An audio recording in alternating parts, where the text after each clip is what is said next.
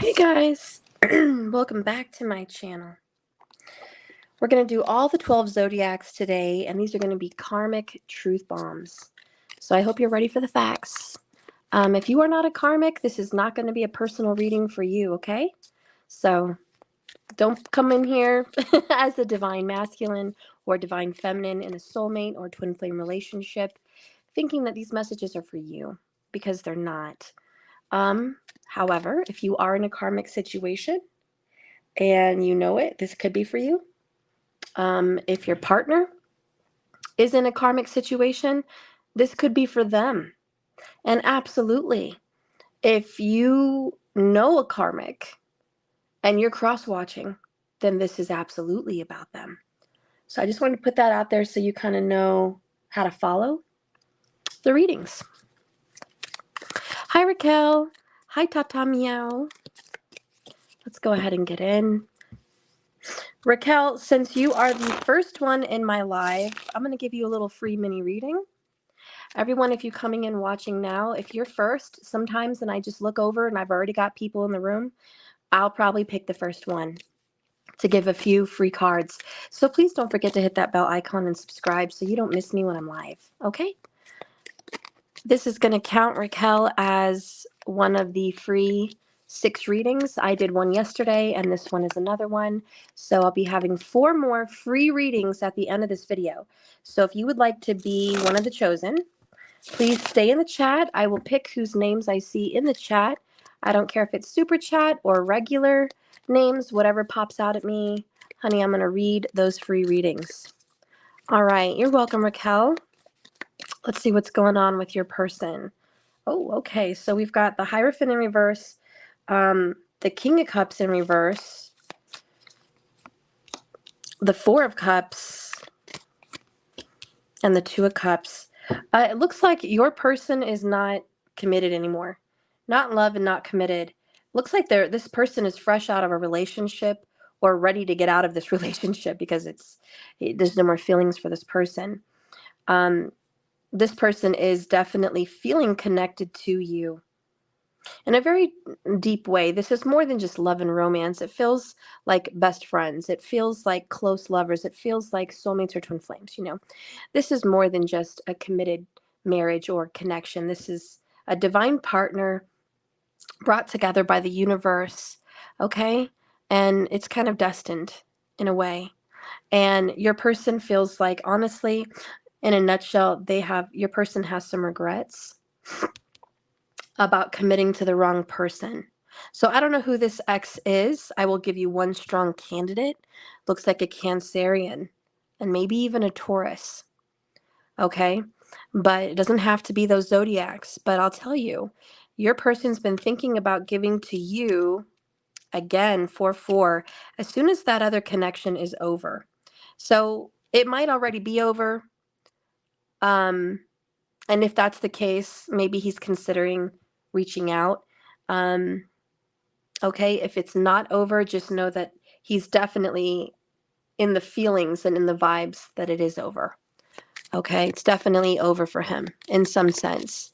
Raquel, okay, they are currently they are in a relationship currently, but I don't see it lasting. Yeah, the cards don't see it lasting either. They are a Vedic Cancer. There you go. The cards don't see it lasting, Raquel. There's a death in that connection. He's already disconnected, uncommitted, and not feeling the vibes of this relationship. There's been a lot of money stress, which has added to silent treatment with one another, keeping secrets about money, not addressing some of their financial problems. But amongst that, this is very boring. So I really think, Raquel, your partner is just bored in this relationship. There's just not the feelings of love and romance that he was dreaming about, that he was hoping about and wishing for. I do think he has that with you. Let's see what his next actions are going to be towards you. 6 of Wands, the Queen of Cups, because you're the right match. Oh, wow, 10 of Cups. There you go. This is you. You're the right one. He ended up with somebody else. Shouldn't have been. You guys are going to have a new beginning, Page of Cups. All right, at some point. All right, I don't see, it could be 10 months from now, okay? but you guys are going to have some type of this beautiful, fresh, new communication. There's going to be happy, good news. There's going to be this reaching out in a loving way. Hey, what's up? What are you doing? You're going to get wind. You're going to get news that this person is no longer wanting to be committed over here into this relationship. So I just want to keep that 100. And you know why? Because Cancerian energy needs to feel loved, and they need to feel that it's true love and that it's committed and that it's honestly forever. And if a Cancerian is in that relationship and they're not having those feelings, they don't want to be there. All right? I know, because I'm a Cancerian and tropical. This is more important to the Cancerians than anything. And that's a happy home and a happy family. If that's not happening, there's problems in paradise. So just know that your person is definitely not happy and wanting out of this connection and daydreaming about a connection with you. So I wouldn't be surprised if you get that reach out, okay? All right. Well, let's go ahead and get into the karmics. We are live now, 6 minutes in, and we're going to be doing all the zodiacs. So, a drink of my coffee. Hi, Ellen. Super chats are always welcome. Tips, thank yous, I love you, stickers, anything up there. If you guys want to become new members, you are going to get a free reading today. So don't forget to check the bottom of the screen to see how you can get into being a member and receiving those free readings. Okay? So you're going to get a number of 4 readings this upcoming month if you become a new member today, plus the free classes and the free magic circle. Okay.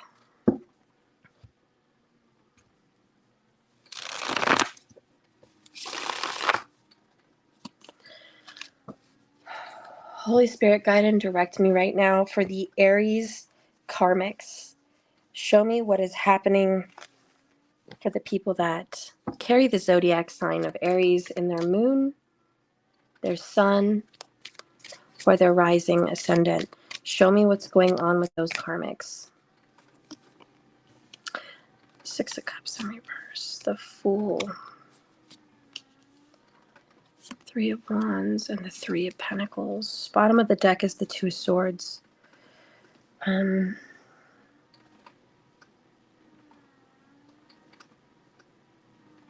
This karmic already has ideas of moving on.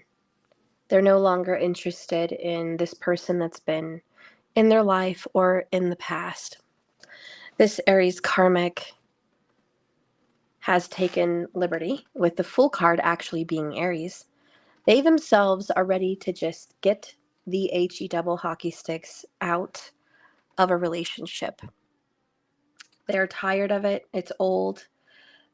They are not over some problems in the past. Okay, they just don't have the same feelings for this person that they used to have. They're actually planning on moving out of wherever they're at or moving to a new destination of some type within 3 weeks. They're actually looking into getting another job as well. So they've been talking to someone about a new job, and that offer is probably on the table. This new career may give them the opportunity to change states or go to a whole new location closer to this new job. They haven't exactly taken the opportunity to say yes or no yet, but they're really leaning towards a yes because they're just done with the way things have been. It looks like this Aries karmic has been fighting a lot. There's a lot of sleepless nights, misunderstandings, arguments, heated arguments, a lot of fights about children or lack thereof, but it's just too much for this Aries. They're too squirmish. They're not comfortable sitting in it. They're ready to just close the chapter up, or close the book, if you will, on this relationship. The person that is with the karmic Aries is upset and maybe even crying, saying, "Can't we work this out? We have all this history together. We have all this to salvage. Can we talk about this? Can we get counseling perhaps? And the Aries is like, no, there's nothing left here. I don't think you understand. I don't have any more feelings for you. The Aries has shut down their feelings. They've turned it off. They're no longer interested in this person. They're not exactly sure when they're ready to leave, but believe me, they're already 1 foot out the door. They know it's risky and it's a whole new world without this relationship, but honestly, they're brave and they're ready to take on this new adventure. And they're actually really excited, page wands, which is Aries, about what lies ahead. They're excited that this new destination, this new job, this new place. They're just like, I am more excited about what's coming down the road than what's going on here. And that's an alarm for them because they're thinking, you know what? If I am feeling way more happy about leaving and going to somewhere new, then what does that say about this relationship? And they're just kind of telling them the cold, hard facts. Listen, if I'm excited about this new life more than I could ever be sad about leaving this, why would you even want me to be here? It says a lot about where my heart is. My heart is not here anymore. I just don't have those feelings. I just don't care about you in the same way. Thank you, Tata. I'm so glad that this is spot on and it's freaky. Oh my gosh, thank you. I'm definitely getting vibes of like Diary of a Mad Black Woman when she leaves her husband finally.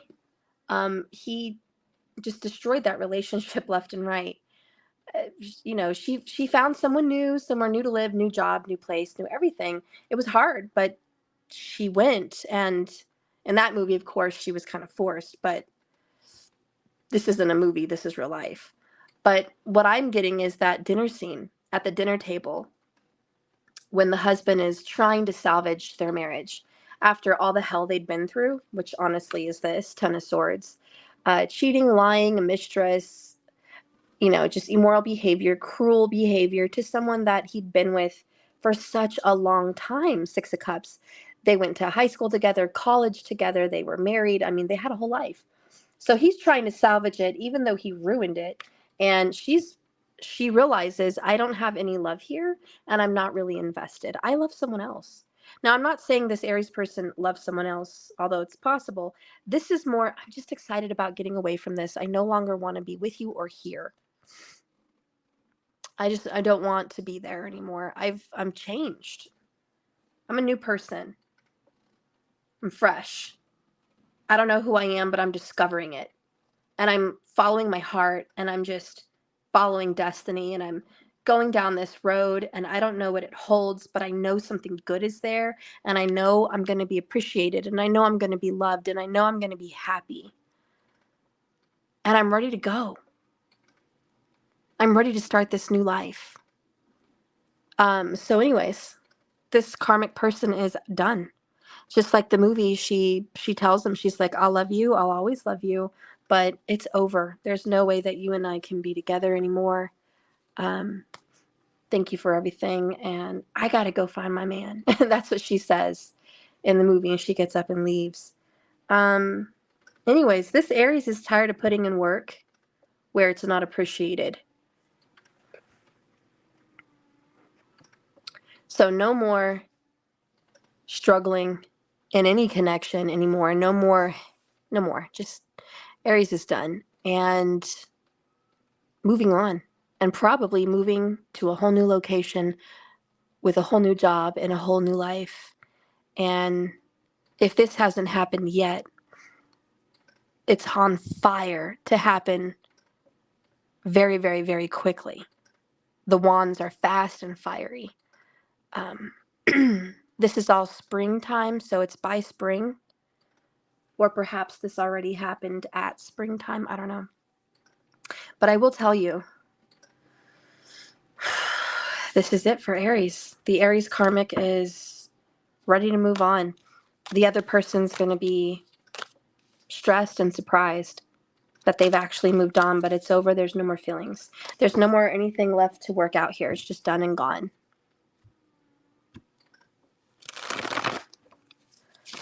Thank you so much, Tata. We're going to keep going with all the Zodiacs and see what's going on. All right, so now we're going to get into Taurus. Spirit guide and direct me for the zodiac sign of Taurus. Show me what's going on in Karmicville for the karmic Taurus.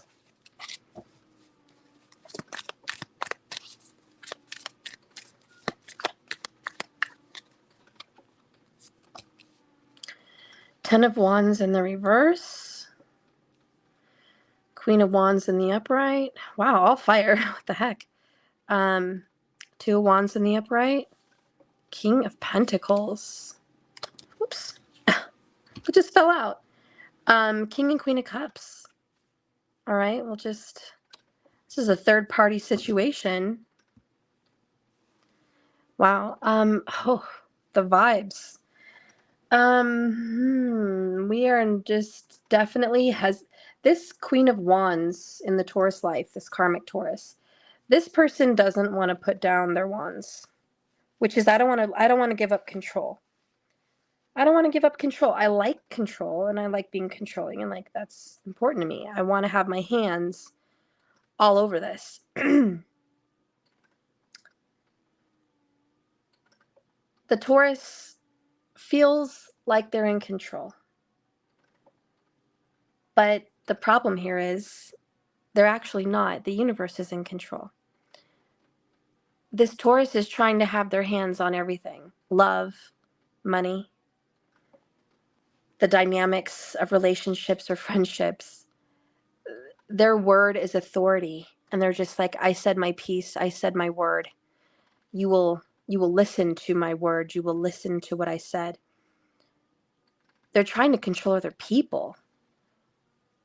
If it's not a third party situation, there's like 4 people involved. Wow. There's a married couple or a twin couple or just 2 water signs in general, a boy and a girl involved. And then there is a King of Pentacles, which is an earth sign involved. And then there's the Queen of Wands. Look at this dynamic. Like this is insane. Okay. So there's a lot of people involved in this Taurus karmic situation. And they're just trying to have their hands on control for everyone. And just this is what I want it to be. The Devil in reverse, I don't think this person is winning. And that's why the 10 of Wands is in reverse.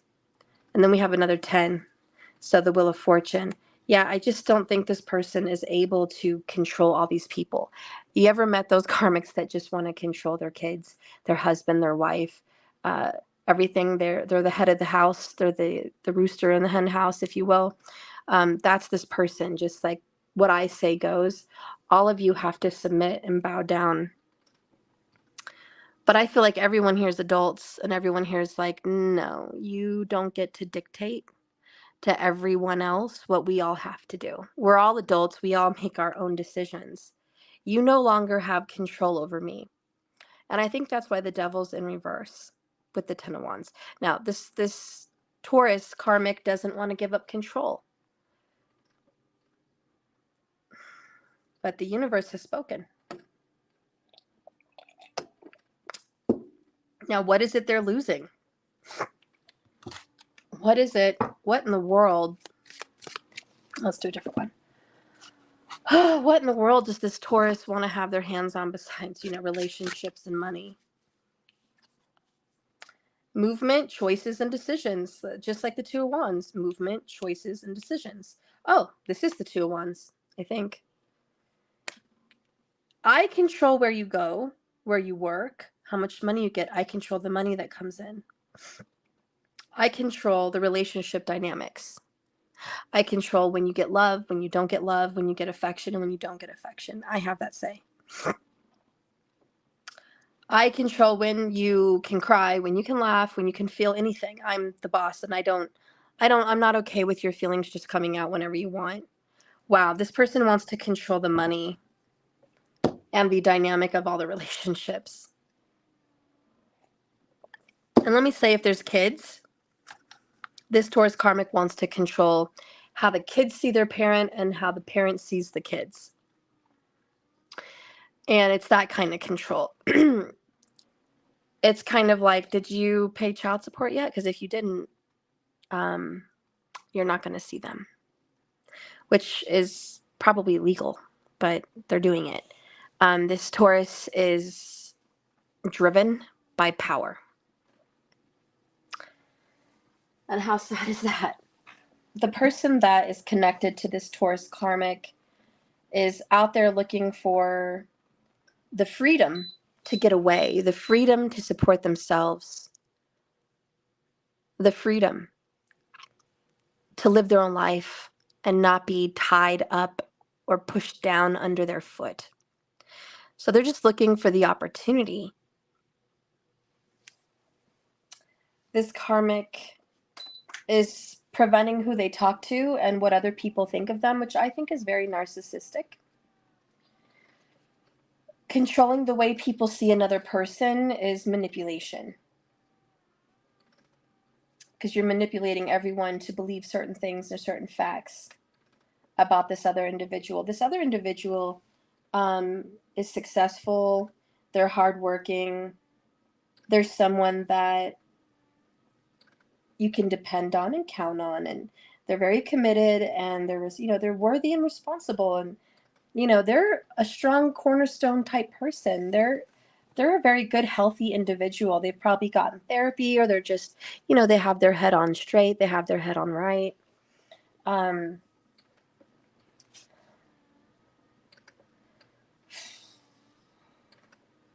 also getting this strange feeling like the Taurus karmic is not meant to be with this individual.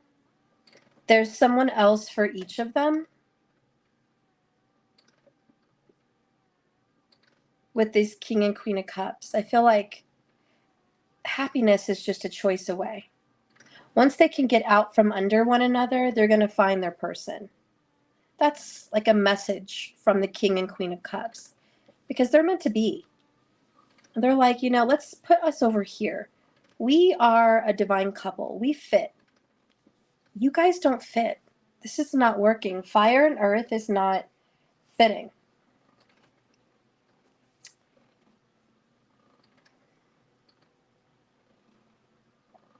It's time for them to have a heart-to-heart conversation.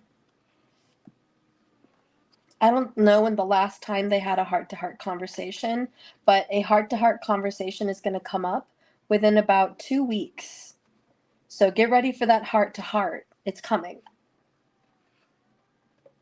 They've been probably avoiding the breakup with this Taurus karmic person, because that 10 of Wands in the reverse, it shows that the burden of this relationship has become too much to bear. This marriage or connection or relationship, they have to give it up, because their health is going down the drain. Their mental health is not doing well, and they're not even asking for help like they should. They don't need to feel guilty to admit to one another, this isn't working. They're just not meshing. And that Devil card is freedom in reverse. It's freedom from the karmic contract, freedom from lies and deception and deceit, and control. Now, some people are controlling. They don't mean to be so toxic. I have some people in my family I love very much that tend to be controlling. Queen of Wands. And they're 2 girls, by the way. They don't mean to come off and be like complete jerks to people in the family. They're just like, it's their nature. And they just tend to be that leadership quality, and she is upright. So I don't think the intention is to be a complete toxic DICK. I think this is just that person's nature. They're a firecracker. They're in control. They're a leader. Could be militant. This is someone that's very masculine, even if it's a girl. And it's just like, I need to be in control. I need to speak my mind. I need to rush in with all these things. Taurus can't work well with that. This King of Pentacles. This could be about a Taurus karmic, but I'm just speaking from this King of Pentacles perspective. And they somewhat mesh well because they like security. They're like, okay, I like security. And if you know what we're doing and we're going in the right direction, great. But if we're going to sink like Titanic, because you want to go full steam ahead. And I'm telling you, we're going to hit an iceberg and you're not listening to me. We're not a good team, because I'm open to ideas and direction and leadership. Seriously, the King of Pentacles is open, but the Queen of Wands is not. It's do not tell me what to do. Don't tell me what to think. Don't tell me anything. And again, they're just manipulating movement, choices, and decisions. That is way too controlling in this relationship. So honestly, I just feel what's going to happen, it's time to just go ahead and let this go and end it. And it's not because someone's cruel or DICK. It's because we don't mesh well, honey. We just don't mesh well anymore. We need to have a heart to heart. I'm always going to be attracted to you. I'm always going to have feelings for you. But when it comes to a marriage, when it comes to us living our lives together, that doesn't work. It just doesn't. I'd rather be your friend, or I'd rather be, a distant a distant acquaintance overlooking the sea, like, how's it going over there? Great. Okay, nice to see you on Facebook. It's like I want to see you eat and eat well, just not at my table. I don't want bad things to happen to you. I just this can't be for you and me. Anyways, the universe is stepping in and saying, yeah, enough's enough. Okay. This is all coming in and going to change within a matter of weeks. All right. This is Eight of Wands, which is fast, quick communication. They are going to have a heated talk. Could lead to an argument, but I don't think they want to. And you know what it's going to be at the end of the day? Ten of Swords. And it's like, this is it. This is a painful ending, because we still have feelings for one another. So it's a painful ending, but it is an ending that is much needed. And that's justice. That's what's supposed to happen. That's karma. Oh, I got goosebumps, because this is the truth, guys. These are the facts. Check it out. The world. Completely over and done. So anyways, in Karmicville, in the Taurus karmic energy, we are having a relationship that there's attraction and feelings, but when it comes to the dictatorship and the control over the connection, two masculine energies cannot rule the roost. Only one. And it's not going to work for this couple. And I will say one thing that is kind of toxic with the devil here. There's a lack of respect for one partner.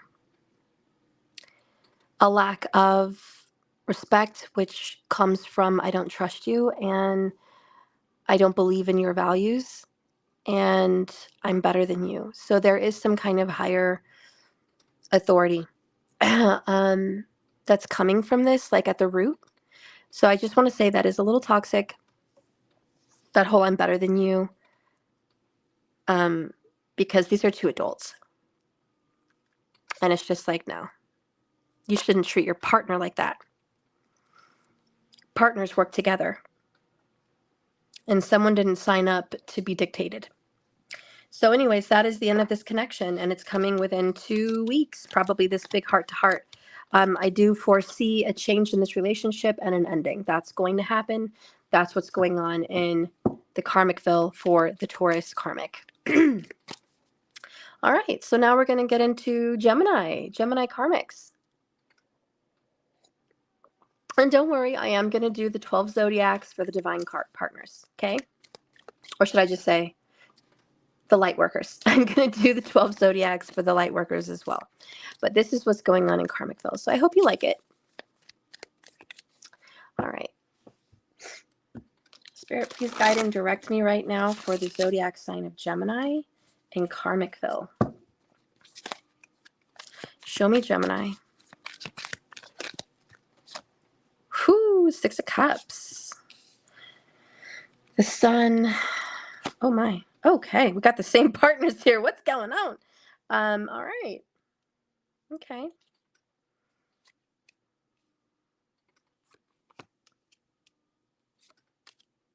Oh. Wow.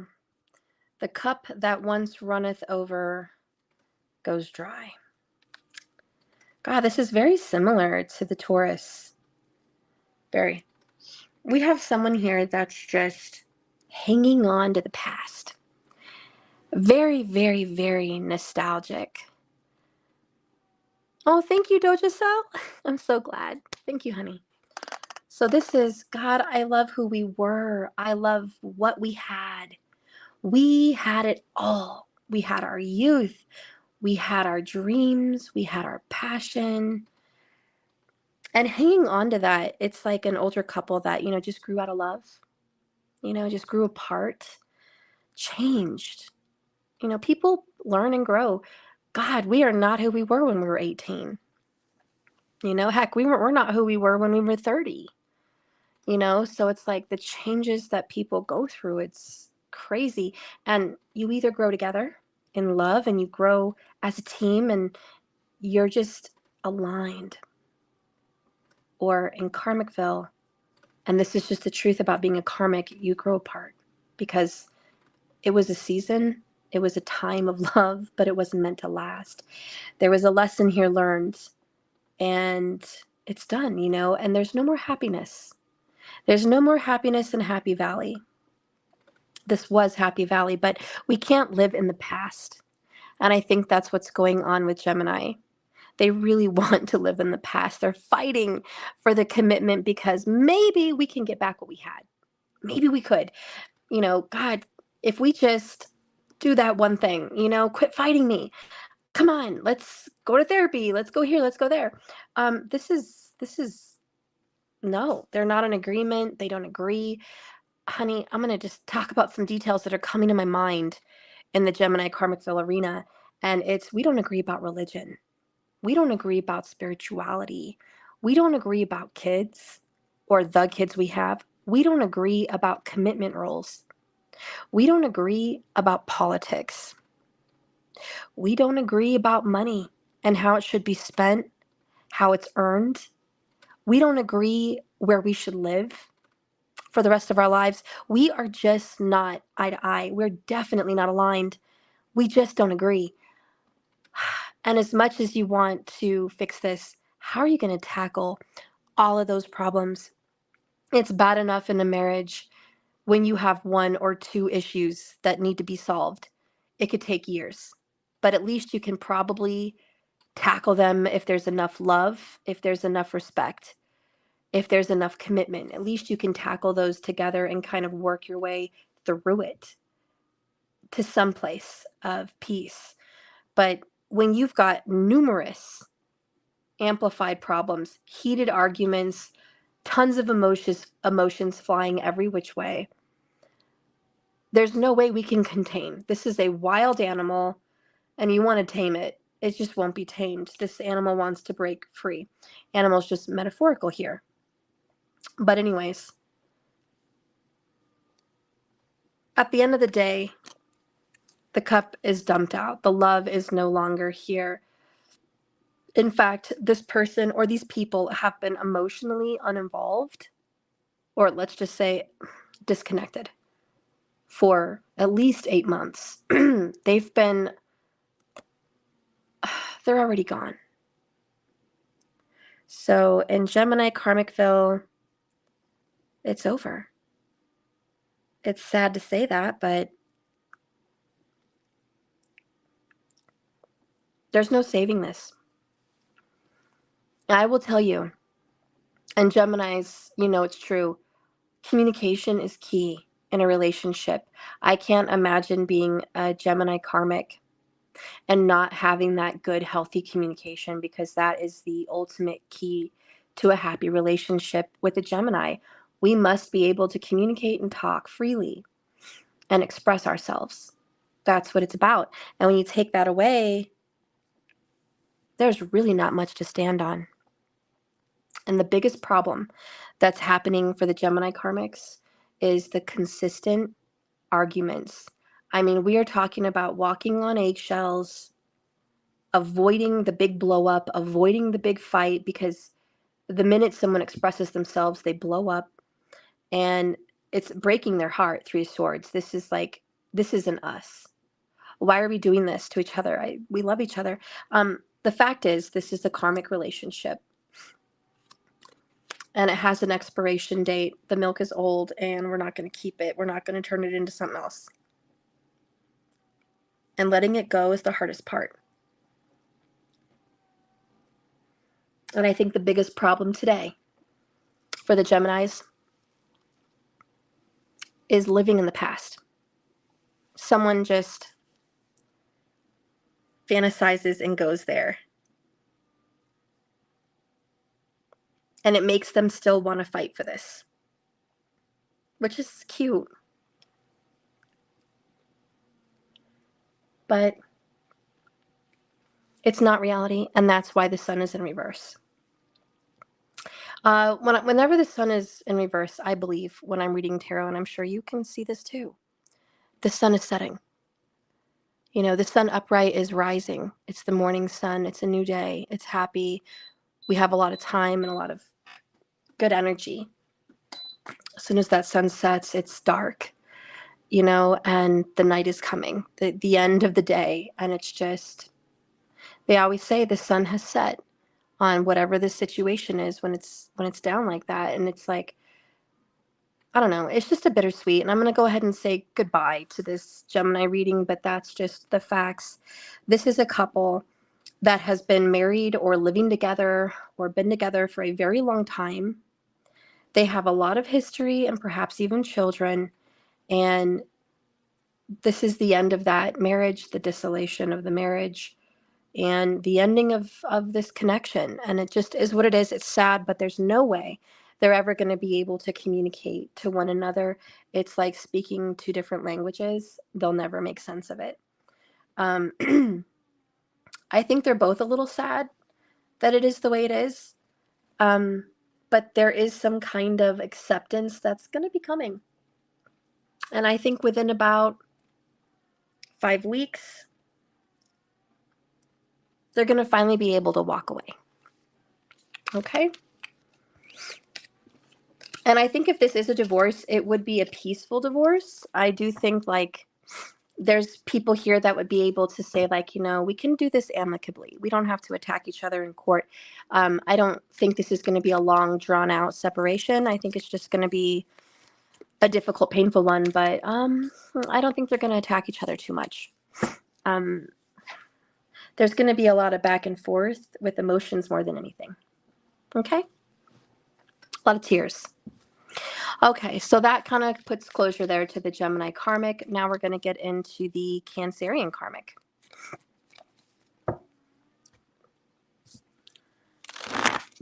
All right.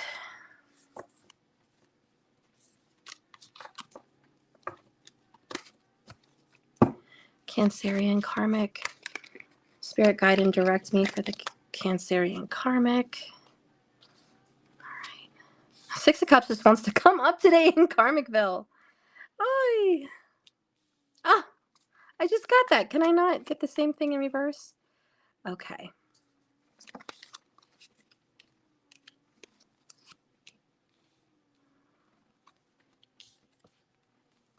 All right.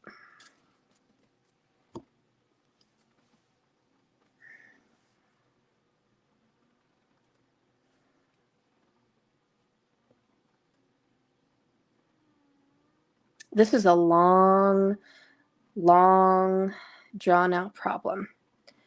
This relationship is years. Hi, Mickey Haji, you're a new subscriber. Welcome. I'll give you a free reading at the end if you're still here. Anyways, this relationship is so long. I feel like it's decades. It doesn't have to be, but it just feels like that. It feels very, very tired. They're barely hanging in there. We've been working on this since the beginning. Like, as long as I can remember, we've been working on this. We still love each other. I do think there's something left to salvage, but the love will never be what it was. And for Cancerian, that's a big deal. There's a lot of respect for one another, but not attraction or affection. I kind of feel like someone got sick or paralyzed. I'm sorry to say, but I feel like someone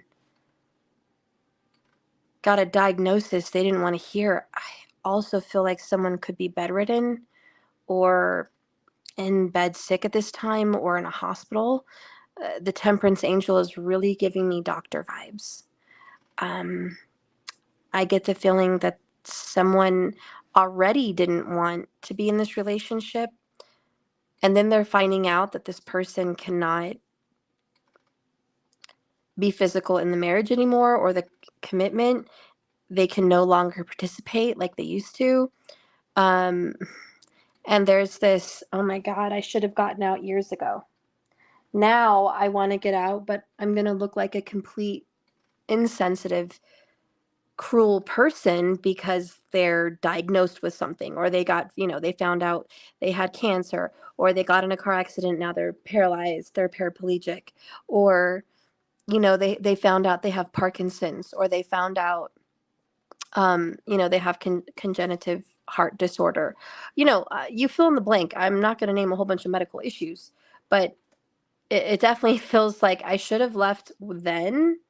Now that this is all coming to light here at the hospital or here at the doctors, how can I just leave without looking like a complete insensitive person? Because Cancerian cares about how people see them. That's very important. And to be judged like they were just a heartless person in this marriage or this relationship is too much to bear. The Cancerian karmic energy is very torn and back and forth with, I should just go. A part of me says I should be here to help, but I know this is not really what I want in my life. To be honest, they waited too long. They had the chance to leave 2 years ago. There was a big argument or big moment of separation. It's like that was their out, but they stayed for nostalgic reasons, typical Cancer, and now they're in this mess deeper than they wanted to be. Yeah, someone's sick, bedridden. We've got the 4 of Swords and the 9 of Swords. Absolutely sick. Someone's sick. I don't know who I'm reading for, but it's direct and it's very almost personal. Someone in the Cancerian karmic vibe is sick. And let me tell you, they're not going to be able to work anymore. They're not going to have as much money as they had. Not that that matters, but that is a concern in Karmicville for the Cancerian, which is, are we going to lose our house? Are we going to lose our way of life? I'm stuck in this. What am I going to do? What am I going to do? They're just hoping there's an easy way out. Someone's going to rush in and be like, hey, here's the answer. Here, let me help you. Ace of Swords in reverse, but that's not going to happen. That's not going to happen. They're not going to be cut free from this. The Empress is here in reverse. Cancerian in reverse. Toxic. Unnurturing. Wow. Because again, it's like everyone's going to say, I don't care. Everyone's going to think I'm money hungry. Everyone's going to think I'm a jerk. Everyone's going to think I'm out for a sexy partner. Or all I care about is sex. That's what they're going to think.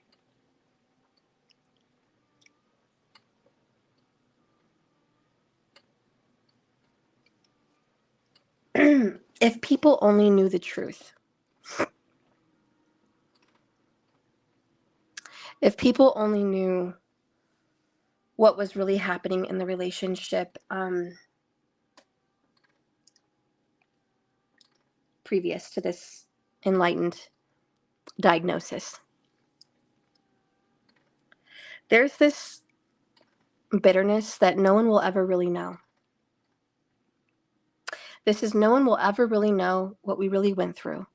And the rocky waters we had, the fights we had, the financial problems we had, no one's ever really going to know because we kept it under wraps. But this has been going on for years, 6 of Cups. I haven't been in love for a while. I was just hanging on, hoping that we could find balance and healing and restoration in our connection. And then this happened.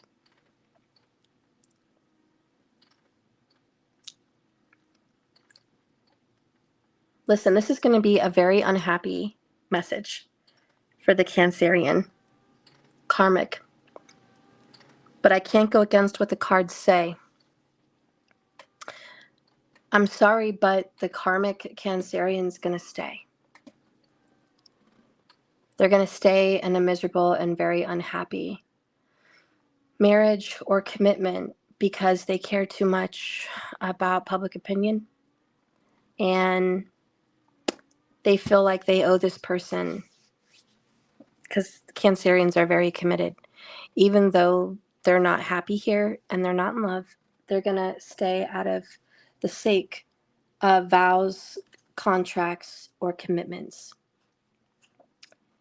They're not happy here. They would like more than anything to be gone, but they just don't feel now's the right time with Temperance. So I don't know how long they're going to stay, but they are choosing to stay. And this may last and juggle around for a couple more years. There may be vibes that this person only has a couple more years to live, or they're just staying longer. But I just want to say it is very sad news for the karmic Cancerian that they're going to stay longer because someone's sick or not well or needs healing, needs some kind of help. And the universe is here to kind of give them support and help to endure what seems like it's almost impossible to endure. This is a nightmare, but they're enduring it. That's what's going on. So Cancerian karmics are enduring a very loveless, very unhappy commitment. My intuition says it's only going to last 2 years. 2 years more. But that feels like a life sentence, doesn't it? For some people, that literally feels like a life sentence. 2 more whole years of being stuck in this, but that's what I foresee. Anyways. Okay, so we're going to move on now to Leo. Get a drink. All right. Spirit, guide and direct me for the Leo karmic energy. I really need to know details for Leo karmics. The Wheel of Fortune in reverse. The Ace of Pentacles.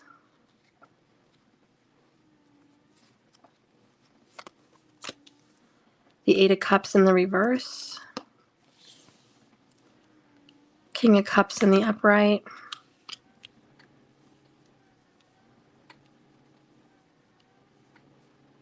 Ten of Cups in the reverse.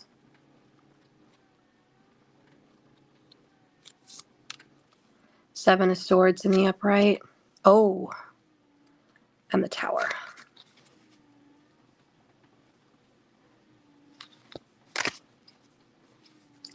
Look what's popping up, 9-9 in reverse.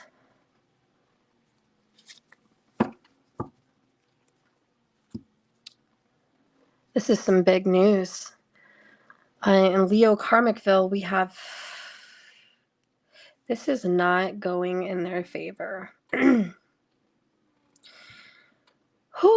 This is not how the Leo thought this would ever work out. But here's some facts, some grimy details. Their partner has been lying for years.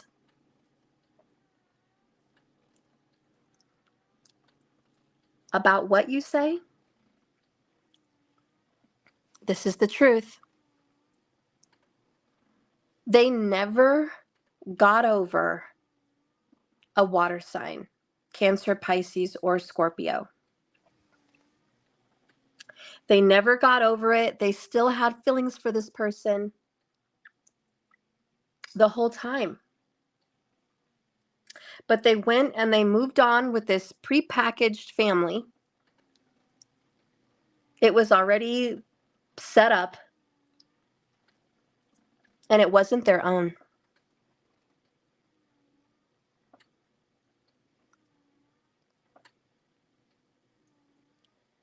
Their heart was never there.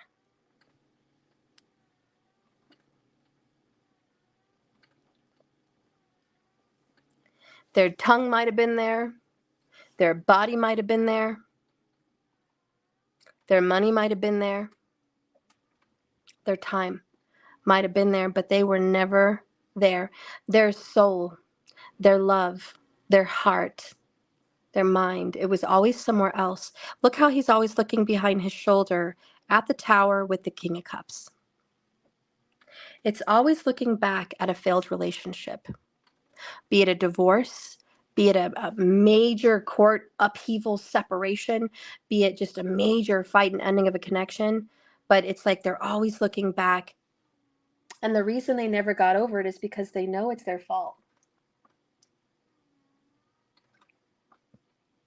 They ran from responsibility.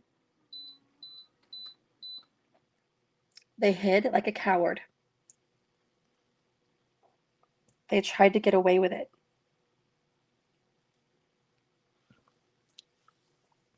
They carried that guilt the entire time. You ever met someone that's carrying guilt? That's what's happened. This person's been carrying guilt the whole time. Knowing the destruction of that tower was their fault. It's like, I caused the fire. I caused the lightning. I caused the fall. It wasn't their fault. And they took the blame. So there's this heavy guilt. I got away with it. I never paid the piper. I never paid for karma. I never dealt with this. I broke that person.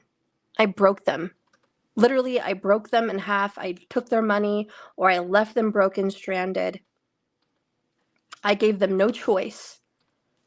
I ripped apart true love, Lover's card in reverse. I ripped it apart. I ended it.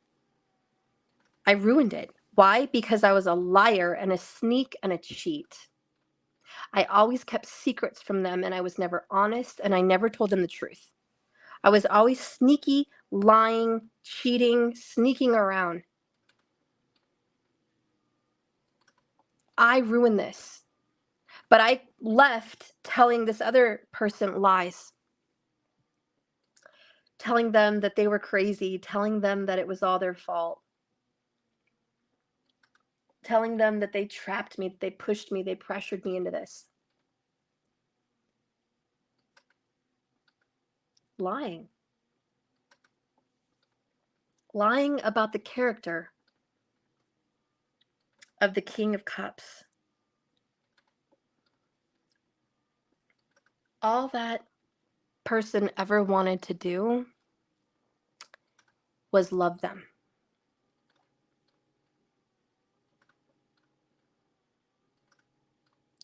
Doja, that would be very confusing.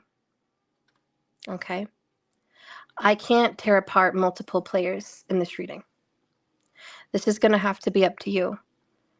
I am aiming to do a reading for every zodiac sign that is the karmic. It is possible that these readings are reversed, and I won't debate that. It's possible. It's possible that if you're watching, maybe it's about you, even though you're not the karmic. It's possible. Anything's possible. But what I'm doing as far as doing the reading, and what I've titled it, 12 Zodiacs Karmic Truth Bombs. I'm trying to read for the karmics. But anything is possible. But me as doing the reading, I'm trying to see it as this is what's happening to the Leo karmic, or this is what the Leo karmic is doing to someone else. So however that resonates, that's where my goal is. But I want you to interpret it where you feel your intuition is leading you for this reading.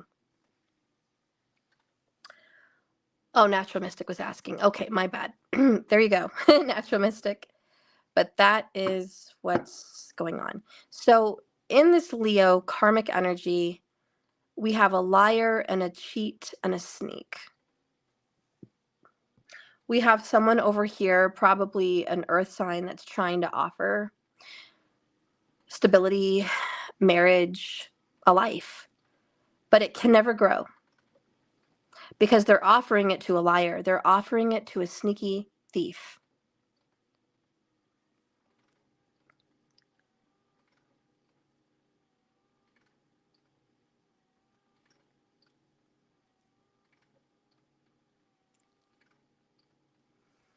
The facts remain, and I don't know what the future holds, but in Karmicville for the Leo, they are with a partner. There's the Leo strength. They are with a partner that is not committed to them and is sneaking around and checking up on, spying on, or communicating with an ex whom they still love because they know it was their fault.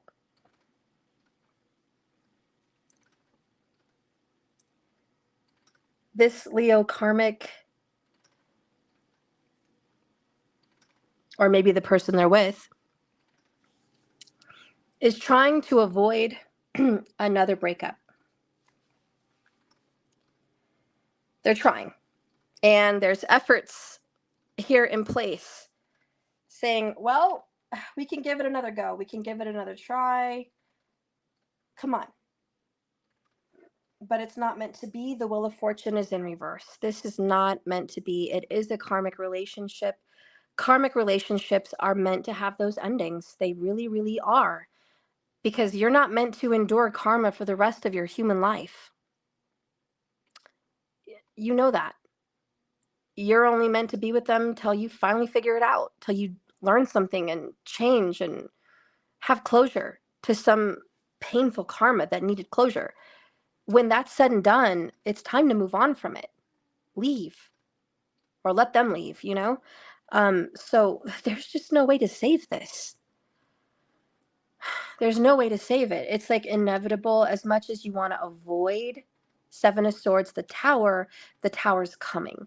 And it's hot and it's heavy. It's in the upright. It's going to be a shocking argument, a huge fight.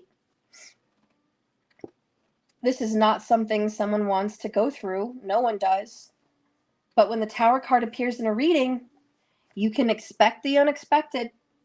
Something's about to change. It's dramatic. It's life-changing. It's earth-shattering. It is going to rip out a broken foundation.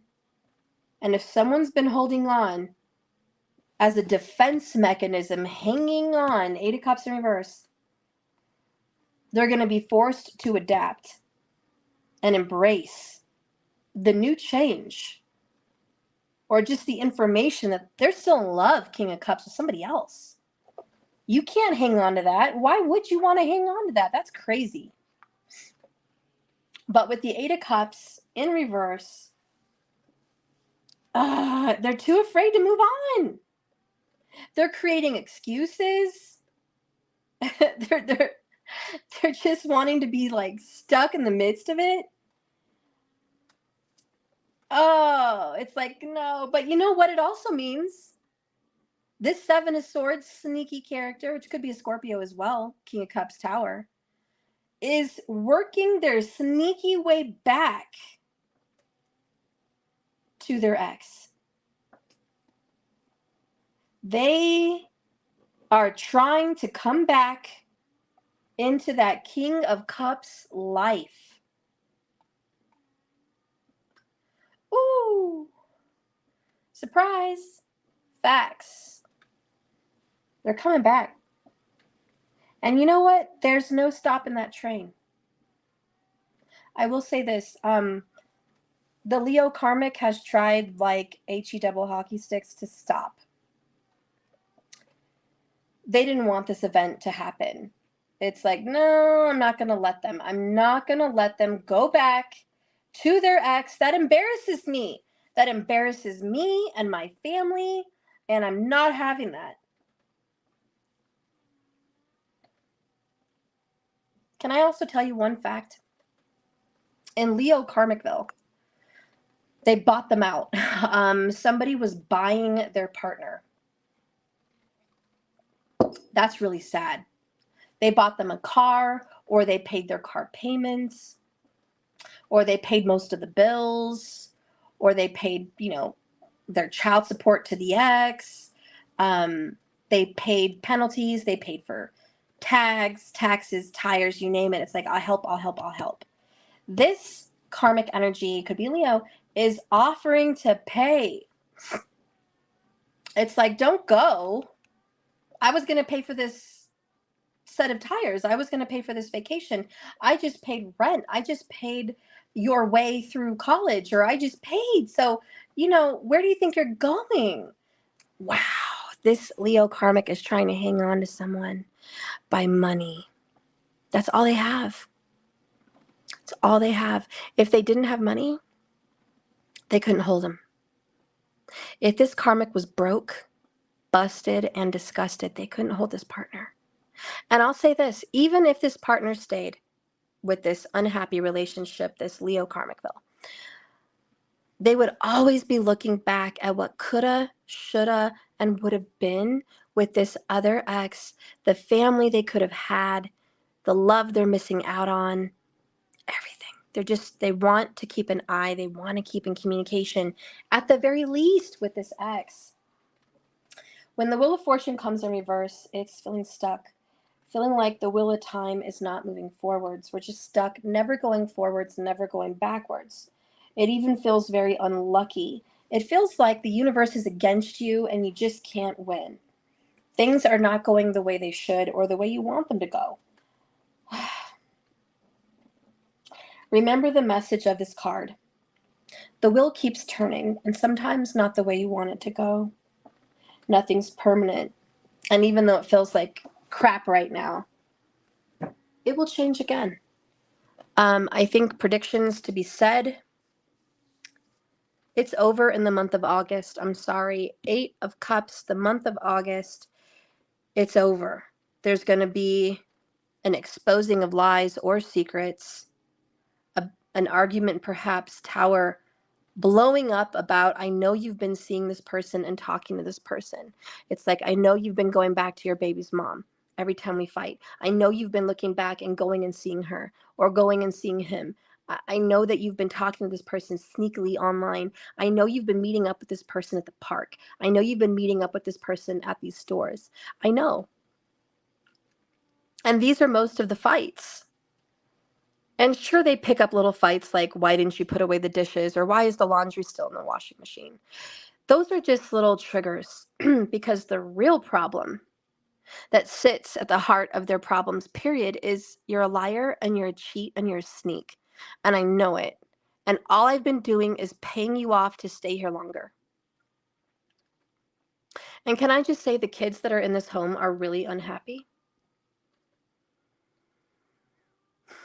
We have 29 people in the room. I feel like something's going to happen on the 29th of this month or the 29th of next month.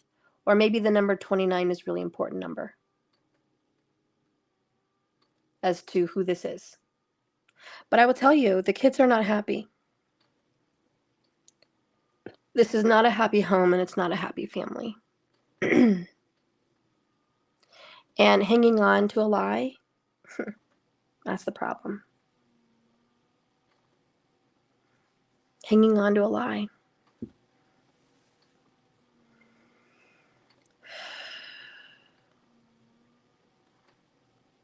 It's over. The Tower's coming.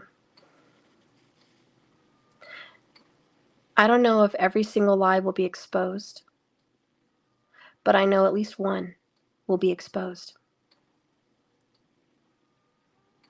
And I know that that is the fate of the universe with this couple.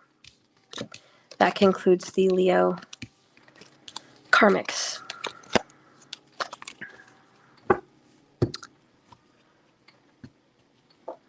All right. So I have 6 free readings in total every Saturday. I've already done 2, so I have 4 left.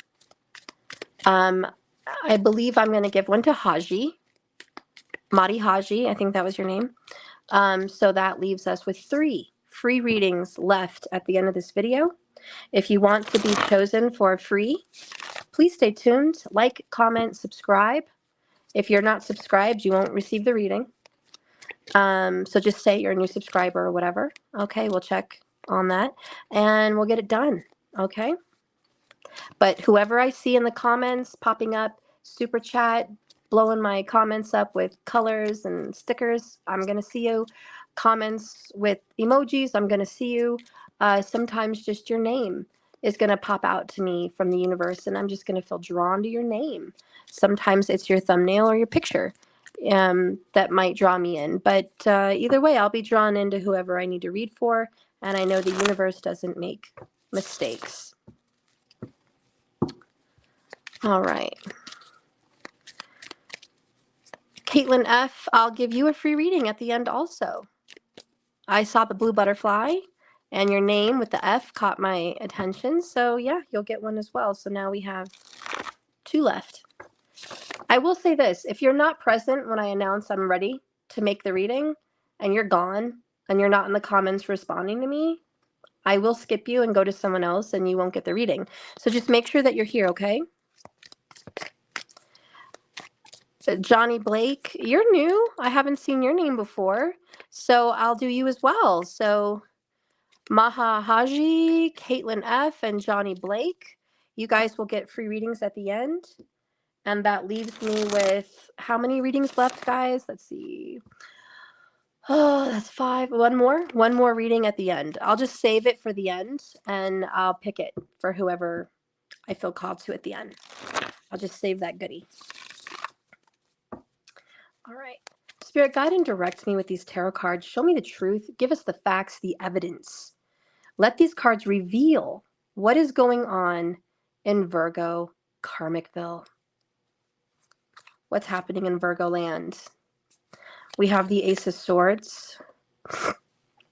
We have the Queen of Cups in reverse. We have the King of Cups in the upright. This couple's really been coming out today, right, guys? Highly emotional. These people do not agree. They agree to disagree. They do not feel the same way about one another. Somebody loves the person, but the person doesn't love them. That's the truth. This is a one-sided relationship. Publicly, everyone kind of knows this. Everyone's like, we know. We know that this guy or this girl hasn't loved you for a minute. You just haven't wanted to see it. This person's been playing the field, and someone's in denial, 5 of Cups, acting like they don't know, but they know. You know. You know. You know. We know. We know. That's what's going on. Everyone knows this is a one-sided connection in Virgo Karmicville. But it is what it is. And it's like, this is the truth. Tell the truth. Be honest. The truth hurts. The Ace of Swords is like a stab in the heart. I'm not surprised we don't see a 3 of Swords. Because this person, God, it's like, no, I don't want to believe this person doesn't love me. I don't want to believe that. I don't want to believe they don't love me. I don't want to believe that I wasted my time. How could this person that I've loved not love me? Oh my God, I just got goosebumps. You know what I feel? Who has seen the movie with Queen Latifah and Common called Just Right? Anyways, I just saw that last night and it came to me. In that movie, he falls in love physically with this pretty cousin of Queen Latifah in the movie.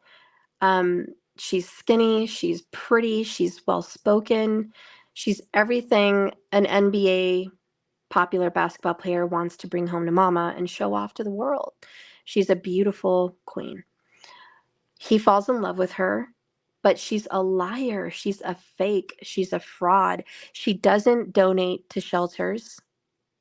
She doesn't spend time with needy children. She doesn't volunteer at a hospital, but she tells him she's doing all these things. She's a huge liar because she knows that's what he's into. And her cousin, Queen Latifah, who we all know Queen Latifah is a gorgeous queen, but, you know, she's not skinny. So in the movie, it's just like, I know that he's attracted to this other woman because she's skinny, you know, and she's got the looks. Now, Queen Latifah's still beautiful. He still thinks she's beautiful, but, you know, she's not bikini model material. You know what I'm saying? So she just stays quiet, watching her cousin bold-faced lie to this man. And Queen Latifah and Common in this movie actually have a lot in common. They're both into jazz. They both love basketball. They're both huge fans of his team, the Nets in New York. It runs through both of their veins, is what they say. They've always said that even before they met each other. They have similar interests. They care about children. She's a rehabilitation physical therapist, and then she ends up having to take care of him because he gets hurt on the court. And so they kind of grow to like each other, but he already liked her first. But as soon as he saw her cousin intervene, it was like all eyes on the cousin. And it really wasn't a good mesh. And it was completely one-sided. So he falls in love with this cousin. He proposes to her publicly, 6 of Wands, in front of his peers and his mom at some big party. Queen Latifah, whose name is Leslie Wright in the movie,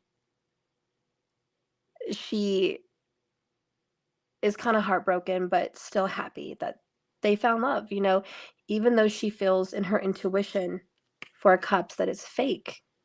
And the mother of the basketball player, who is the mom in the Cosbys, I forgot her name, she also feels and knows that it's fake. She's like, something's off with this girl. It just doesn't feel genuine. It doesn't feel real. She knew in her intuition this was fake. And that's what this is when it's in reverse. 7 of Cups in reverse is fool's gold. Like, none of this is real. It's all puff and huff. It's illusion. It's BS. It's bullcrap. But this person is so illusioned by like the devil's glare.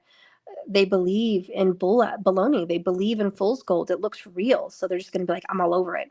So Common actually in the movie falls in love with the cousin full whole heart. He really believes she's this person and he really loves her. And so he kind of gets brokenhearted. And to be honest, you know, I hate to do the spoilers. Forward it or pause it if you don't want to, if you don't, you know, you don't want spoilers. I'll give you a moment. But most of you have seen the movie. If you haven't, just pause this part and then forward it in a minute. Okay. But she ends up breaking up with him because he gets hurt. He hurts his knee and he can no longer get the millions contract she wanted. She wanted to marry a rich NBA player. That was her goal. She wanted to be a rich NBA player's wife. And that was her goal in life. She even had a vision board and everything to get that. So as soon as she thought he was not going to have it anymore, she left him. Common gets his heart broken, blah, blah, blah. The movie goes on.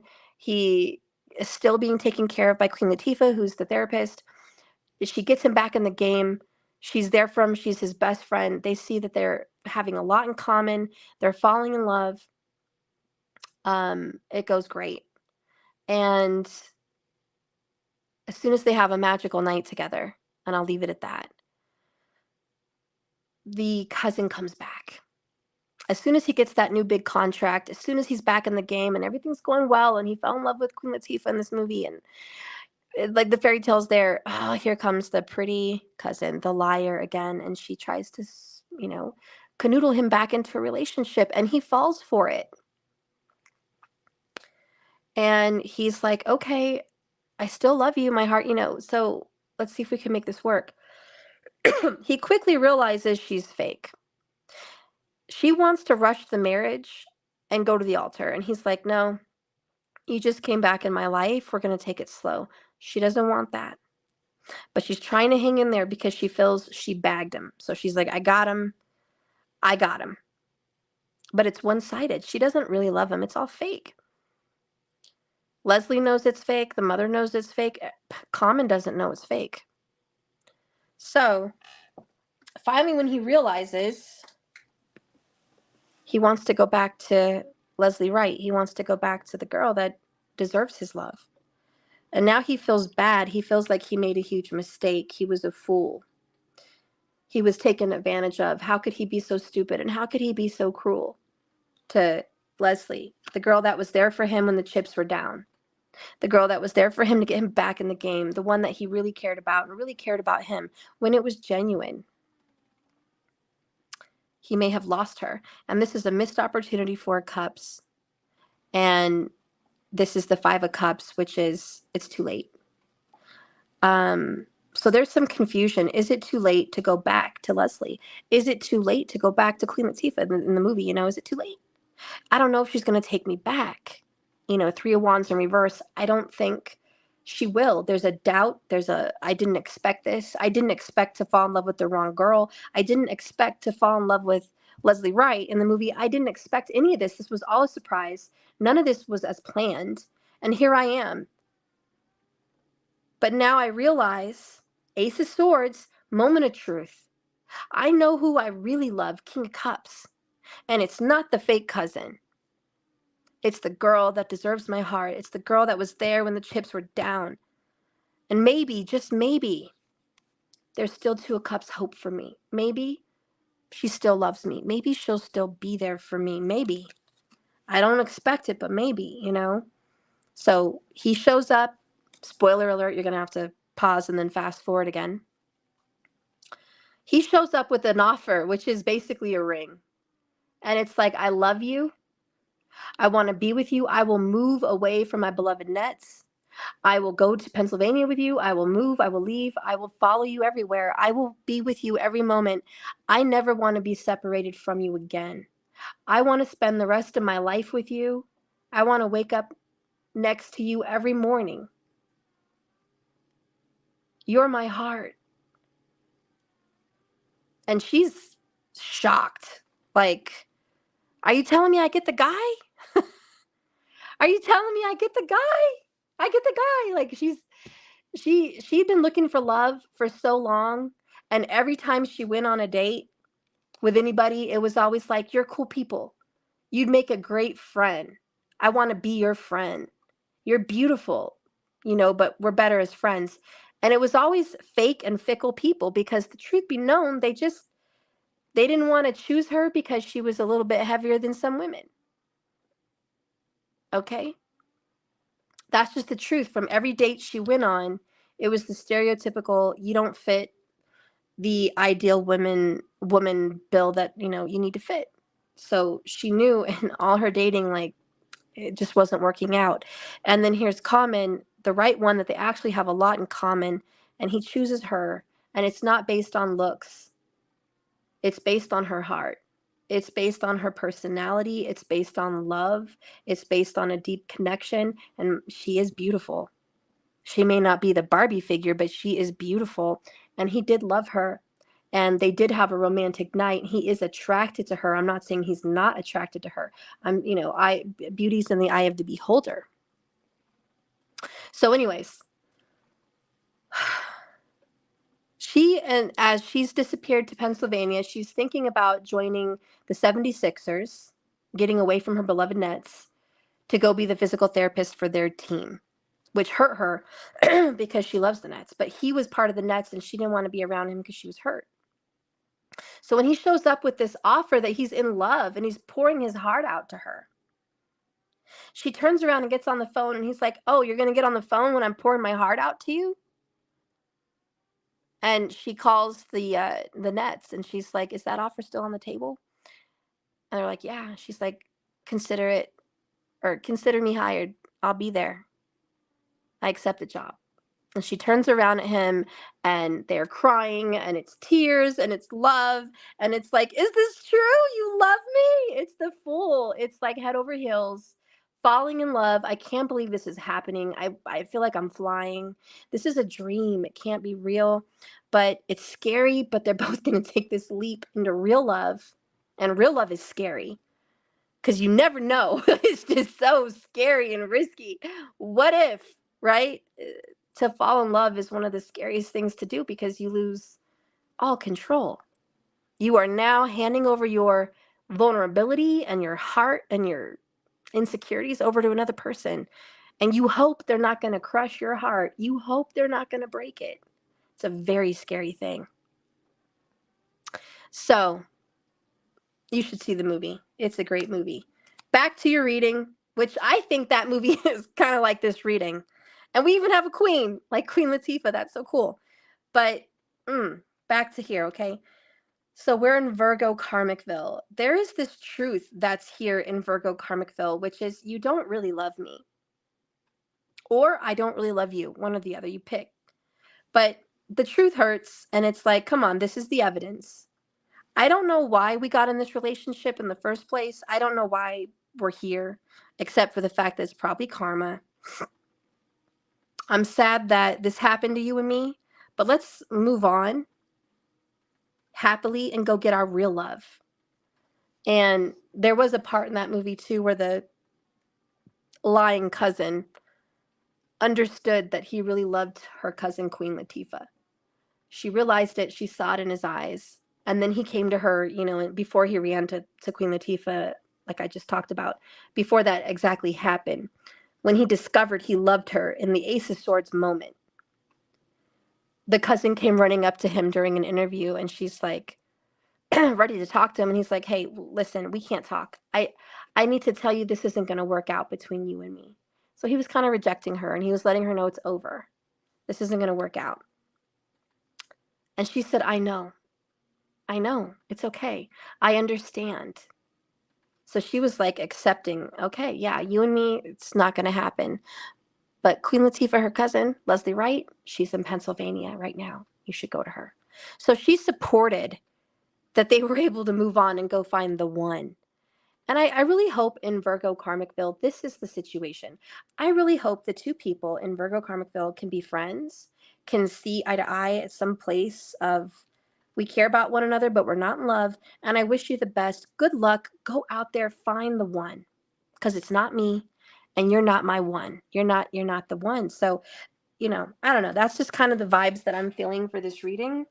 And there is this fear with the Five of Cups, I have to say, which is I'm not sure the person that I turn my back on is going to actually still be there and accept me back. So there is fear, but I will say this, whatever happens in Virgo Karmicville, this person is going to go correct to someone and give them that offer. A real love offer, like from pouring their heart out. Like they really get it. They really realize it. Ace of Swords. So I think this person is truly from their heart of hearts wishing they could turn back time, wishing they could have chosen differently. There's regret, there's sorrow, there's grief, there's sadness. But I do believe they're going to get back on the horse again and go make that offer. They're not going to stay in grief and regret. I think they're going to make the decision, Six of Wands, to go forward in a new decision victoriously. They've learned their lesson. They know what they want. It's just that grief and that sadness that I wish I would have chosen differently. Anyways, it happens. People get confused.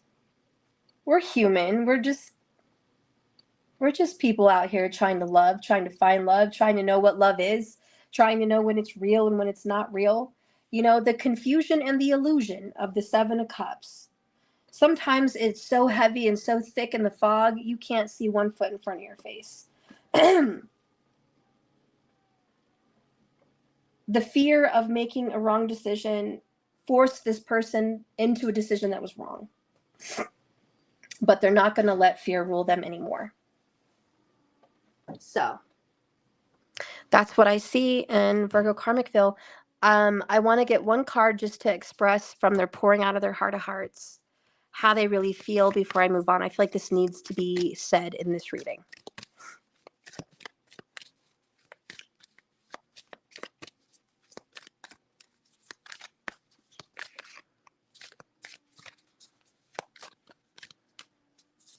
Oh, they've learned their lesson. Oh my God. Oh my God. Oh, look. Look. Illusion. Oh my God. And learning. This is someone, I'm telling you, Virgo Karmicville, you have a hot reading. They literally learned that they were just falling for an illusion of someone they thought they loved, but they didn't really love. or vice versa. Someone loved them, but they really didn't, or you know what I mean? You know what I mean. But here's some little words for thought. Remember that separation is an illusion too. We're always together. We're drawn together by the universe, by faith. Trust your intuition because the universe is working behind the scenes to heal and fix this relationship. And it says here, I'm coming back home soon. So someone is going to get a comeback with the right person. Over here with learning, food for thought, you are unique and special. Everyone is. And everything has a reason and a season and a purpose. We're not going to regret what we've been through. Eyes have been opened up. Things that you never knew were possible are now possible. I'm so strong because I have the power to grow. I'm more deeply rooted in myself than I was before. You've opened up my heart to the truth. Ace of Swords, and I'm so grateful for you and the lessons that you've taught me and the lessons I've learned in this karmic relationship. It's a blessing. Whatever needed to be discovered here in Virgo Karmicville, good. Awesome. It needed it.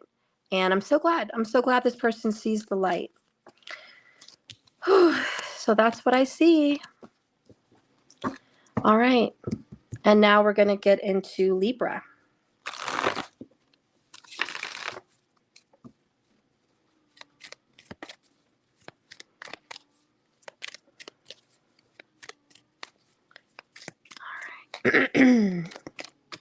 Spirit, please guide and direct me with these tarot cards. Show us the truth for Libra karmics. What is going on in Libraville? Show me. Show me the evidence. Show me the receipts. Show me the facts. What's happening in Libra Karmicville? Eight of Pentacles, the Wheel of Fortune in reverse, the Empress, King of Wands in the upright,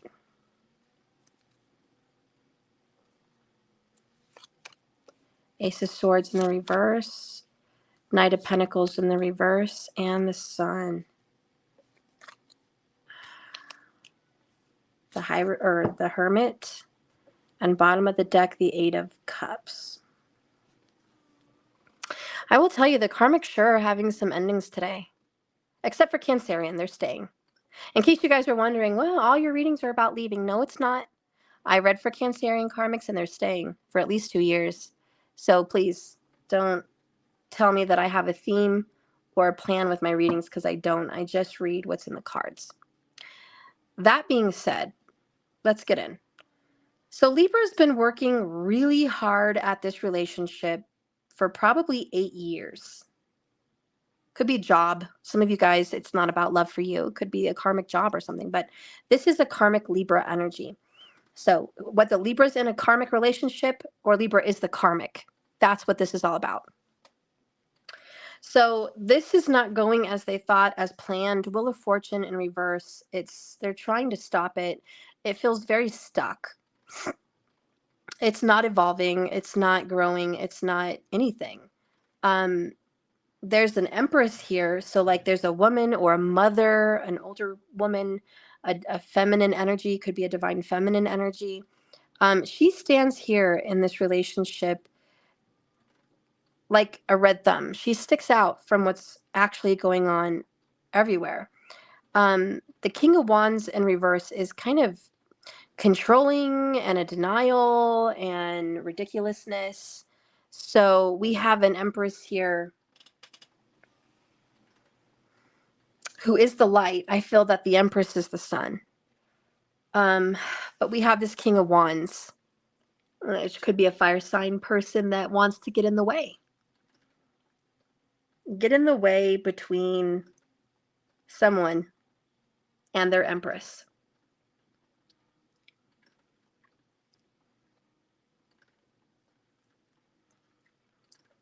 Could be a Virgo involved. We have the Hermit. We have 8-8. That could be a prominent number for someone. I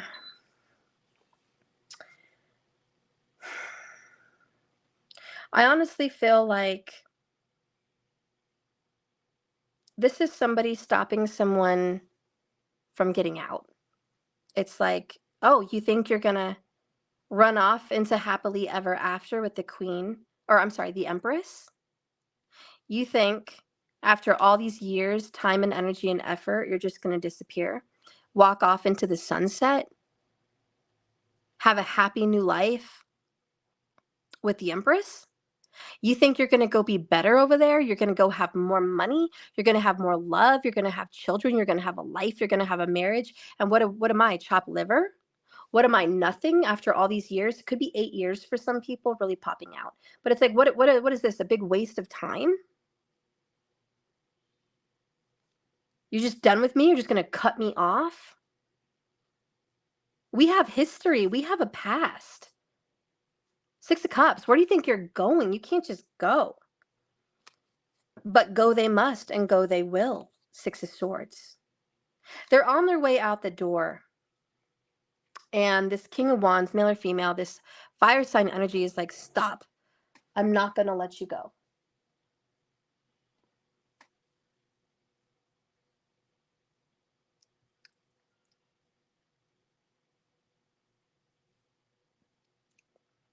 And with the Hermit,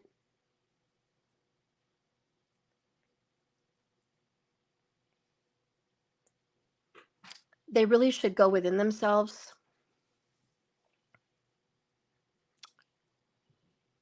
discover the truth, do some deep soul searching,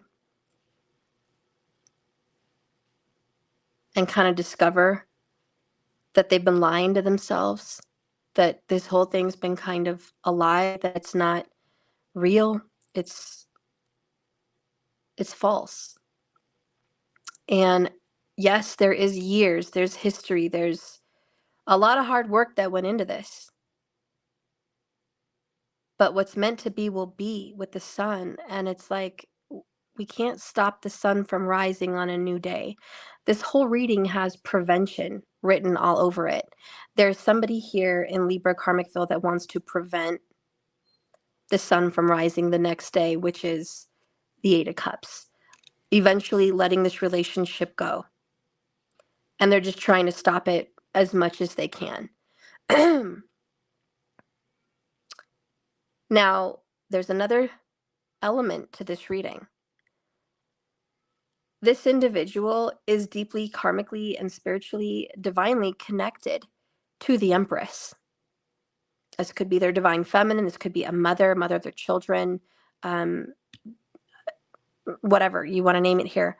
But they're connected. And it's like when the divine Empress shows up in a reading, what will be will be. The seed's already been planted. It's already growing, like the embryo, like the fetus inside of her.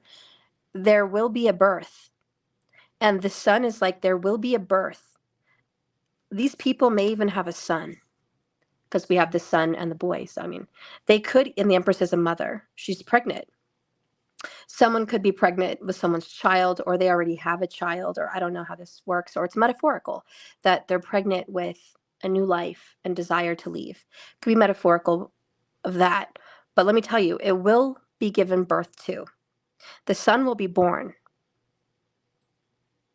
There's no stopping it. This King of Wands can only stop it for so long.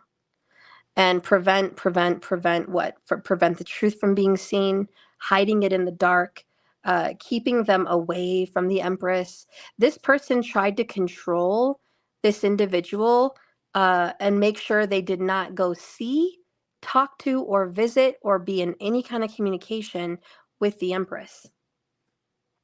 But the truth is, with the Ace of Swords, this person's been in communication forever. They never stopped communication.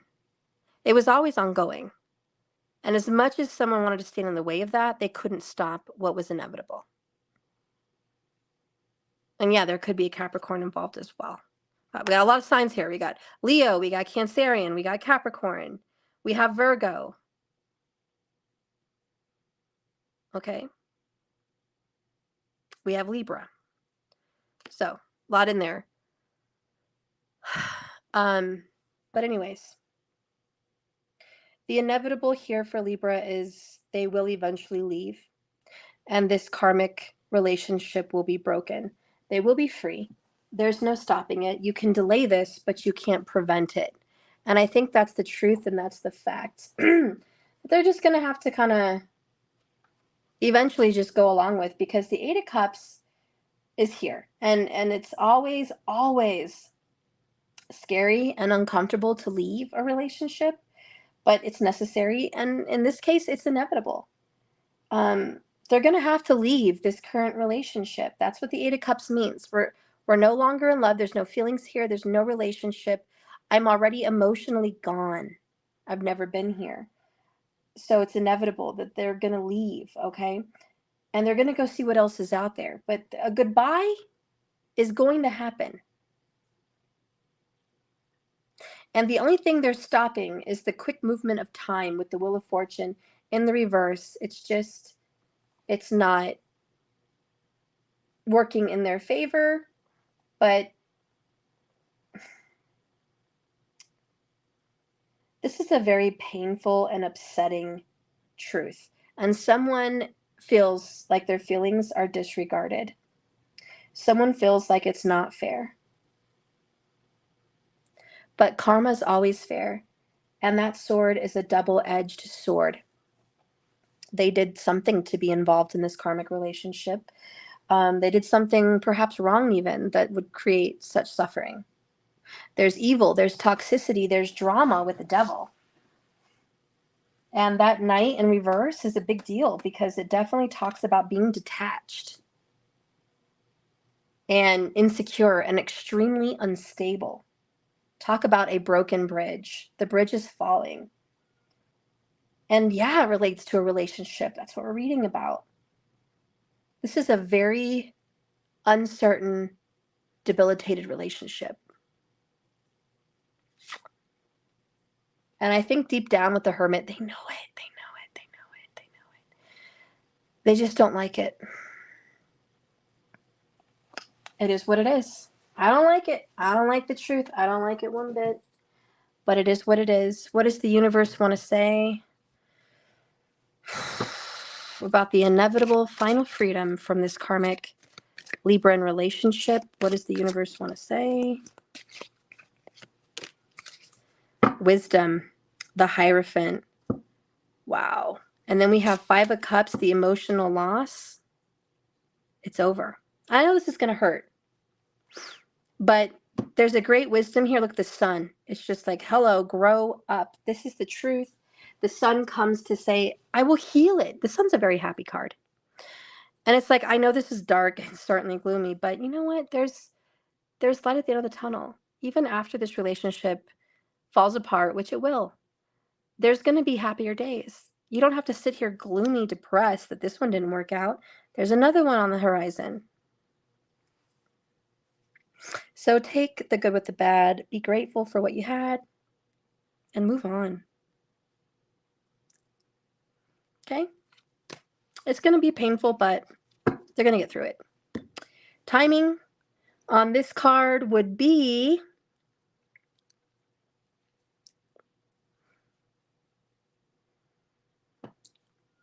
right now through September.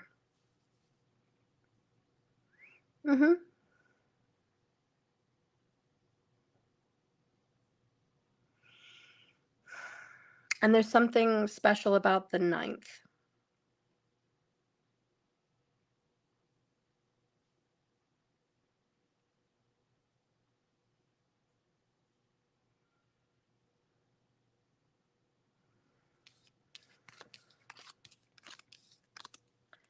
Okay, that is the end. Guys, I'm going to go grab some more coffee. You guys just hang out here for a minute. I will be right back. If you could just take a potty break, you get a drink for yourself, or if you want to just come back later, you can. But I need to just separate for a moment, clear my throat, get something to drink, and return to you, okay? This is a nice moment to have a little intermission, and let's do it. During this intermission, I'll pull you a moon magic card and leave it on the table, okay?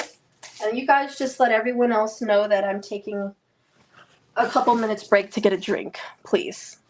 But let me pull you this little moon magic card for the intermission.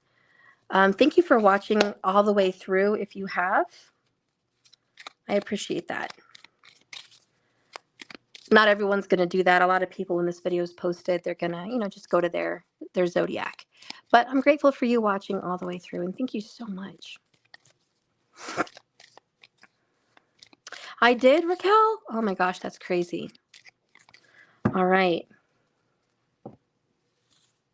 Let's pick a moon magic card. I'm so excited. These feel really pretty.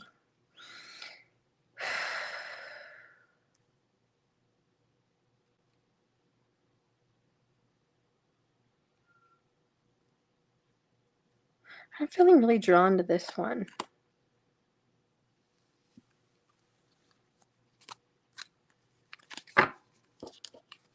Okay. Look at that one. Isn't that pretty? Zoom in so you guys can see. Whoa. It says, I have power. It is real. The full moon. And bottom of the deck, I am courageous and powerful.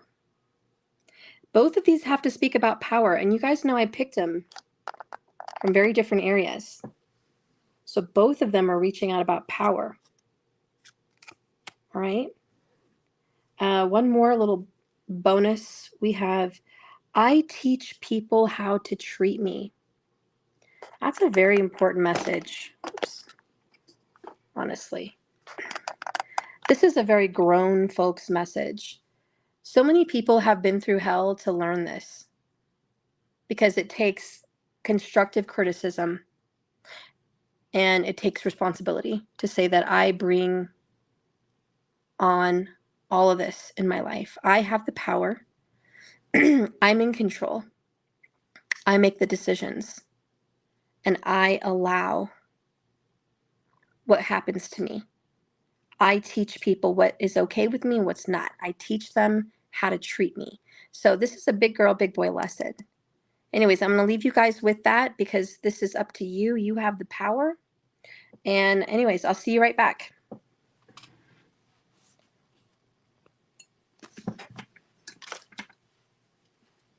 I'll be right back, Princey. You stay there, Prince.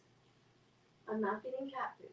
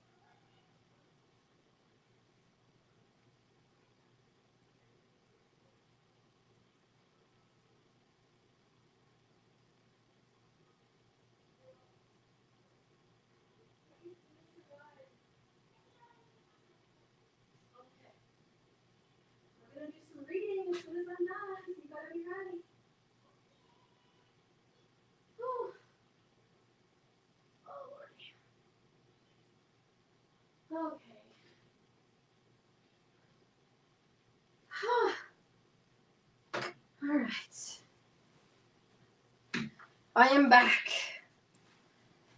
All right. Fresh coffee. Whew. These were the pictures. In case you wanted to see. All right.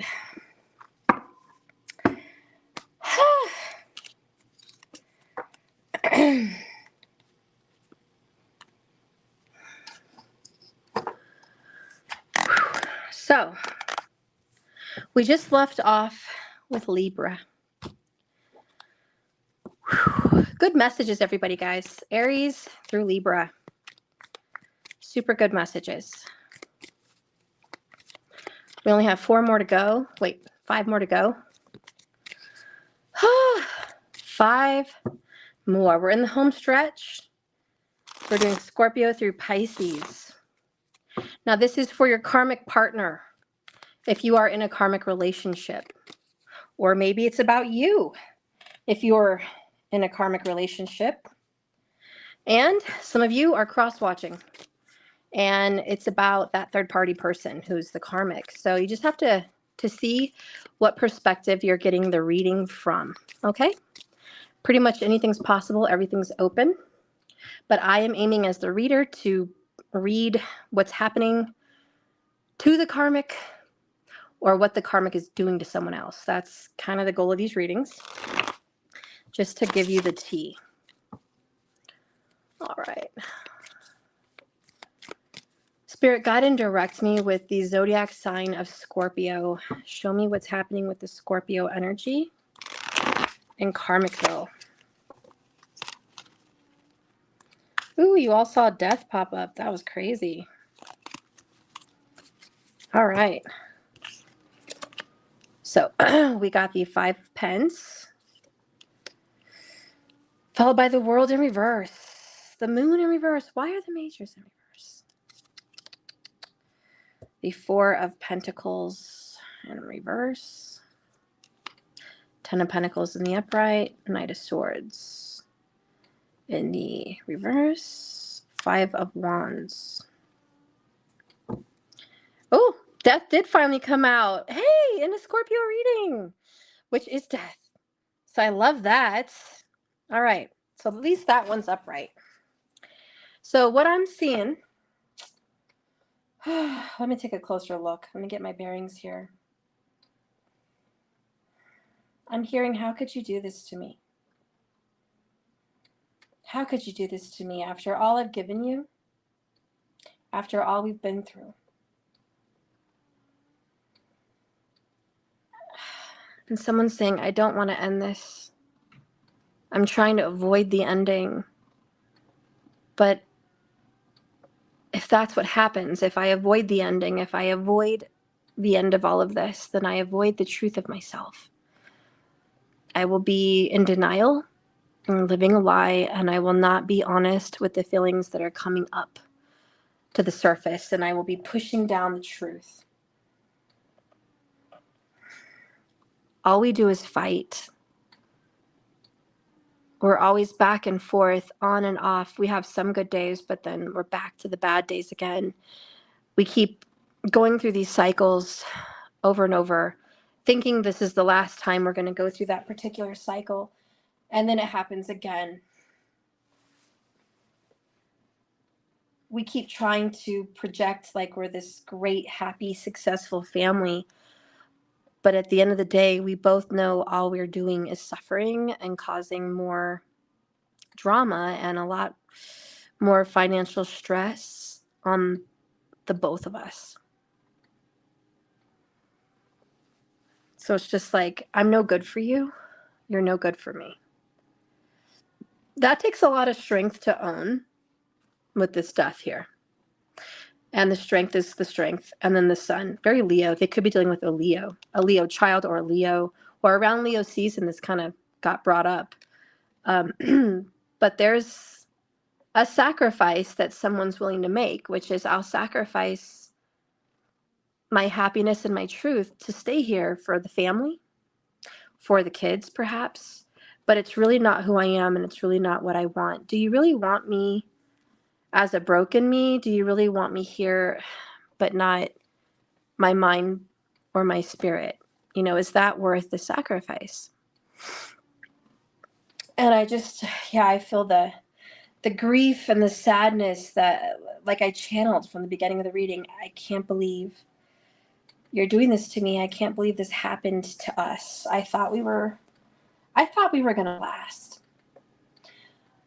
I thought we were going to last forever, and I saw myself with you, and I know you saw yourself with me. What happened to us? You know, there's what happened. And I think at the heart of what happened here, to be honest, with the world in reverse, there was some unresolved issues that were just never dealt with. It's like unfinished business. And to be honest, what I'm feeling is we have unresolved karma somewhere else, you know? Like, I just feel like there's karma elsewhere. This isn't the only fight. This isn't the only drama. There's another fight and another drama somewhere else. And it's got to be dealt with. And death's like, there's a time, you know? What I like about this card, and a lot of you guys have watched The White Queen, you know, the story between the Yorks and the Tudors, you know, King Henry's throne versus what was King Richard's throne, and before that, King Edward, because King Richard kind of did his brother dirty. But nonetheless, there was these rising of thrones and falling of thrones. And then the acceptance in the middle of who's got the throne, let's accept it, you know? There's always going to be wars for power, wars for the throne, the glory of the title. And someone here got glory of a title, which I think is spouse, with the Ten of Pentacles. But now that spouse is being demoted to X. And there was somebody else in the past that had the crown too, but they got demoted for this person to get the crown. So there's something here about the crown. And I see the crown and the sun, in my opinion. Yeah, and the flag for this night is the York flag. The white rose, which represented the Yorks, which was King Richard and King Edward. Or Edmund, whatever. Anyways, they're done. The rise of the Yorks are done, and now we're going to have the rising of the Red Rose, the Tudors, King Henry. So I just feel like someone has a hard time letting go of having all that power, the glory, the throne, the crown, and the title. And I just feel like someone's like, this is really hard for me to let go of this and move on. Like, I really don't want to do that. I don't want to sacrifice my crown, my title. I want to stay Queen of Pentacles. I want to stay. I want to stay here. You're going to have to kill me to get me out of here. And then look, we have the actual king and queen. So then we have the King of Pentacles in reverse, the Queen of Pentacles in upright. It's like they're not meshing well, but it's like, I want to stay in this marriage anyways. Kind of denying that intuitive knowing, this isn't right, this isn't justice, this isn't meant to be, basically. It's not meant to be for always. Yeah, there's the Empress. All right, we have to give birth and give way to a new throne. It looks like a Leo may win. Just putting that out there. 5-5 may be a prominent number for that person. Yeah. Let's see what the unfinished business is, though, because that's karmic.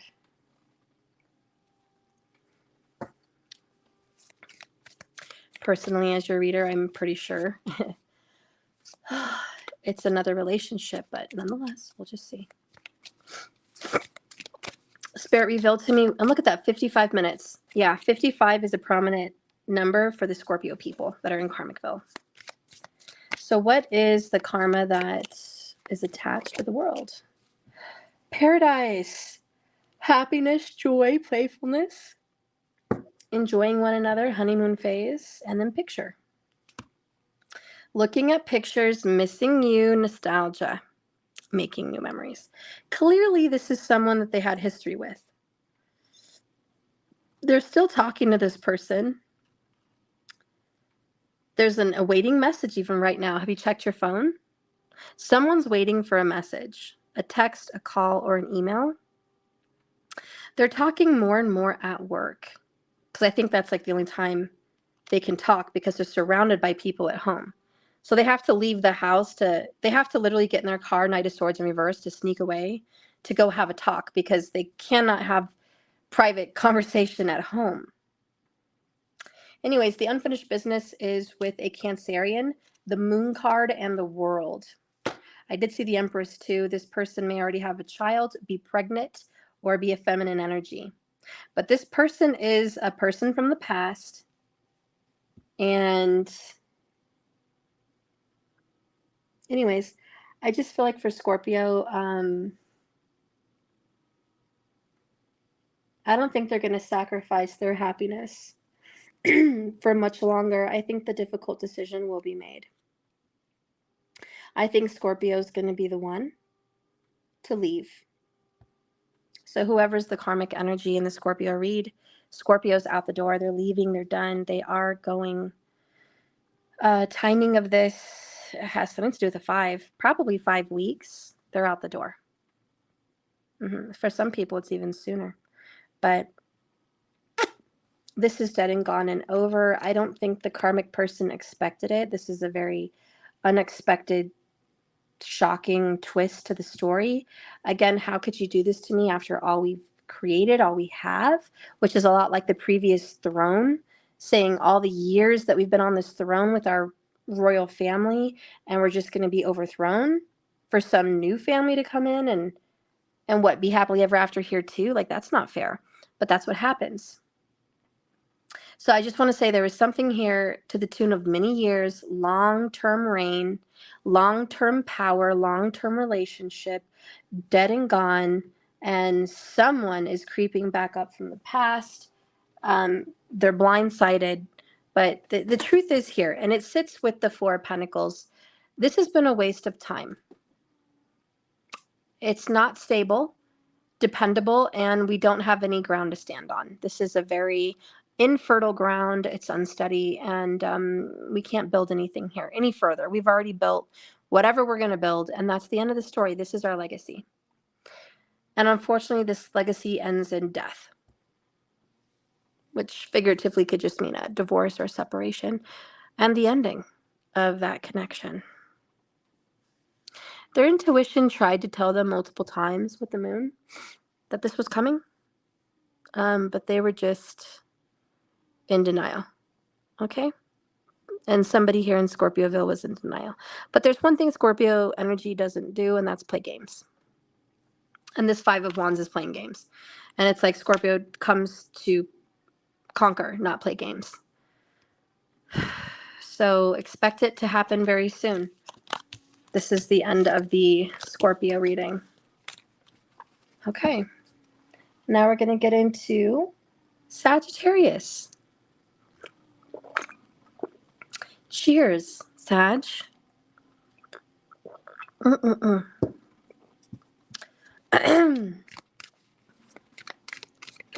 I got some good Saggies watching. And if not, I hope you guys are watching for a karmic Sag. Maybe the person you love has a Sagittarius moon or a Sagittarius rising, you know, and they're with a karmic and this is their story. Or maybe the karmic is a Sag and you're like, God, I'm dying to know what's going to go on with her or him. Whatever this is, we're going to get that reading. Okay.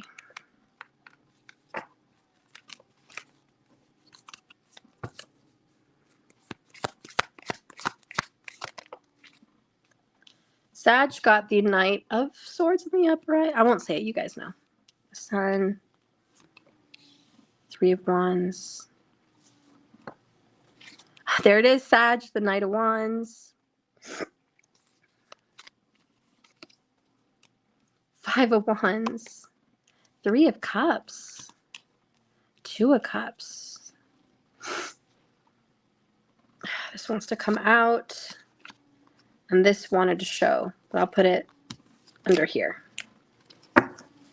Okay.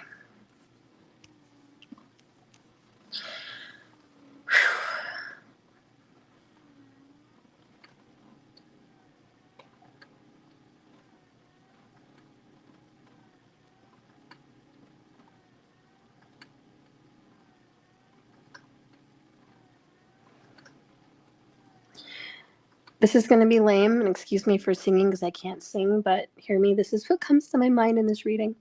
Reunited, and it feels so good. Reunited. I don't know the whole words, guys, but the song Reunited came up. There's some kind of a makeup. There's a breakup and there's a makeup. It's crazy. And I think who this is about, to be honest, Cancerian's really heavy. I can't lie. Cancerian, Cancerian, Cancerian. Very heavy. That being said, who this reuniting involves could be a Sag and a Cancerian, but it's someone that obviously they're no longer with, and someone that was a missed opportunity or a rejection. That's going to ring the bell. Somebody that was rejected. There was someone that offered their cup. Here it is. I love you. I'm in love with you. I want you to choose me. They quickly made a decision, sacrificed that relationship, started something else. They didn't want it to end, but it's over. 10-10. 10 of Pentacles, 10 of Swords. And the 10 of Swords is in reverse, which that has a story to tell. Something is over. They've been fighting a lot with themselves. Someone's been at war with themselves. You fool.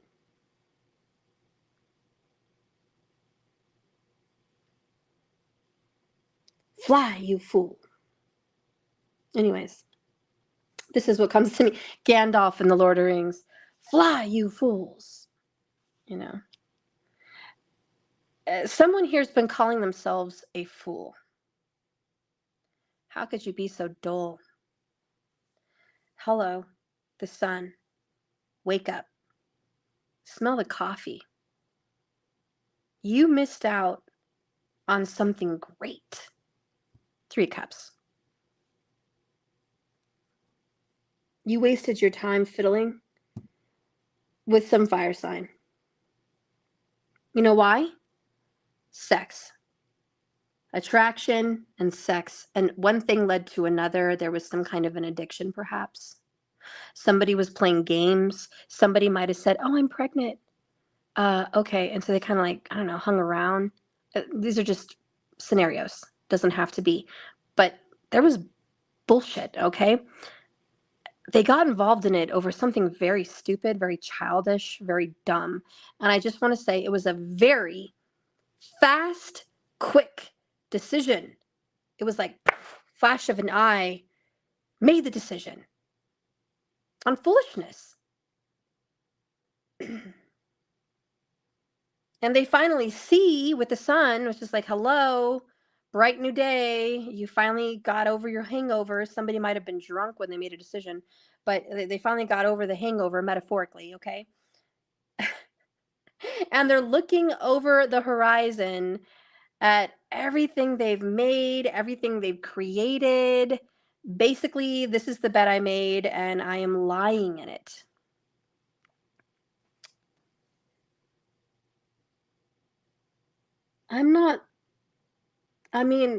Yes, I heard the Reunited song, and there could be a reunion, but more than the energy of a reunion in the reading, I just feel I'm a complete idiot.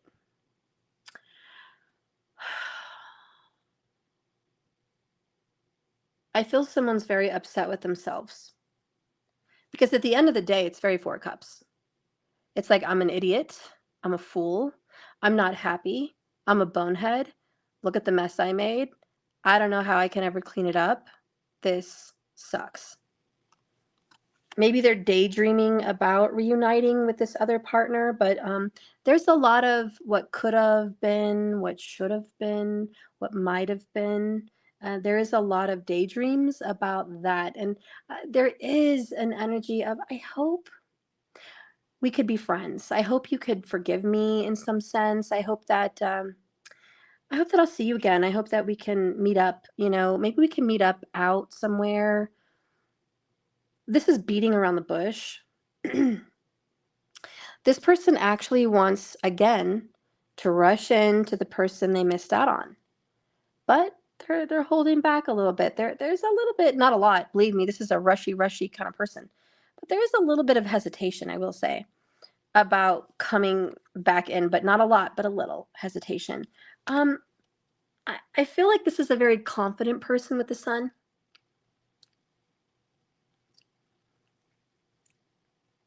I'm going to be honest. Here's some facts about them.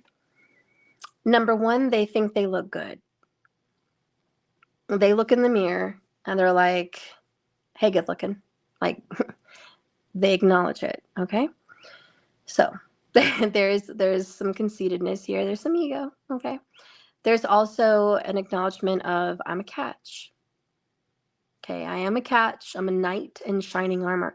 So they do have this grandiose, we have knight, knight, knight. I mean, this is someone that believes they are a catch. And maybe they are. Maybe a lot of men or women want them. And they are pursued quickly, This is someone that cannot stay single for very long. And it's not because they're hunters about it. It's because there's always someone in the wing ready to pounce in and say, I'm available, and like stir up a relationship. This is someone that doesn't stay single for very long at all. We're talking a matter of weeks, 3 months at the max. This person would ever, stay single. So this is like fresh out of a relationship. 2 of Cups in the reverse, and then the 4 of Cups in the upright. Yeah, they just got out of it. We're talking like 5 weeks ago. Maybe even just 30 days ago. Like, they're just fresh. And instead of going towards somebody brand new,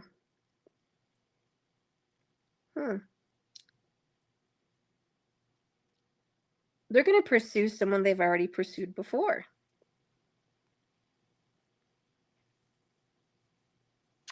But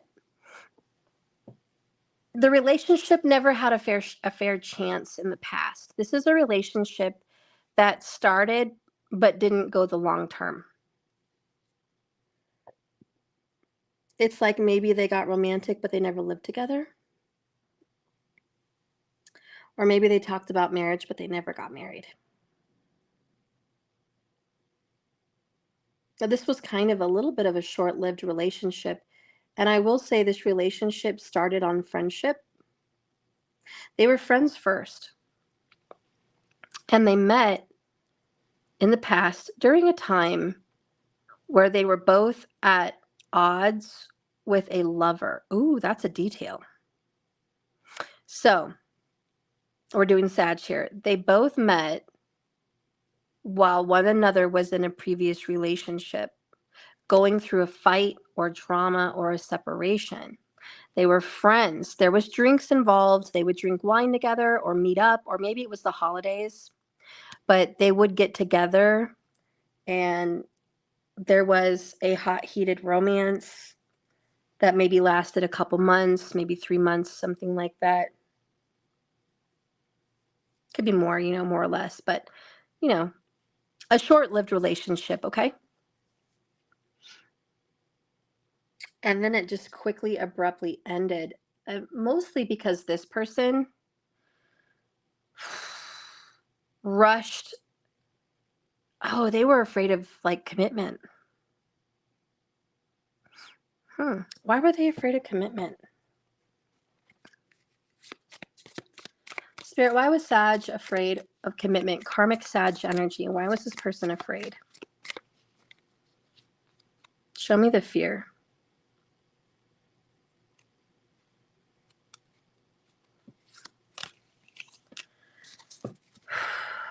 passion, insane chemistry, sparks flying, having fun, equal interest, and a burning desire.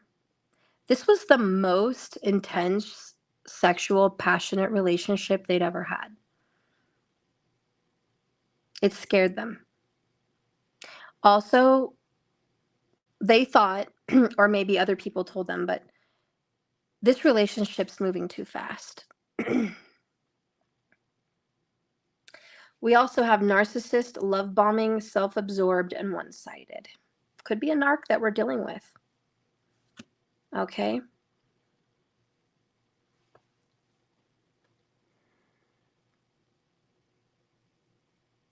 I'm going to leave it at this in this reading. For Saggy Karmics, or the Saggy Karmic story, this relationship was stirred up by passion.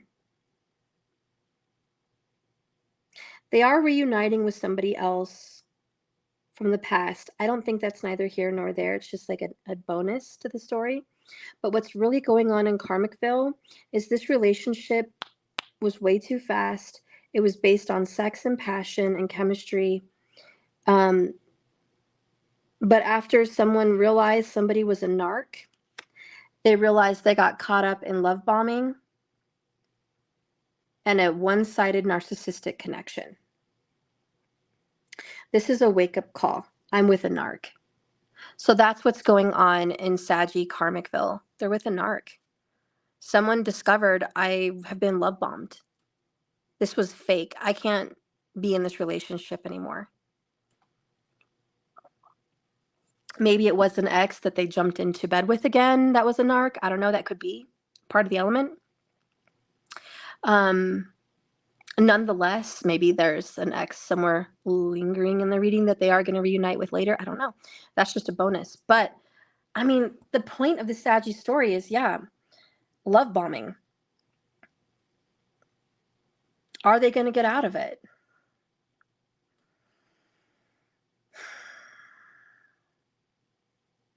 I don't know. I don't really feel good about an ending. Usually I'll tell you guys right up front, and you guys know from a lot of the other readings I tell you definitively when someone's leaving and when they're not. And I have to keep it 100% with you. I wish I could get a different answer, but I'm just going to read what I have. Listen, they leave night in their car. I feel like they live together with this person or they see them often, but there's some kind of, I am always in my car.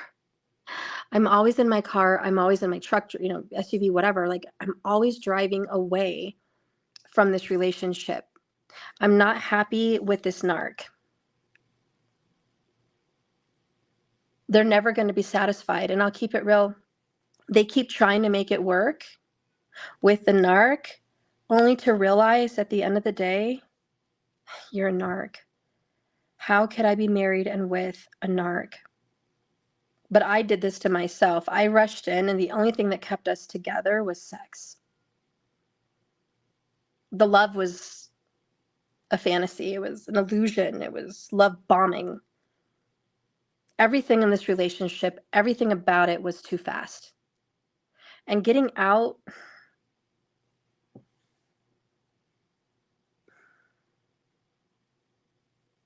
let me clarify if they're actually going to get out, because I just see like they're leaving a lot, like maybe staying at a hotel, going to a friend's house, or staying at their house, but still in communication with the narc. Like there's this, I'm out, but then I'm back in kind of thing. I have to say there's a lot of in and out here, but let me see. Is this, oh, look at that. Could be an omen. But is this going to end, Spirit? Show me, is this actually ever going to end?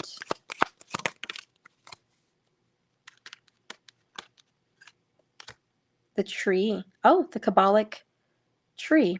And we do have death. It stayed there at the bottom. But this is evolution. It's always growing and becoming. This is evolving. That's what I feel like, branching out, growing. The rainbow comes after the storm. This Kabbalic tree, it talks about the tarot, the fool's journey. and having to go through all these lessons of the Emperor, the Empress, the Strength card, the Lover's card, the Hermit, the Hierophant. It just goes on, all the way till death and the world, rebirth into a new life, into the awakened state. So the energy of karma and what you learn. The reason we're in karmic relationships in the first place is to grow. This person's going to grow from this karmic relationship. There will be a death of it. One last question. Let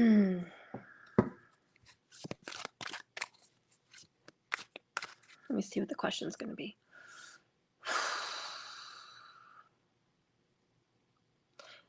It will fizzle out.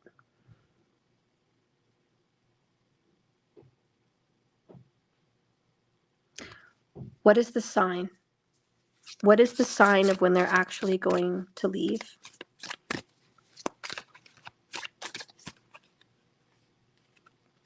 Show me the sign when they actually leave.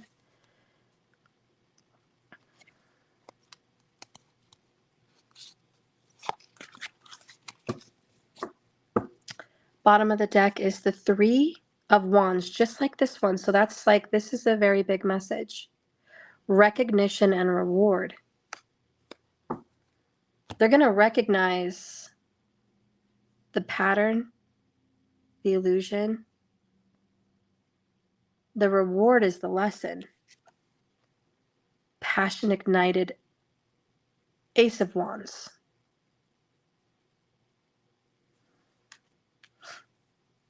Just like this card. Isn't that crazy? Passion and passion.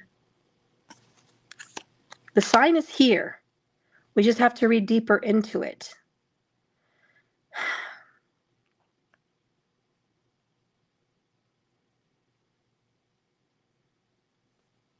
I'm hearing the Headless Horseman.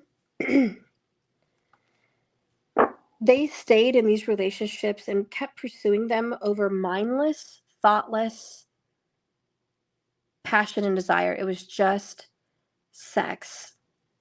It was like they were being led by a very immature teenager type mentality, which is, excuse me for saying, but horniness, if you will. Horniness and immaturity. The tree represents growing into a man or growing into a woman and realizing there is so much more to relationships than our passions in our loins for one another. And I think this person really has to have that wake-up call. The sign of when this happens is perhaps by their next birthday. Sometimes that's going to click and someone's going to age and realize I've evolved. I've hit that next stage in life. For some people, a sign is their next birthday. Another sign is just going to be, they're going to find something else to be passionate about. And I'm not talking about a relationship, although that could be an element, but I'm talking about their own passions, their favorite things to do, travel, cooking, starting a new business, going back to school, owning a new home. Like, they're going to find a whole nother passion. They've been very driven by something childish. They're about to be driven by something much more beautiful and mature. And that's why they're growing up. This person took a long time to grow up. And I will say in the future, there's somebody that has an insane chemistry with them. It's not all about sex. It's deeper than that. It's a blooming passion and equal interests. This person's going to have an equal interest with another person, and they're actually going to have fun. And they're going to be friends first and lovers later. And they're going to grow up. I just want to say for Saggy Karmic, this person just had to grow up. And the evidence of this karmic reading is it's a narcissistic relationship. And whenever they wake up with the sun, I do believe a sign is by their next birthday. For some people, it looks like a week to 3 weeks from now. If it's not the birthday, okay? If it's not the birthday coming up, it's a week to 3 weeks. But in a matter of weeks, this person is going to have an epiphany and an enlightenment of some sort there's going to be growth. And I just want to add one more thing. This narcissistic relationship is very boring. Like, there's nothing else but sex and arguing. I knew a friend like that once. She was with a terrible man. He actually used to be very physically abusive to her. He was always belittling her and fighting with her in public, at restaurants, everywhere. Even belittling her to his family.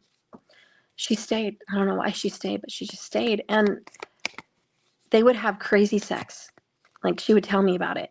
She would be like, we did this and that. He did this. Like, we've got an insane sex drive.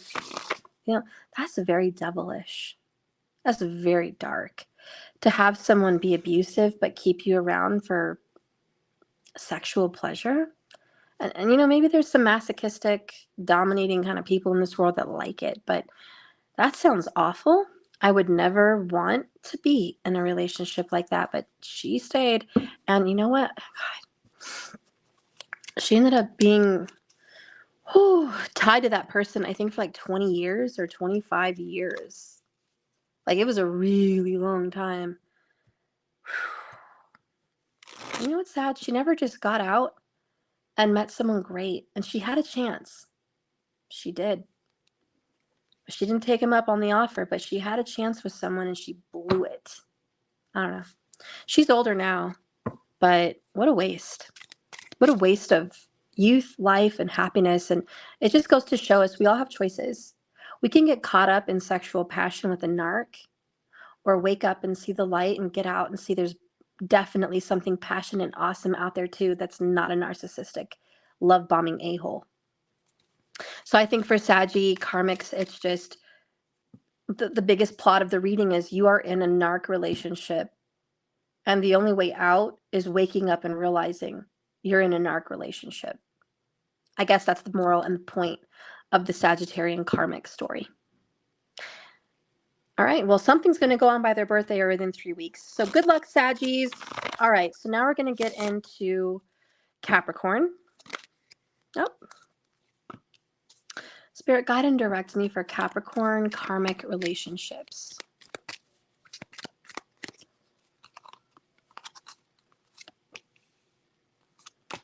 Ooh, they could be with a Virgo or a Scorpio.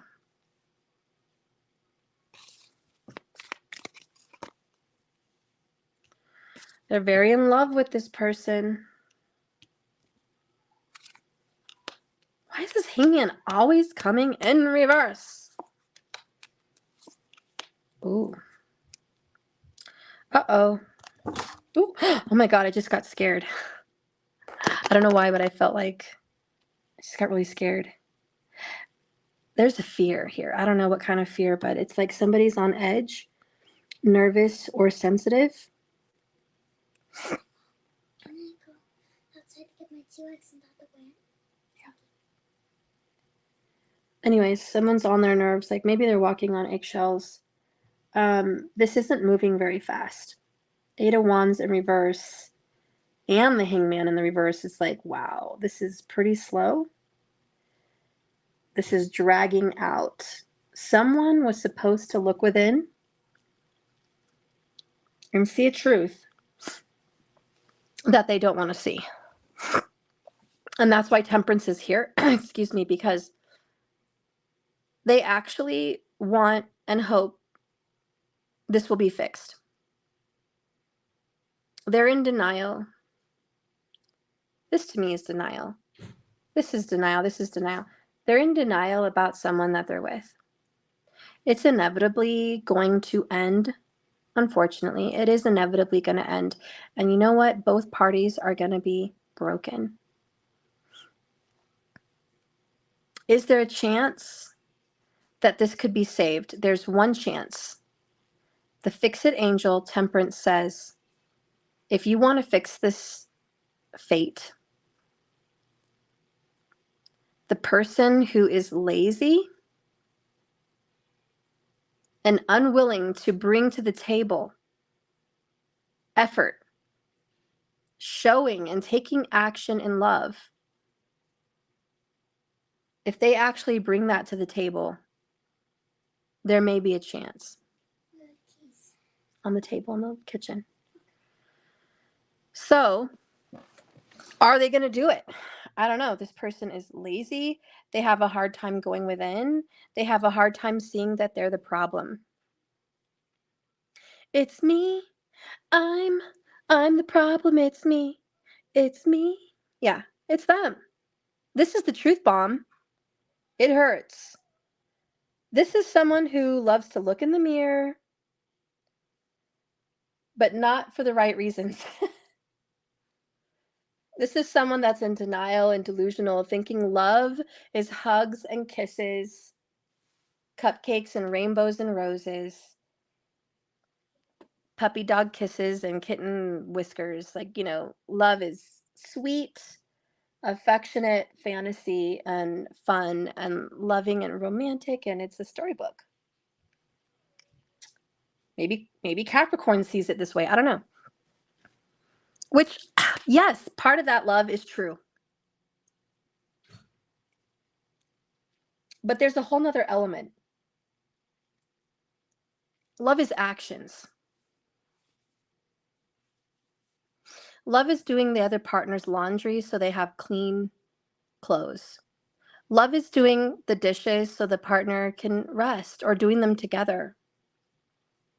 Love is realizing who has the fuller schedule and who doesn't, and taking up that torch and saying, I'll do the other work.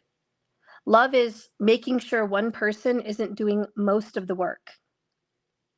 Love is wanting the best for that person, even if it's not with them. Love is saying, you deserve more than me. You deserve more than this. You deserve to be cherished. You deserve to be catered to. You deserve a wonderful, beautiful life. What I'm giving you, which takes reflection, inner reflection, soul searching. I don't know if this person's capable. But temperance is like, if you want to fix this, look inside yourself and see that you're the problem. Or vice versa, the person who's, on the other side of Capricorn is the problem.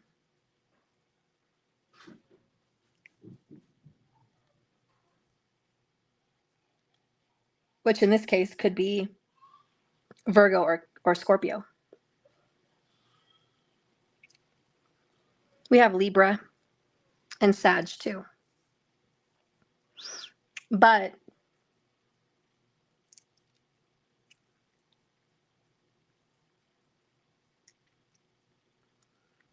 I don't know if Temperance Angel has a lot of confidence in that. Because 3 of Swords sits there.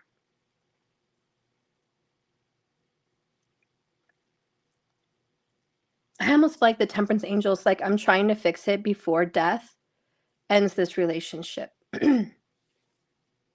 Because what's beautiful about this relationship is there is love, but it's not good enough. Someone's not picking up the torch. Someone's not taking action to love the other person the way they deserve to be loved. They're taking advantage of the situation.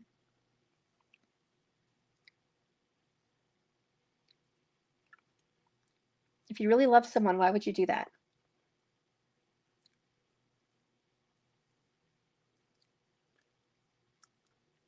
I don't know. There's something in the energy here of take care of your partner. There's something in the energy here of 50-50 with temperance balance. The alchemist can change any outcome. So he is here to say, I can fix the death card. But are you willing to do the work? I don't know.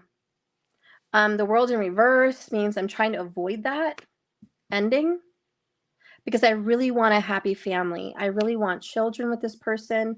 I want marriage. I want a home. I love this person. Page of Cups. Someone here is much younger than the Capricorn or vice versa. And someone here is immature in love. They do not understand how to be an adult. Adulting is very hard for this person. Hard work, effort, knowledge, wisdom consistent criticism, that's how you grow to be an adult. This person doesn't want to hear criticism, doesn't want to hear ideas, isn't open to learning, isn't open to change, just wants to be childish and stuck in their ways. The answer is they need to leave the Page of Cups energy behind and jump into the Queen of Pentacles quickly, which is the responsibility of the home, the house, or work, which is totally Capricorn. And this is cleaning, cooking, working, providing, laundry, bathrooms, yard work, children, animals, health, vitality. Like, that's a lot of work. You cannot sit around and expect your other partner to just do it all or do it with you all the time. What are you ever going to do by yourself? All by yourself. What are you going to bring to the table, child? Are you just waiting to be served? Or waiting for help? I need help. No. This is Queen of Pentacles' message. Help yourself and help them. You are an adult in the situation. Act like one. So there's someone being very immature. This is not going to last. There's something in the energy of 3 years. That's what I'm hearing. 3 years, this relationship will end. It will end unless this is stopped. Someone's got to change because the dark night, the night of death, is on his way. It's not over yet, though. The World card is in reverse, so it's not over yet. There's a chance. Someone's praying. Someone's hoping I can fix this. We can make this work. There's a chance. It's slim, but there's a chance. That being said, the energy of Capricorn and Karmicville is someone is with an immature partner. And unless they change, this is not going to work out. Maybe there's a 3-year difference or more. Maybe 3 years is just coming up because it's going to end in 3 years. But there's something profound about 3 years.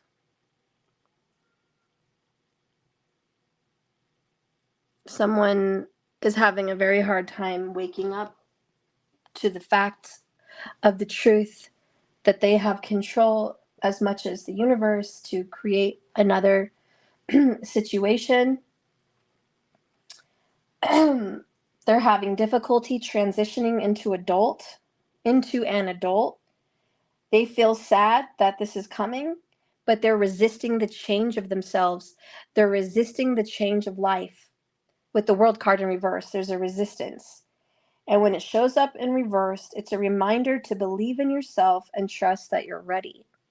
You're ready to change. It's okay to evolve into an adult. It's like leaving your childhood behind. The Temperance card, it's the angel of balance, and it's about working things out, taking time.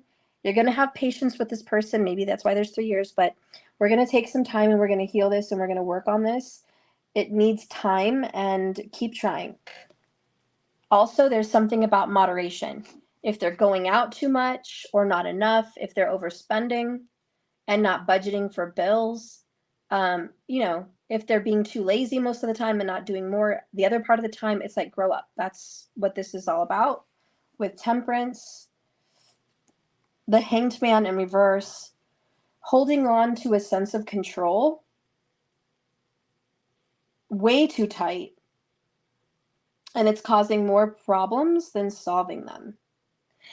It is about refusing to let go and refusing to see things from a different perspective. Someone needs to be warned that they're refusing to see the truth out of fear. This only serves to keep them in a state of victimhood, which is poor them. Suffering and separation is inevitable if there's no change.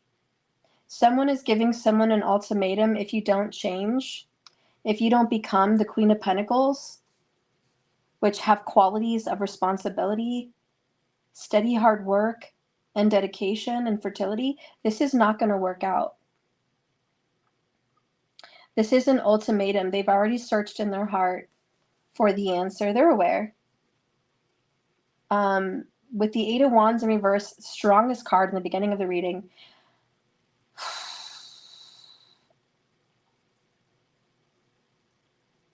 They need to get clear about the plans for the future.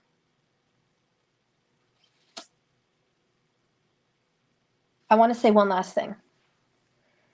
These people have a lot of fun having sex, going to have good times,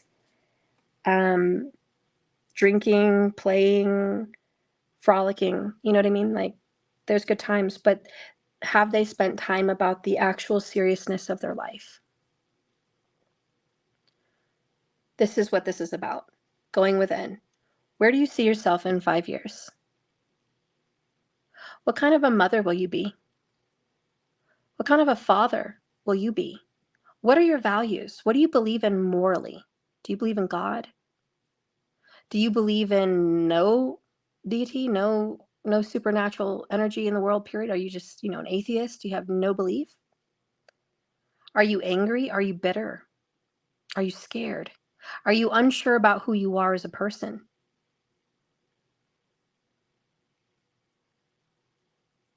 What values do you want to instill in our family to grow, in our future to grow? Because this is, if you don't know who you are now, you're never going to know, and time is short.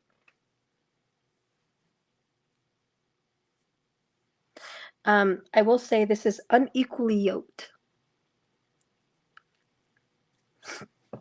It's time to put some serious conversation into this relationship.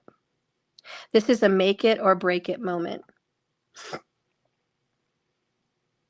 They've already been together for a while, but they've never really had the hard conversation about, the hard things.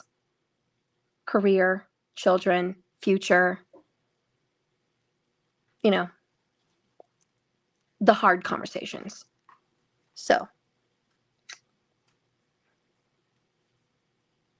what? Well, did you leave it? No. I lost it outside in the backyard. Really? Because you didn't go outside last night, but I just did. Just now? Yeah, so I just lost it. Well, keep looking harder. I don't want to lose it. It accidentally fell somewhere and I can't reach it. Well, you're going to have to, because I have to mow the lawn and he's going to get chopped up. Porch. Under? Yeah, inside a little hole. You know that little hole that leads under it? Why would you stick him in there? I was pretending he was going to fall. And then I going back up and he just fell. Mm-hmm. Well, I'll see what I can do to get him out.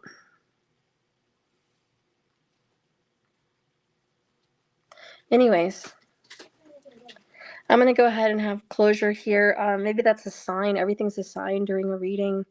My little guy just lost his toy that he really cared about under the porch through a hole. The only way to get it out is to unhinge the wood, pull it up, and get the toy out, which is a lot of work and kind of stressful. That being said, I could buy a new one, which is like this reading. I could get another relationship, or I could do the work, pry open the wood and go down there in the Spiderville and see what's up, see if I find it down there. Choices, is it worth it? Is it worth it to you? And maybe that's the big question about this reading, Capricorn. Is this relationship worth the work? Or is there a better option out there? And I think that's why death is showing up. Thank God Maddie came in this reading, because that's the sign.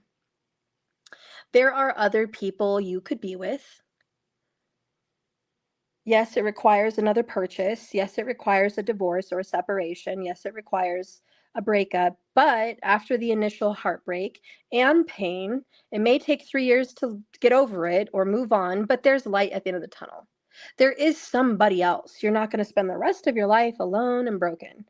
It's like the initial pain will sting, but there's someone else, probably way better. But is it worth it? Or do you really want to work on this relationship and heal it? Make them better, make yourself better. Really do that inner reflection work and evolve. You know what I mean? So I'm going to leave it up to Capricorn. It looks like you still have some choices. You're not being forced. The universe isn't ripping things out of your hands. You have time. And you have the Fix-It Angel blessing your reading, which is here to save whatever could be destroyed. So there's a chance, but it takes some work. I don't know. I'm going to leave it at that. Thank you, Capricorn. Do some soul searching and figure out what you're going to do in this reading. But there could be somebody else better. Anyways, that's the end. Now we're going to get into Aquarius. Spirit, guide and direct me with these tarot cards to show me the truth for the Aquarius karmic energy. Show me Aquarius karmic truth bombs.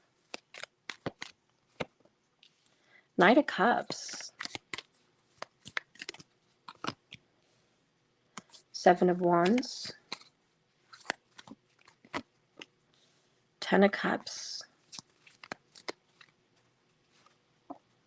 Judgment in reverse.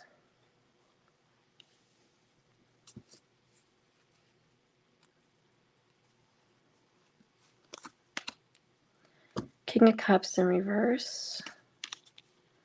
Four of Cups in reverse. Five of Pentacles. Page of Pentacles in the upright. Somebody here has a son and maybe even a daughter in the past. Could be an earth sign or a Libra. Okay. There you are, Aquarius. All right. I saw Eight of Cups. Okay, let's see what's going on.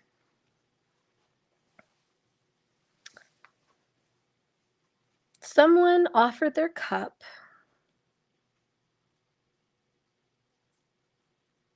to someone in a really difficult situation.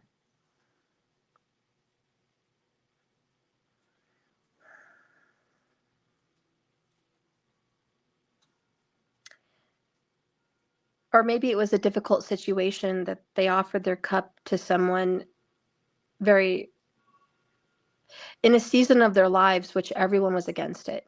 Someone offered their heart, their love, their cup to someone during a hard season where the family was completely against them. They do not support this relationship.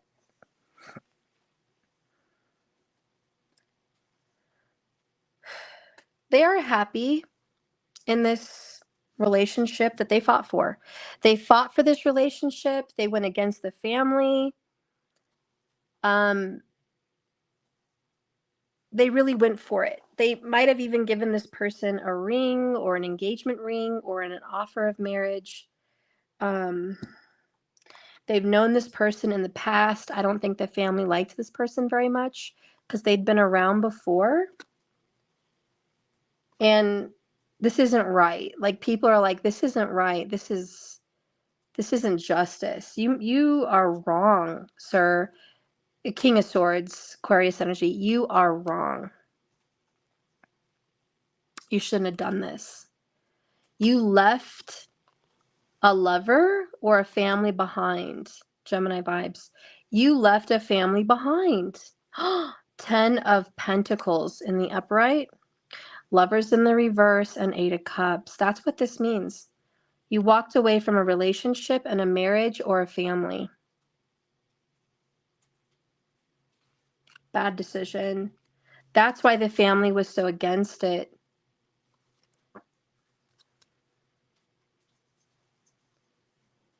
Judgment in reverse. I don't think this was a wise decision.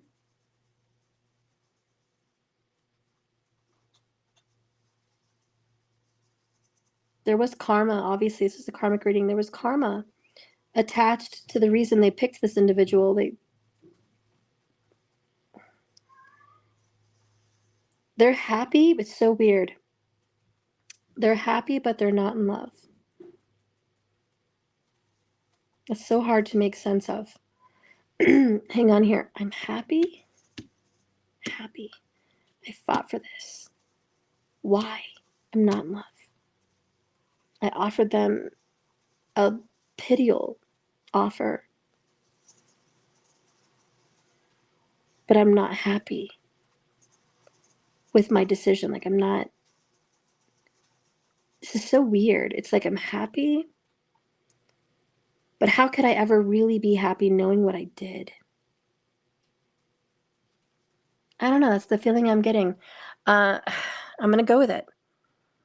I'm happy in this another relationship in a sense, but my heart is heavy about what I did to get here. Like, it wasn't right how it happened. It's almost like a husband fell in love with the nanny or the maid or another like someone's sister or family member, or like, you know what I mean? Like that was wrong. Like, it's like that. And I almost feel like it's that movie Pearl Harbor, where they thought he died, but he didn't.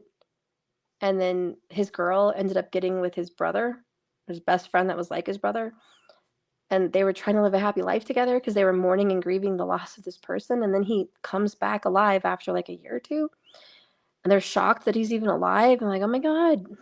And it was very awkward because now it ruined the best friend brother kind of relationship. And the girl was torn too because she loved, at this point, both of them. But I do think at the end of the movie, she's like, I love what we had in the past, and what we had was really great. But my decision is who I love right now. And that's who I want to be with. And she ended up having a kid with him. And spoiler alert, forward if you don't want to hear it, for Pearl Harbor, Ben Affleck and Matt Damon and the girl from The Notebook. But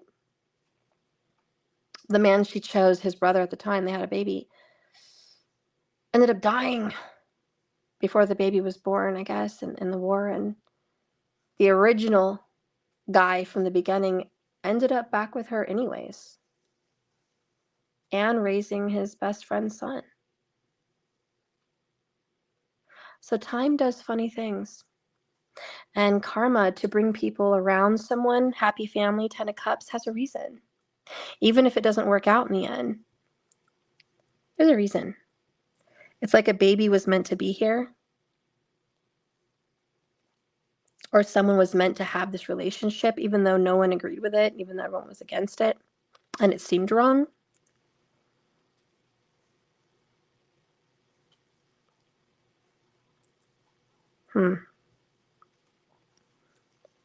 This one has me pondering quite a bit.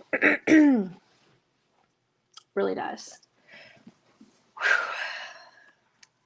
This is a powerful reading. With the Page of Pentacles, bottom of the deck, overall, underall energy, the facts, says that someone is committed to creating a new solid foundation. They still have a lot to learn, but they are creating it. And they're determined. Excuse me, I'm so sorry, geez. I should go take my sinus meds. But when judgment is in reverse, there's a certain amount of realization that comes to this reading. And it's about realizing things about yourself that you needed to look at so you could change. Someone has to discover what will never change and allow that to liberate them. It's a growth cycle, and it's about leaving the past where it belongs, in the past, and seeing the potential for something new.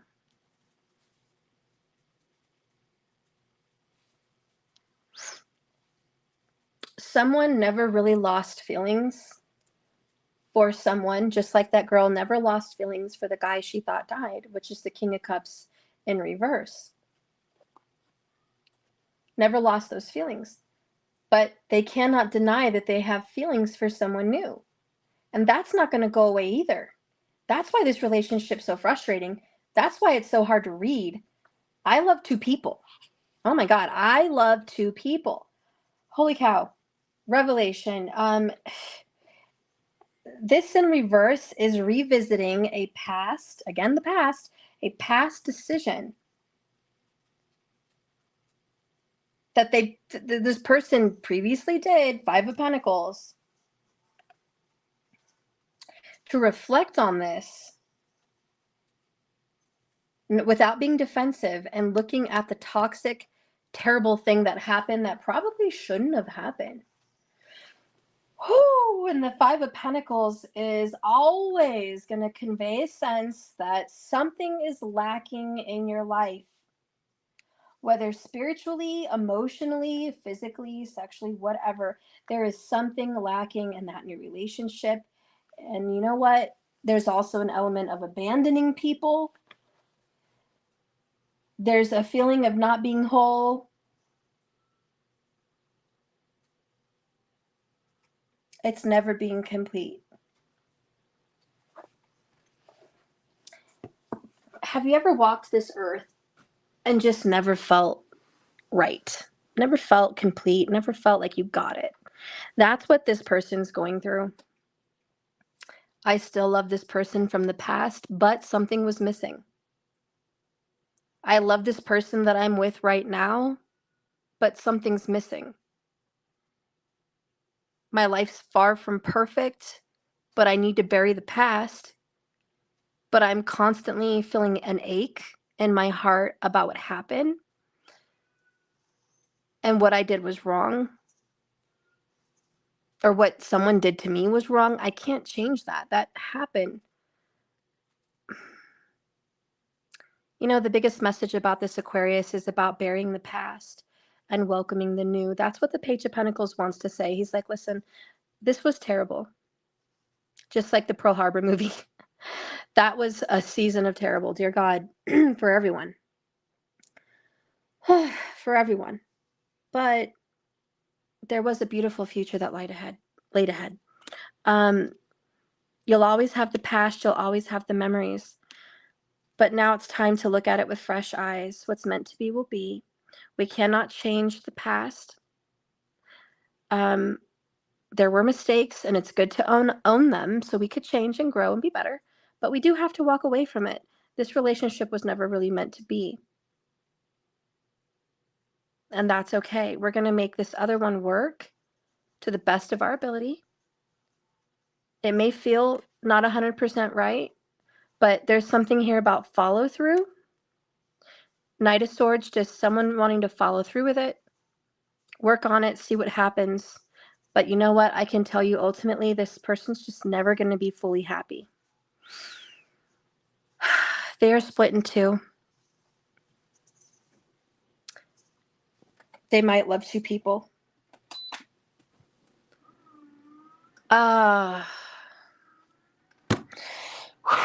They love two people. I'm sorry. This is the crazy reading. They love two people. It's so hard. It's Pearl Harbor.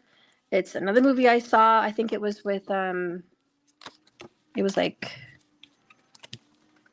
Love Affair or something. I don't know, but it had that, Michelle Pfeiffer. And it was like based on like the Sense and Sensibility days, like the old days. He loved his wife. And they had a child and they had a marriage. He did love her, but he did always love the other woman that he didn't marry, that he wasn't with. And he did have his affairs here and there. He always thought about her. But at one point at the end of the movie, he was supposed to reunite with her. And then he was like, I'm going to let the past stay in the past. Tell her hello, but I'm an old fashioned kind of guy. And he just left his memories where it was. And he didn't go reunite with her. But his heart and his memories, he had a half-life. He never lived fully in one relationship. It was always torn. And I'm sorry, but for Aquarius, that's kind of how I feel. Half in, half there, half out. You know, it is just, God bless this person in this karmic relationship. Like, they're never going to be 100% happy. But it could be worse, right? Could be worse. I'm just going to keep it real and leave it at this. The Aquarius karmic energy loves two people. And I'm going to leave it at that. Okay. We're going to move on to Pisces karmic energy. Let's see what's going on there.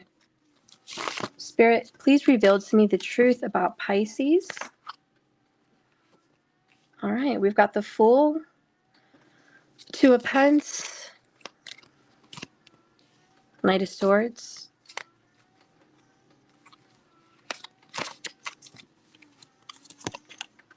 the World, Ten of Cups in the reverse, Two of Wands in the upright, Three of Pentacles in the upright,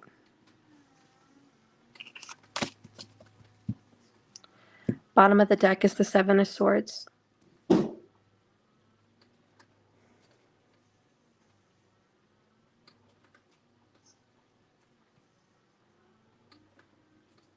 Pisces karmic.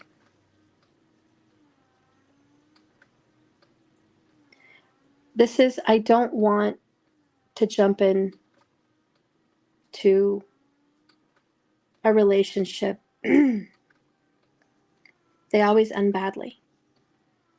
I'm avoiding a relationship. I don't want one.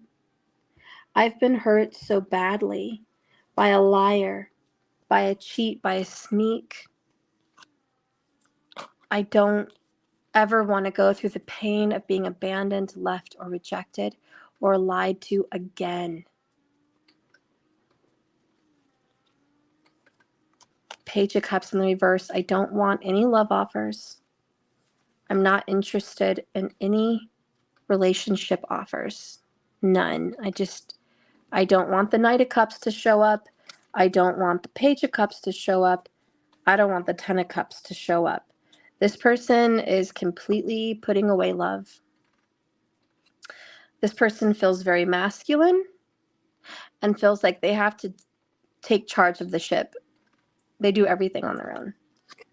They have a lot of love to offer, though. They have a big heart, romantic, sweet, affectionate, caring, would make a great husband or a great wife. They would make a wonderful life partner. Honest, trustworthy, attractive, nurturing, caregiving, like such a great combo to be a wonderful life partner and mate. But they don't want it. Maybe there's somebody that's coming to them that they don't want. Maybe there's somebody that's offering them something. They're like, I don't trust you. I've been hurt by so many people. I don't trust you. I can't trust you. Look at this. 2-2 might be a sign in the reading as well. The number 2-2. Maybe 2 is very prominent for this person.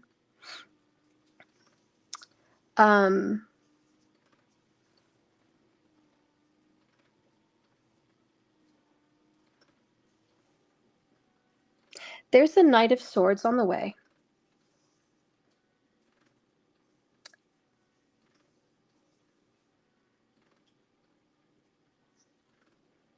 Okay, this is cool. So they have a path, like a fork in the road. They can choose to be bitter and upset and close the door on all love right now, and that's a path. And they can stop this future lover from becoming a part of their life. That's a choice. Or they can choose to heal, make peace with the toxic person, and know that not everybody's like that. And open the door to new possibilities, to work on themselves, to grow. This is working out on their body, working out on their mind, and working out on their spirit. This is working really hard to grow themselves in a business and a life, and actually have closure with the karmic person in the past, to allow this Knight of Swords to actually show up and have a life and a relationship with them. This is a story about closure. Pisces is at a crossroads. The Pisces karmic is at a crossroads. Let go of the karmic. And if this is the karmic story, someone is having a hard time of letting go over a lover in the past. And they've stopped any positive relationship from flourishing. I was actually with somebody like this, and believe it or not, he was a Pisces man, I think, or a Pisces rising, one or the other, in Vedic. He got divorced, wow, literally 2 years, 2 of Pentacles before I met him. But he was never over, fully emotionally, his ex-wife. And he had 2 kids, a boy and a girl. Wow, how crazy this is. From her. And she moved off to California. And she actually got with somebody else shortly after. And she cheated on him too. She lied. She snuck away like a little thief in the night. She took her love away from him and took his children. He still had love for her. He still had feelings for her. And even though he decided to have a new relationship with me, and I'm a Gemini, hello, Knight of Swords, he never really fully opened up his heart completely. And even when he tried to, she gave him some guilt trip about being happily moved on, making him have guilt, even though she's the one that ended everything. And he just closed up on me with the World card. And we stayed together for actually a couple years, I think 2 to 3 years, but it didn't grow. Like, it was just wasted, you know? I mean, I grew as a person, so I'm grateful for it. And I don't know if he grew from it or not, but it just didn't work out because he didn't have closure in his heart. And she kind of stuck around in some sense. So we're not together anymore. That was an old relationship. I'm seeing somebody else now, but that happened to me. Like that happened. I relate with this story because that's kind of what's going on with this person. This Knight of Swords, male or female, is coming in to offer, you know, hey, I'm here. Let's have a connection. Let's have a relationship. And they have a choice and an opportunity to just go on and develop this and have closure. But if they don't have closure, you know, they're not going to be able to stay in the relationship. They're going to end it out of self-sabotage because they're not allowing anyone in. Doja Cell, did he ever get back with her? No. And do you know it's been like, how long has it been since that relationship? Oh gosh. Oh, a little bit older than Maddie, so about 9.5 years, almost a decade that we haven't been together, me and this guy. And we still chat, you know, on Facebook and Insta, and like I still see him now and then, you know, like we're, you know, far off acquaintances, you know, friends, if you will. And he's had several relationships that never worked out, just like this story. He had one girl who was much younger than him with a young child. He wasn't comfortable with more children, yet he took on this woman and her child, gave her a ring, and it didn't work out. She wanted more. Then after that ended, he got with another girl, and she was abusive and kind of psychotic, like physically abusive. It obviously didn't work out with her. Then he got with another girl, and that was short-lived. It was like an in and out sexual relationship. And then he got with another girl with 2 children. She was like partially blind. He wasn't fully attracted, and he was definitely not in love with any of them. But he wanted to make it work, so he stayed committed, and he met her family, and he was, you know, nice to her kids, and they celebrated holidays and stuff. And it's like, you think he'd be in love and happy, but he wasn't. He cheated on her, actually, more than once. He wasn't into her. All the while still reaching out to me and probably other girls, because I would see him on Facebook liking all these girls that I knew he always had little crushes on, and he was still the same him without growth. And all the while that all that's going on in his life, his ex, the one we talked about, the ex-wife, still communicates with him via text and FaceTime and phone calls, and teases, plays, and lies. She still has her hooks into his mind. And even though he knows that's the past and it's done, there's this weird what if, I'm sure, in his mind. A lot of people are like that. We all have that what if. What if after all these years it actually worked out, you know? But she's married with somebody else and she's got a life and she's just being a player still, you know? And it's just like, that's damage. Anyways, I mean, to sum it up with that person that I knew, yeah, it's really hard for him. And he's always trying to be happy. But until he opens up his heart of hearts and really lets her go, he can't let anyone else in. It doesn't matter how loving and affectionate and pretty and awesome the next girl is. He's got to let his ex go. And so I kind of get that feeling here with this Pisces, this karmic Pisces. And ironically for me, he would be a karmic Pisces in my book. But I'm just reading the story because I relate with the cards. But that's kind of what's played out here in this scenario. This karmic Pisces has choices. Knights of Swords are coming in. Hey, let's have a relationship. And it's short-lived because that's the swords. Short-lived. Quick decisions lead to almost going somewhere, like starting to grow them, and then they get squashed with the World card. Squashed, it's over, because again, never let go, never took a leap of faith, never opened their heart fully, never took the jump or the plunge in love to really be happy. And so they're going to keep looking back at what was, what could have been in the past with someone that's no longer in their reality. This is an inability to let go. And we have the Two of Pentacles, which is juggling. And that's back and forth, in and out. And it's just making it barely. And it's neither here nor there. And it is hot and cold. And it is, I'll be over here trying something new, but I'm also still connected over here. Pick one. And that's kind of the energy here I'm feeling with the Two of Pentacles. Pick one, make a choice. You know? Anyways, what I see happening in the future, let's take a look. What's going to happen in the future for this Pisces karmic? Yeah, she is baiting him, absolutely. And it's terrible that she's not letting him just move on. And she is giving him false hopes throughout almost a decade. It's just really sad. Yeah, and he never grew. He never healed. I think now he's into drinking and politics. He has his TikTok, and there's a lot of women flocking to his looks and his voice and stuff. And it's like they don't even know, like, his dramatic story. He's really been stunted in growth from that marriage falling apart. He's really never grown. He has twisted beliefs in politics, twisted beliefs in money, twisted beliefs in relationships. Like, he really needs therapy. He's never really gone for it.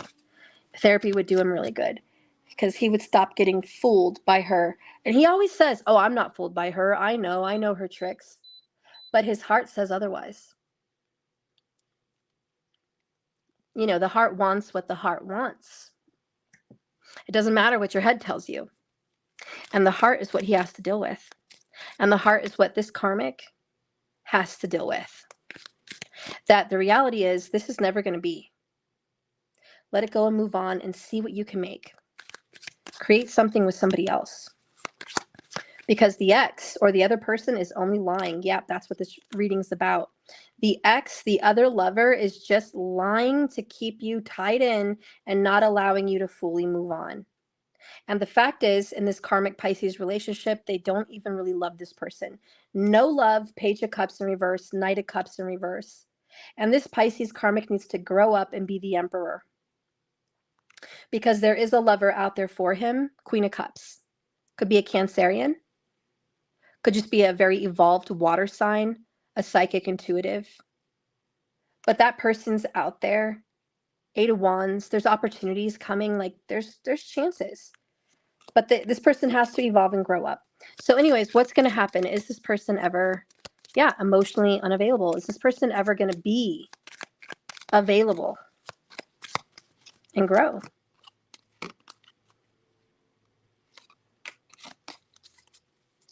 So we have the moon, just romantic. And look at that, 8 of hearts, 8 of cups. Romantic, fantasy. This person lives in fantasy. Death. Scorpio. Could have a moon in Scorpio.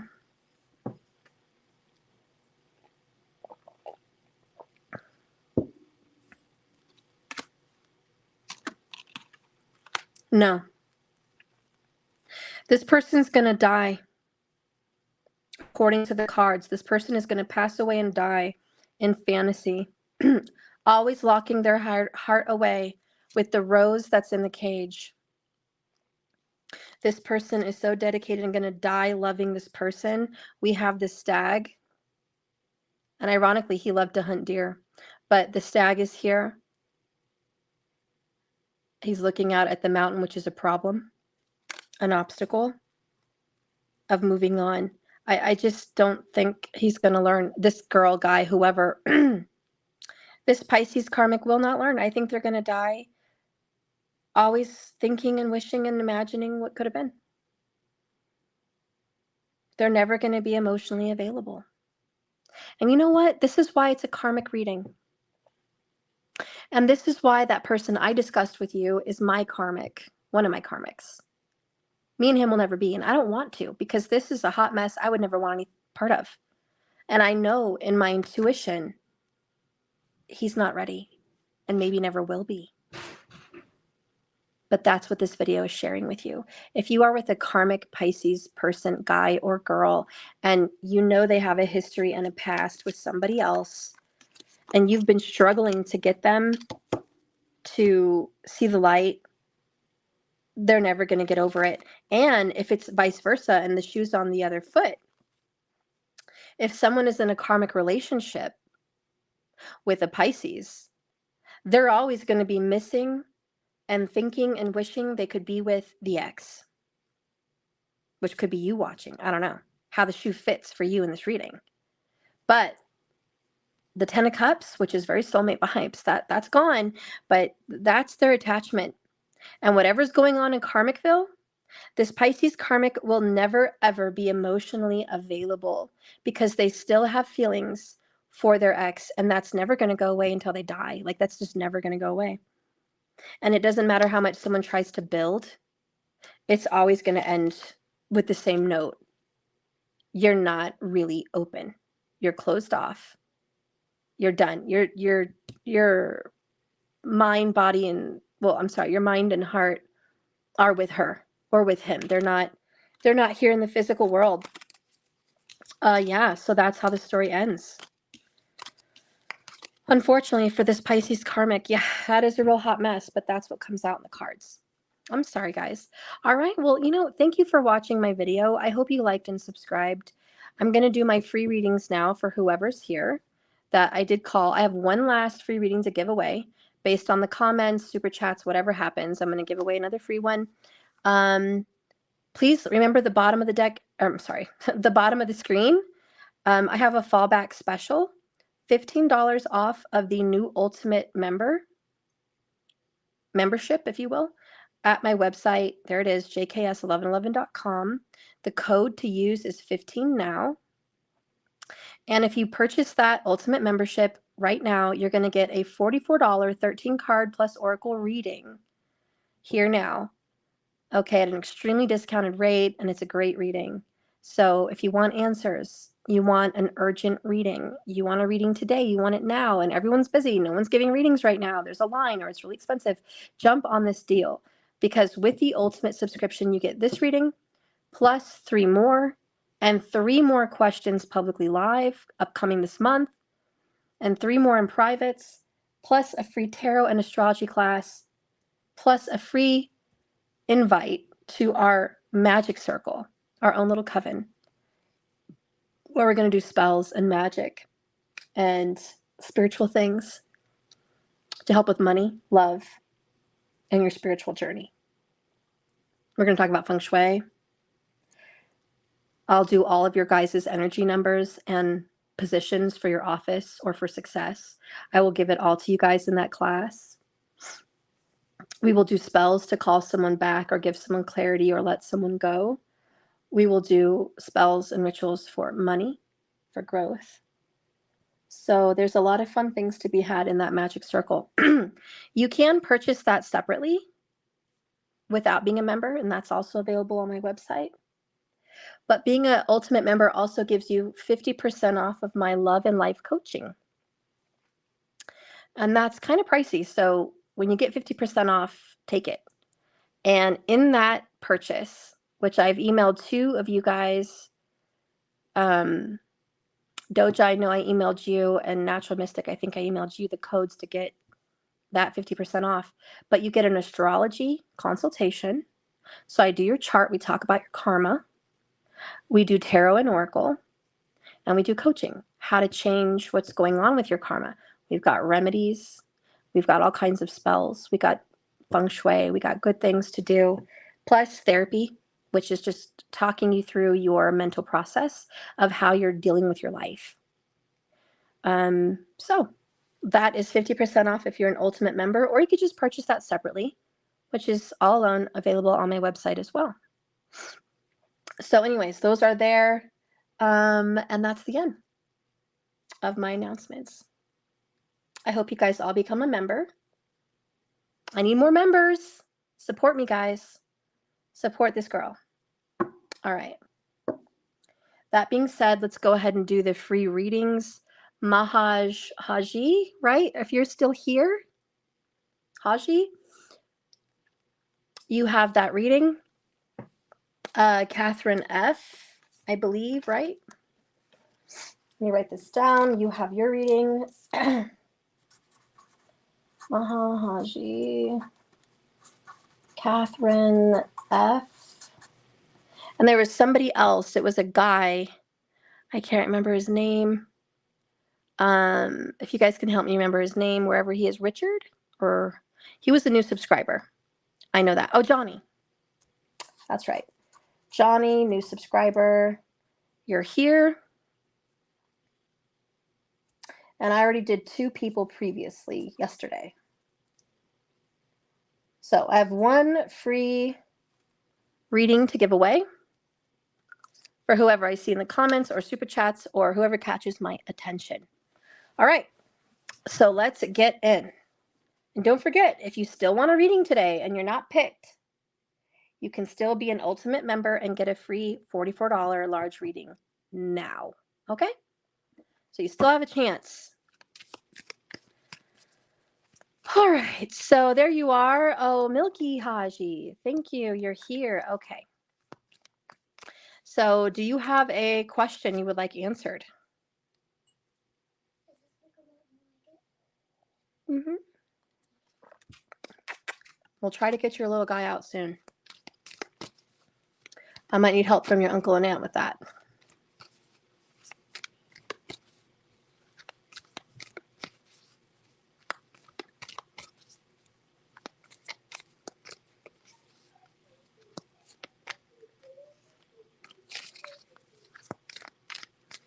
All right, you want to know my husband's feelings towards me. All right. What is his name?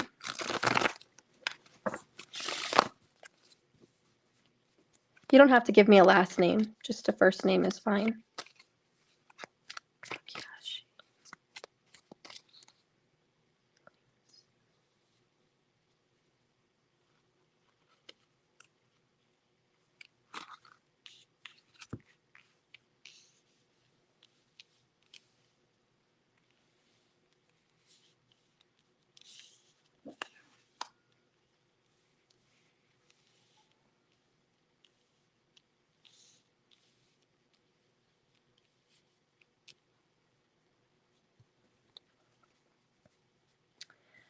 All right, so bottom of the deck, we have the 10 of Cups, if you can see that. I can tell you right now, he loves you with this 10 of Cups. Overall, underall energy is, I do love you. I want this family. I want this connection. I feel bonded to you. You make me happy. You remind him of his family as well. There's a lot of love between you and him. I'm just going to keep it real. Like, there really is a lot of love. You and this person, that you do have a good connection. I'm not saying it's a connection with no problems, but I'm saying the connection is real and the love is real.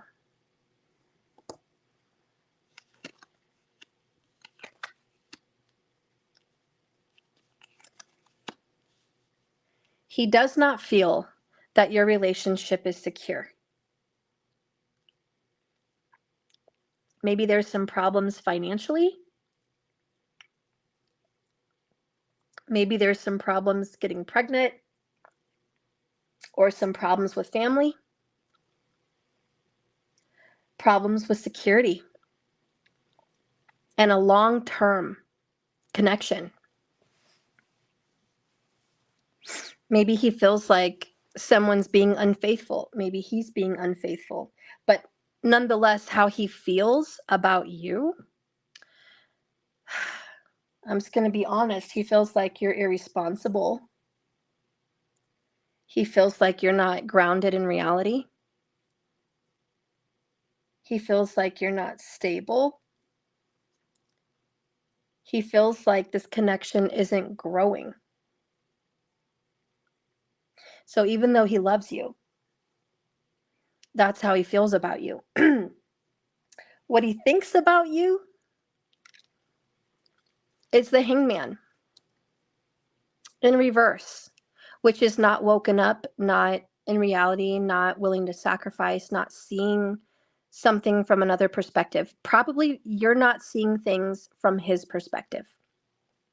I'm not saying these are correct statements. I'm saying this is what your man thinks and feels about you based on the cards. Okay? He could be 100% wrong, but that's how he thinks and that's how he feels. I do believe there was at one time where he thought you guys were going to really have it all together and make a huge go of it. Something got in the way, something happened to prevent the growth, to stop the growth. He feels like you're detached from reality, girl. He feels like you're not making tough decisions, or he has to make a tough decision about you. He feels like you guys are no longer working towards your dreams. Or maybe you've given up on your dreams. And he feels like it's too much effort with not enough return.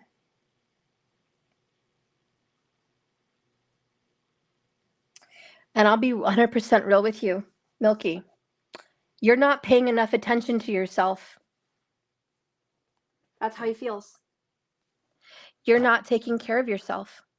You may not be taking care of your figure, your diet, your mental health, your hygiene, your heart, your sensibilities, your dreams, your desires, your passions, whatever it is, you're not passionate about yourself. This is thus the energy of your husband feels like you let yourself go, or you let your dreams go. You let who you were go. And he has a hard time recognizing the person he fell in love with. 10 of Cups. He still loves you, but he doesn't see that person anymore. Maybe having children changed you, or maybe marriage changed you. I mean, it does for everyone. Maybe he's the one that needs the wake-up call. But nonetheless, we're asking the question, how he feels, what he thinks. Okay, so in the actions department, what is he going to do about you, Milky Haji? What is he going to do? And that is the Four of Cups.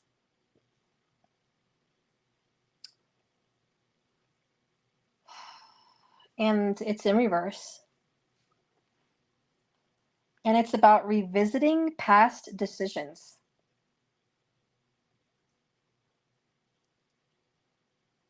Something that he previously thought would never work out is going to work out.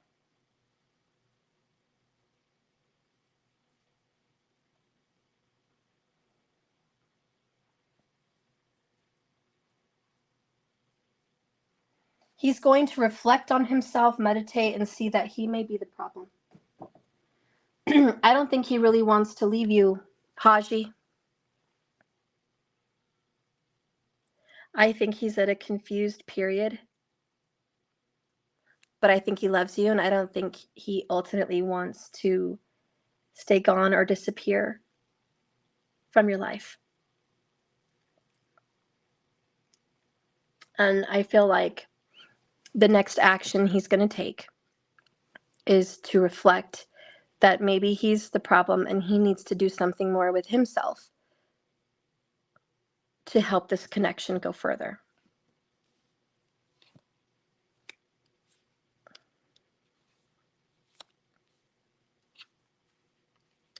He has a lot of regrets. 5, 5, and 15 is another 5. 5, 5, 5. You guys have recently gone through some big challenges in your marriage. Some big, huge, huge challenges. What's coming up is he was very foolish. He regrets it. He did something or said something to you that he shouldn't have. Cheated, lied, stole, whatever, abandoned you in some way, left you out in the cold.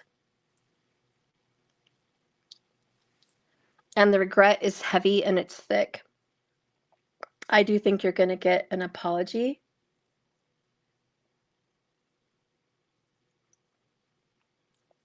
I do think there's a dark night of the soul that he's going to have to be involved in to grow. But I think once he goes through this dark night, the actions he's going to take is to reflect on himself and want to be better. The question is, what are you going to do about it?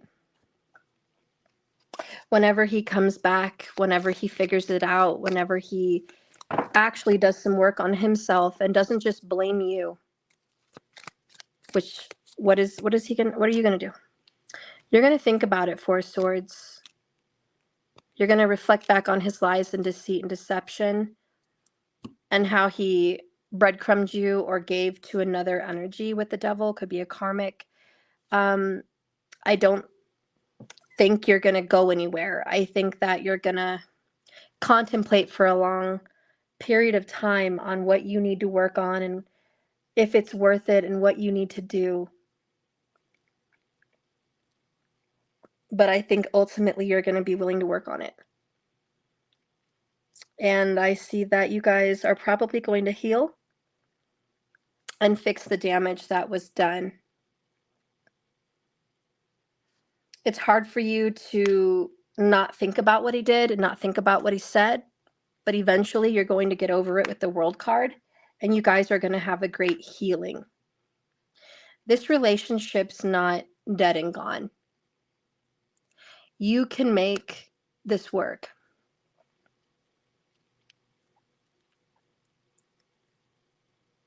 You can make it work, and you will make it work. Okay? Whatever mistakes he's done, there will be remorse and guilt and regret. I think he will stop blaming you. It's going to be hard for you to get over the deception or the deceit or the betrayal. But I think you will make peace. And I think you guys will find a way out. He is going through the dark night. Let him. That's going to heal him. That's going to help him grow. This is your dark night too. But eventually it will mend. That's what I got. I hope that made sense for you, okay?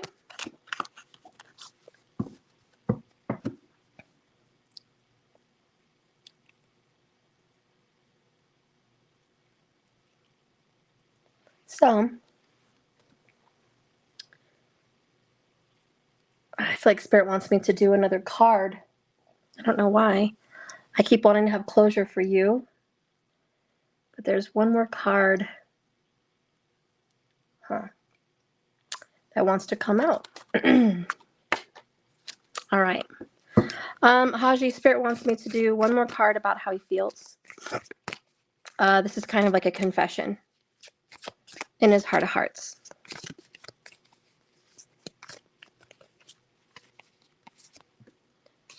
Aha! He's healing, girl. Like we talked about, he is healing in his heart of hearts. It says, let me zoom in so you can see it. I'm healing from the pain of my past, and I'm working on letting it go so I can be free to fully love you, get through this 5 of Cups. Your love gives me new hope, and I am healing my past and childhood trauma. I just want you to send me love and healing energy. Okay? So there you go. There's the bonus. All right. So thank you. And Johnny's not here, guys. Oh, that's a bummer. He's missing his spot. All right. So the next person is Catherine F. And if Johnny doesn't show, we have 2 more free spots open. And it's a shame because we only have 16 people hanging out. A lot of people are missing the chance at this free reading. That's a shame. But that means whoever's here is, willing to hang in there and receive it. And it's for you. You deserve it. Catherine F., I have to copy and paste for my question. It's to give you context. Okay.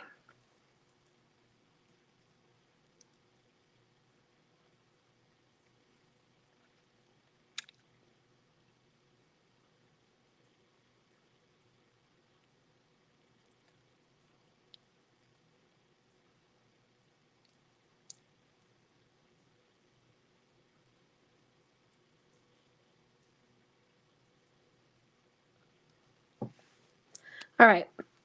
What is possibly going on with me? With the man David, who blocked me on everything. I heard from his father that he's trying to find common ground to be able to see his son. I know his baby's mother is his karmic. Right before he blocked me, he asked me a question about someone his baby's mom's ex was messing with. I told him the truth to the question. He said, "So you didn't take his virginity?" I said, "Yes, 15 years ago." What a circle, huh? I asked, what relevance does that have right now between you and I? And he told me 2 days prior that he feels I'm the one for him. Okay. All right. So your question is, you really want to know what's going on with him because he didn't tell you you're the one for him. He told B, and you know his baby's mom, and whoever baby's mom is sleeping with is someone you also slept with 15 years ago. Do I have that correct? Oh, he did tell you. Okay. All right. And when did he block you? So I can get context on how long you guys have not been in communication.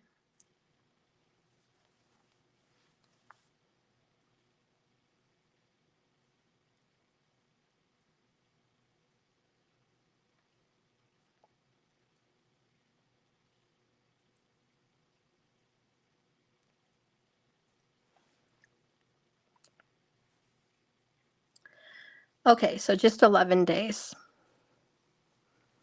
All right.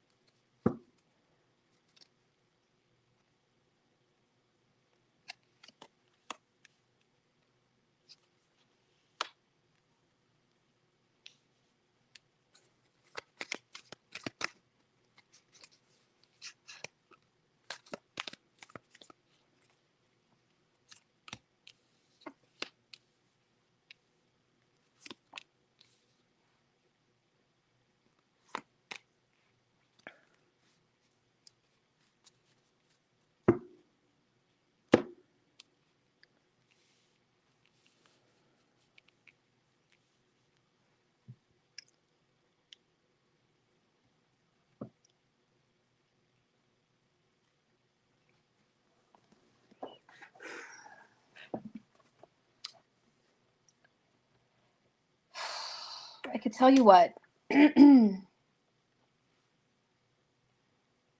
He has hit rock bottom emotionally. He's feeling hopeless. He feels like he asked for help and it's being ignored. He's been praying and his prayers have gone unanswered.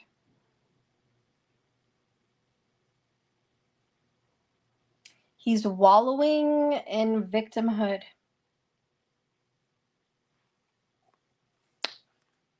Facts. Absolute wallowing. Probably best you're not hearing from him right now because that's a huge pity party. He's also very defensive. And he has shut you out. He's overwhelmed with opposition. And he's feeling exhausted.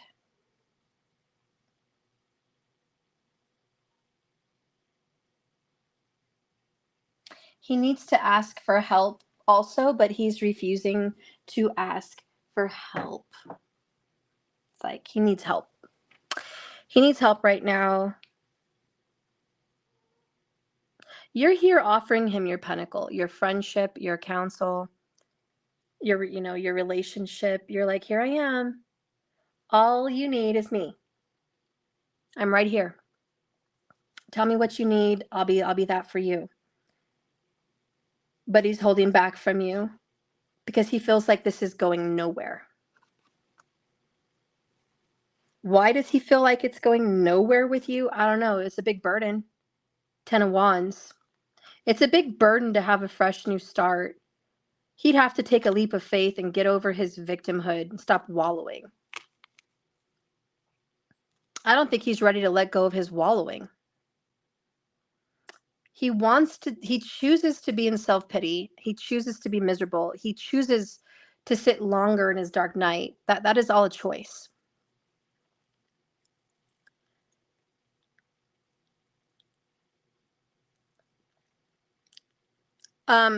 To be honest with you, he has not made his mind up about you. He hasn't. Hanged Man in reverse. He refuses to see the light and the errors of his own ways. Like, that's a refusal. He's torn back and forth about you. Like, this is you, this is her. I'll get to that. He's torn back and forth about you, okay? 1 minute, his heart is totally in, then it's out. He still spies on you and takes a look around to see what you're up to. Even though you've been blocked, somehow he's keeping eyes. How he feels about you is he ready to move on to smoother waters with you? I think he kind of wants to. But he's not helping, is he? Blocking you is really not helping. He's in such a depressive mood, and he's crying and being pity party so much. I don't think he wants you to see on social media what he's posting, which could be throwing you off on how you think he feels about you. Because if you see that he's posting things about her, or he's tagging her, or he's trash talking, like whatever it is, if you see it, you might recognize, oh, wait a minute, you're not really over this, are you? He doesn't want you to question that. And to be honest, the reason you're blocked is he just doesn't want you to see what he's actually up to. Maybe he went out drinking. Maybe he was tagged in some stuff. He doesn't want you to see it.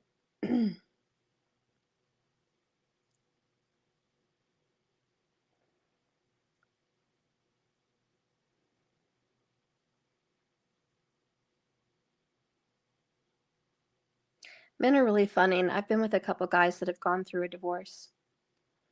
And the truth is, when they do go through that, they just want to be alone. They don't want to be tied up in another relationship. They act like they do.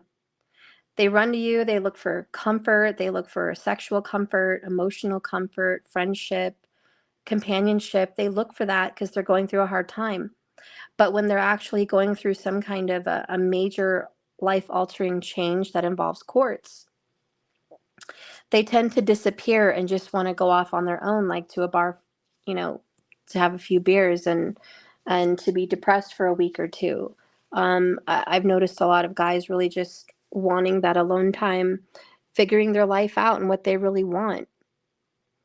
They also start to feel like a major failure and bad about themselves, so they tend to drop off of relationships because of it. So there's a lot of that kind of circling around him, and I think it's going back to this pity party and this victimhood. And I just think he's in a really, really, really dark place, and he's not looking for help. He's not wanting help from you. He's not wanting you to give him anything. He's not wanting anyone else to give him anything. It's all a very sad, very stubborn, very pathetic pity party. Okay? So he still watches you hear Page of Swords, Snoop Dogg, So even though you're blocked, just know that he's still keeping an eye because he wants to know who you're talking to and what you're doing, He does feel right now, I need to get to smoother waters. I need to leave you behind so I could go be cool with myself, chill with myself. But there's also this energy of you are calmer waters. You are not her. You're not like that. You're different. And it would be a different life with you. So he's torn because part of him believes that you are different and he could have a great life.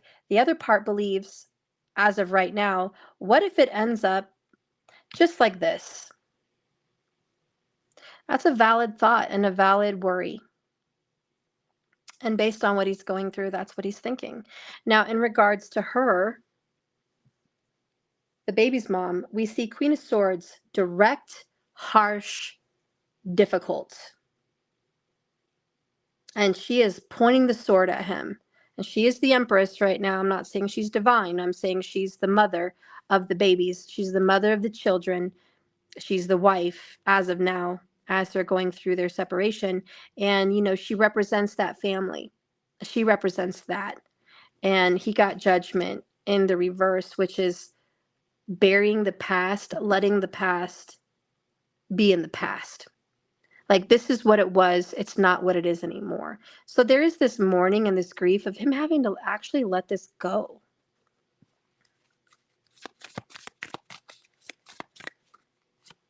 How he feels about her is grounded, stable, secure. He felt very secure at that house. It's a whole new world that he's not feeling secure. Probably because finances are a problem. He needs money.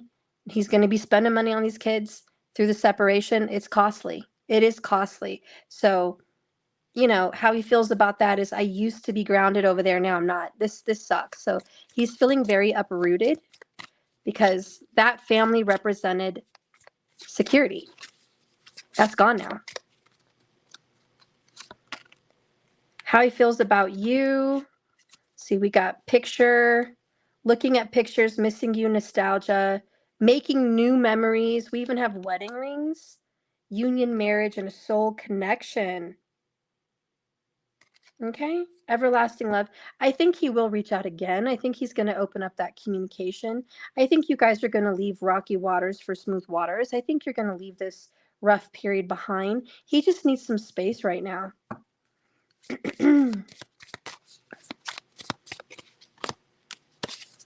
Coffee cup. Meeting, talking, savoring the moment, feeling elevated, and building a friendship. I think eventually he's going to make peace with his baby's mom for the kids. I think that will turn out pretty good. Okay, I think that relationship will settle down. Okay, it will settle down. It won't be the war that they're in now. And it looks like you guys do have a future. Let's see another clarification for him at the moment during your silence. Oh, twin flames came up. Yin yang balance, union, duality, complement, polar opposites, whatever, twin flames. Okay. Look at this. Ooh, I got goosebumps. Love, unconditional love, self-love, wholeness, affection, attraction, selflessness. This is a beautiful connection. You guys are really a really good connection. I know that this was the karmic energy he had to go through, and they made a family. And there was something good and special about that. And they did it. They did it.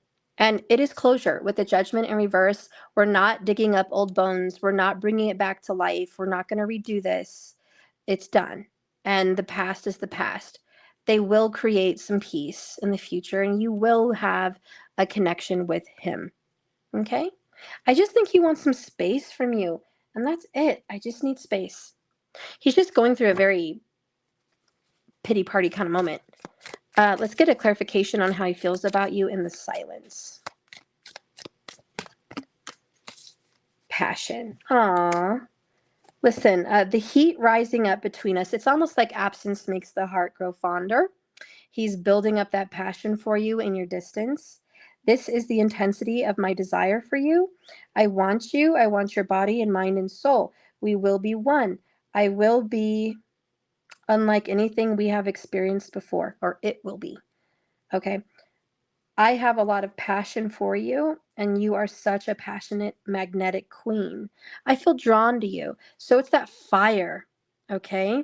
And he's working through that. He's finished in a weird, dark, insecure place in this separation, and he just needs to go through that as a man, okay? So you're going to let him go through that as a man and work through his situation, and just trust and believe it's for the best. Let's get that little moon oracle. Ooh, look at that pretty moon. That's cool. I know myself deeply and find myself worthy. Ooh, the eclipse. Could be a timing of the eclipse for you guys coming up. So he's getting to know himself and find himself. That's okay. That's what he's doing. Oh, and look, another looking eclipse type thing. The dark moon. I let go, I release, I am within perfect possibility. All right, girl, let your man go through the dark night. Let him block you, let him go cry, let him do his thing, let him find himself. Let him. The passion is building up between you guys. There's love. Believe me, what's yours will always be yours. It's meant to be. It will be. And no one can take that. Nothing, no one, no matter of time can take it. All right? He just needs this time. Okay? So that's what I got for you. All right. And Johnny's not here.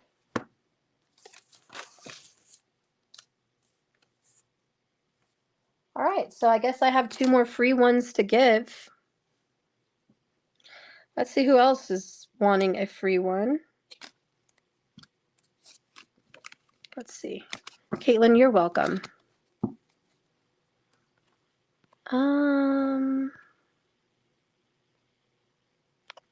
Have we gotten any super chats? Let's see if I can find. Oh, you're welcome, hun. Oh, Love Z. Okay, you want one. All right, Love Z, you're next. And then I just have one more.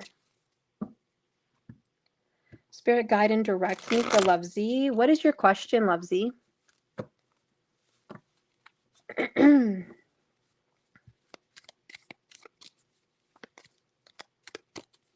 Ling, yes, I will give you one too, honey. All right, so Lovesy and Ling are the last two. All right. And that is closure for the list. Whatever comes out. Okay.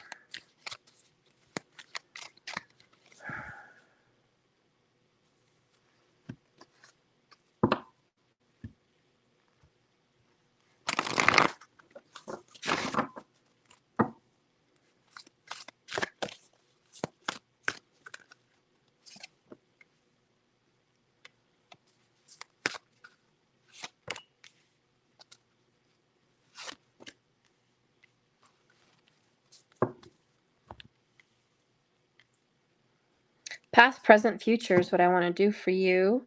Greet the darkness. Like that spider in the present. Okay. So cauldron in the past, bewitching, yes, it be. Blink and you shall see a bubbling desire left in the brewing rain. Thank you, Ling. Love you, girl. Thank you. Oh, I appreciate you. In the brewing rain, a bubbling desire left in the brewing rain. So something was bubbling and going and still an issue from the past. That's what I'm feeling. Okay. It was definitely an issue. It's still an issue. Like this past is haunting you for sure. And obviously you need to drop that. Drop this person. Number 10 could be part of the problem if that resonates with your relationship with this person. Okay.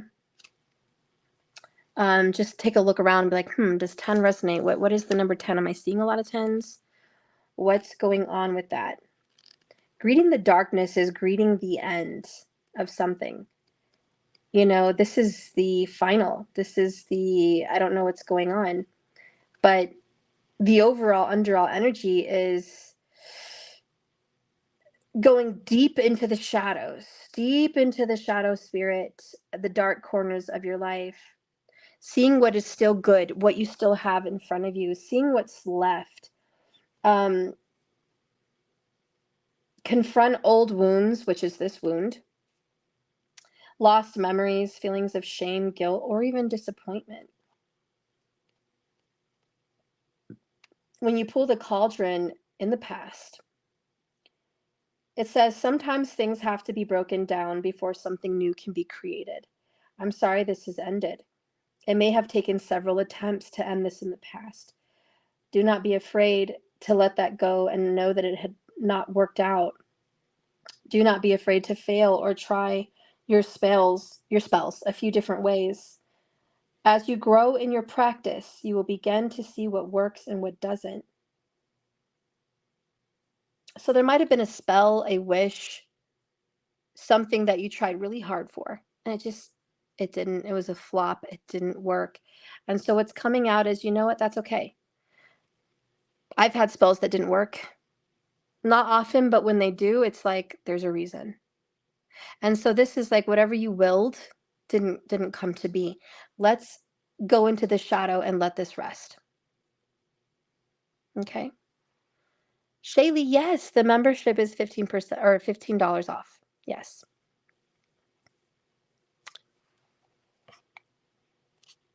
So the spider, let's see what that's all about.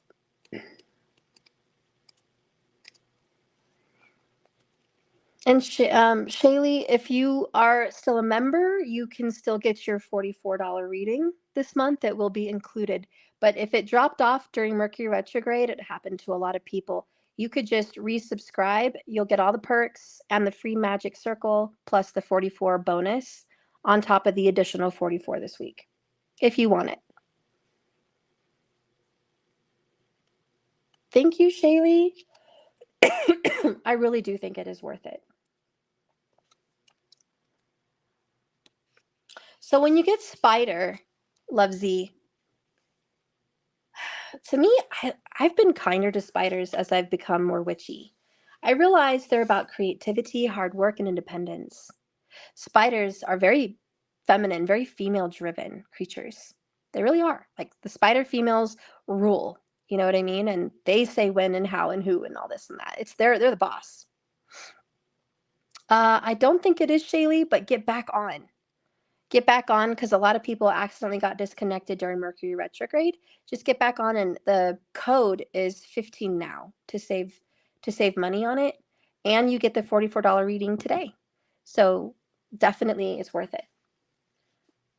Okay. So anyways, when the spider has come crawling into your spread, Lovesy, in the present position, it's about weaving something and creating something and catching something. Spirit is asking you to give the wish me a car stuff a break. Set intentions and let them go. Don't obsess about how long I'm just reading it. I'm not just telling you stuff, okay? Don't obsess about how long it's going to take for this to come to be. Focusing on getting your way will only draw attention to the fact that you do not have it. So this is the space where doubt creeps in and it destroys magic.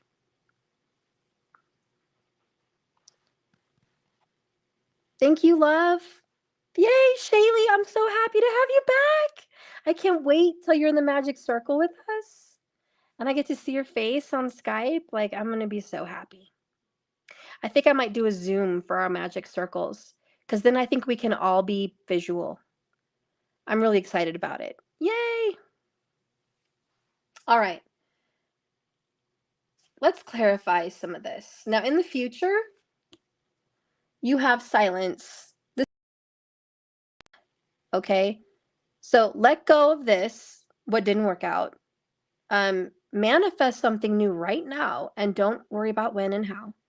And this is about being quiet in the future. So let's see, silence in the future. A witch must know when it's time to find stillness and nothingness. Creation is born in silence. Be still. Turn off your cell phone. Shut down the social media. Listen to the rain fall outside. Watch the clouds as they drift in the early evening. Hear the trees blow. This is your suggestion for the future. It's time to get silent. Shut down the TV, the music, everything, and just hear the world around you. Silence is going to help you to find peace and is a reminder to see how magical and spiritual this world really is, because all of nature speaks to you. To answer your question, the answer to your question will come when you stop searching, allowing the solution to be presented to you. There is no need to rush in your situation and believe that the situation you're inquiring about needs some silence and patience. Okay, so we're going to clarify what is coming up in your near future.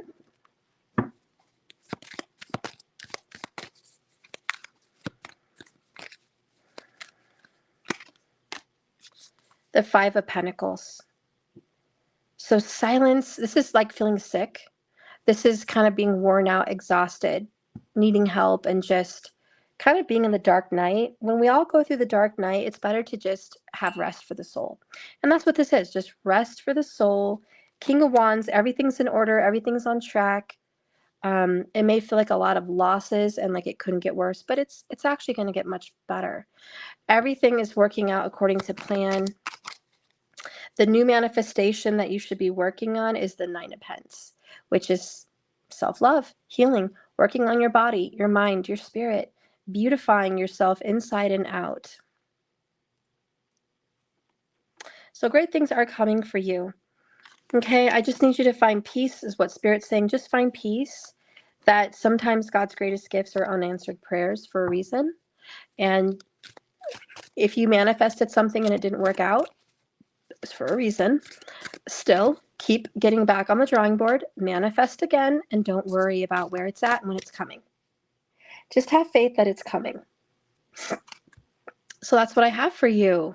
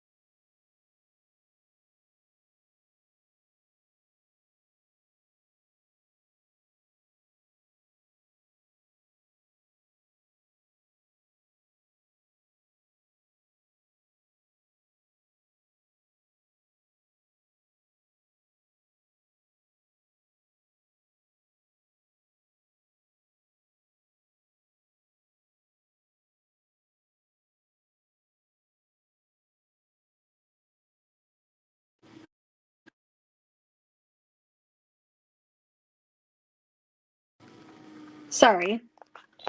I don't know if you guys could hear me a second ago, but I was talking. I don't know what happened. Anyways, being a member with me is a huge savings. And if you've never been a member with me before, hear me out.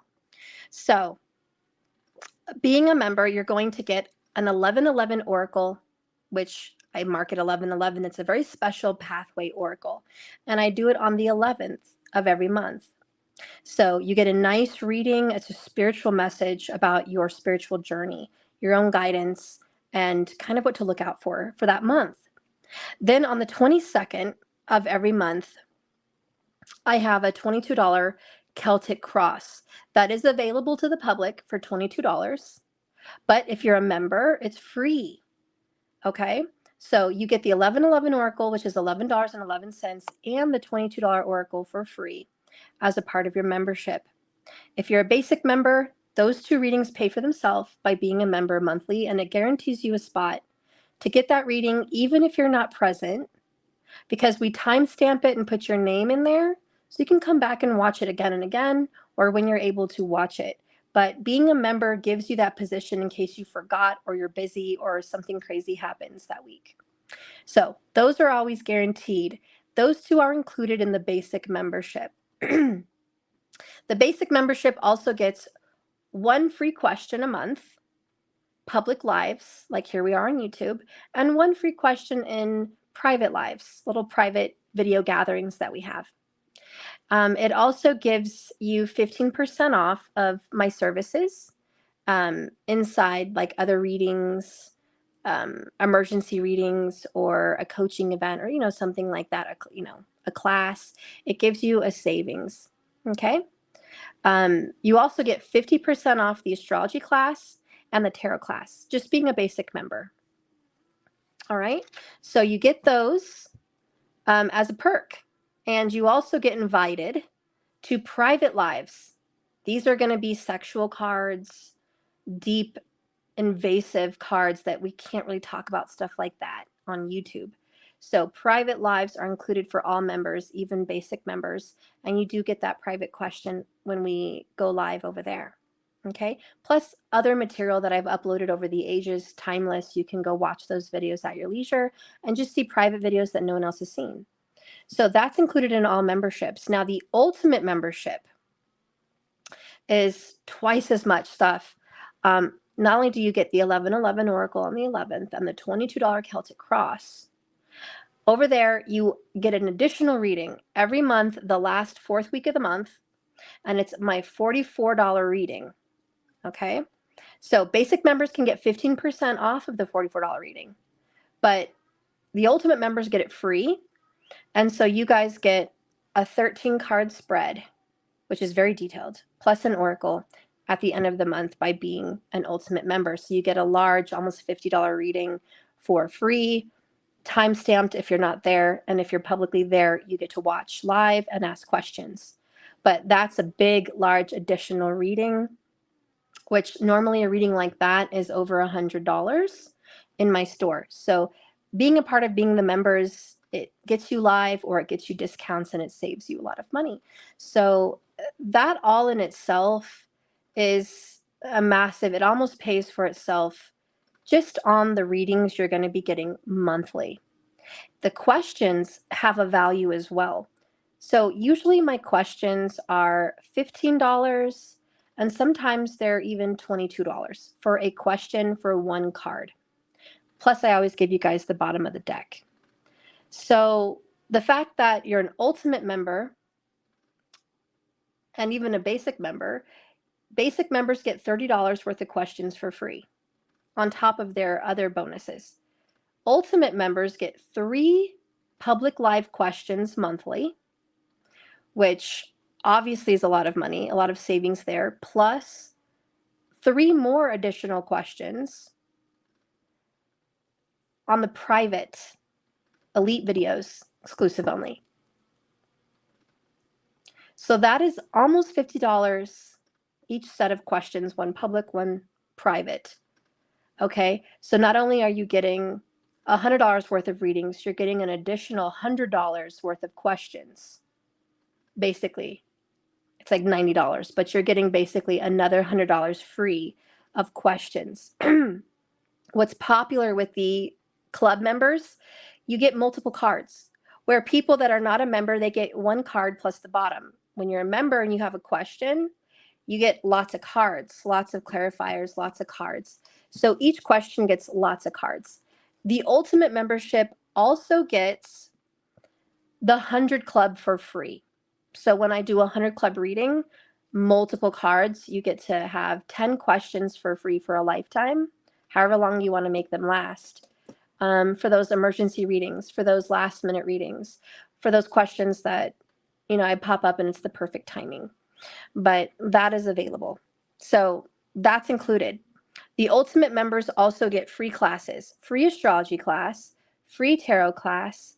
I'm having an exclusive additional astrology classes coming up where we're going to get more intrusive on your karma, the timing of marriage, the timing of children, the timing of cars, the timing of life-changing events.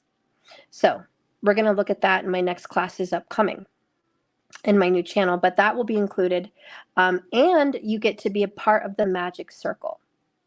This is something I do every year around Halloween. And we do spell work and we create our own fun things to do together, like a group doing readings for each other. We do spells together. We could do a little seance. We could do all kinds of fun things in the magic circle. It's 2 times a week, the whole month of October. And we're going to do spells for communication, spells for money, spells for reuniting, spells for banishment, spells for wealth, lots of spells. We're going to talk about feng shui. We're going to talk about affirmations, mantras, all kinds of things that make things happen. So that's free if you're an ultimate member. So all of these things are free and included.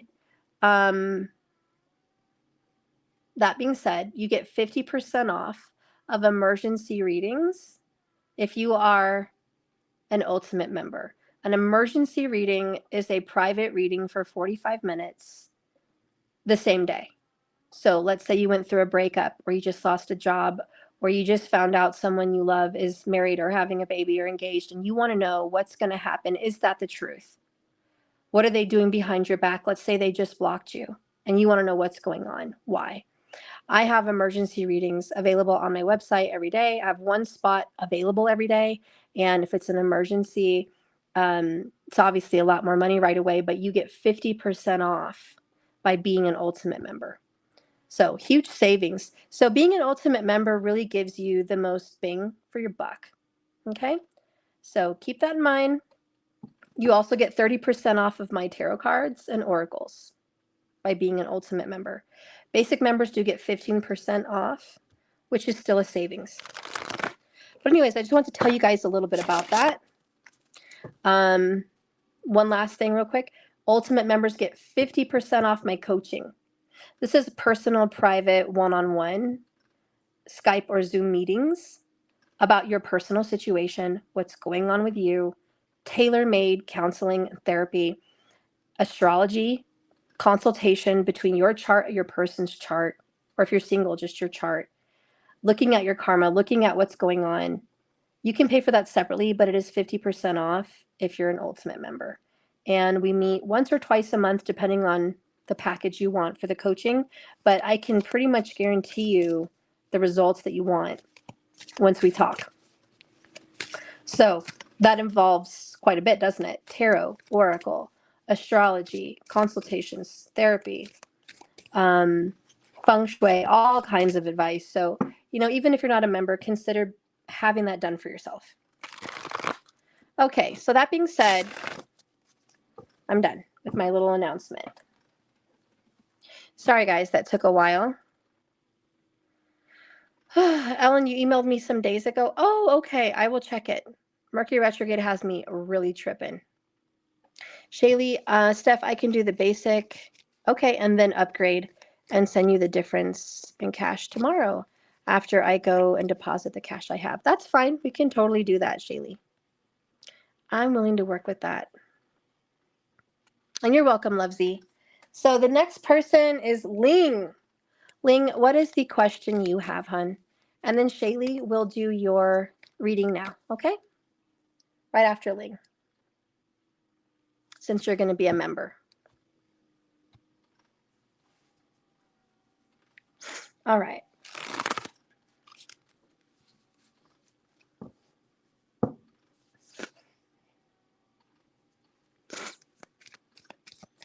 Ling, are you still here? Oh, there you are. Okay, I see it. Would like to know about ST and his karmic. Baby's mom, and you confirm that they are karmic. In my February reading, he has the connection ended or ending soon. Okay, let's take a look.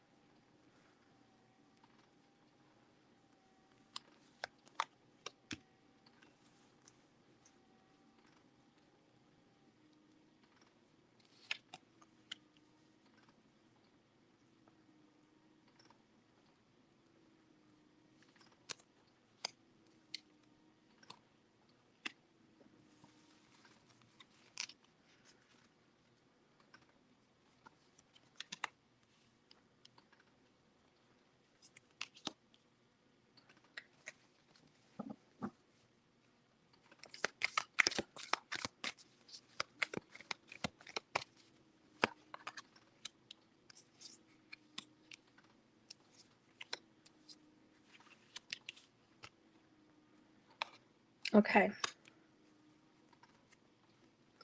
This is taking some time, Ling. I will tell you this.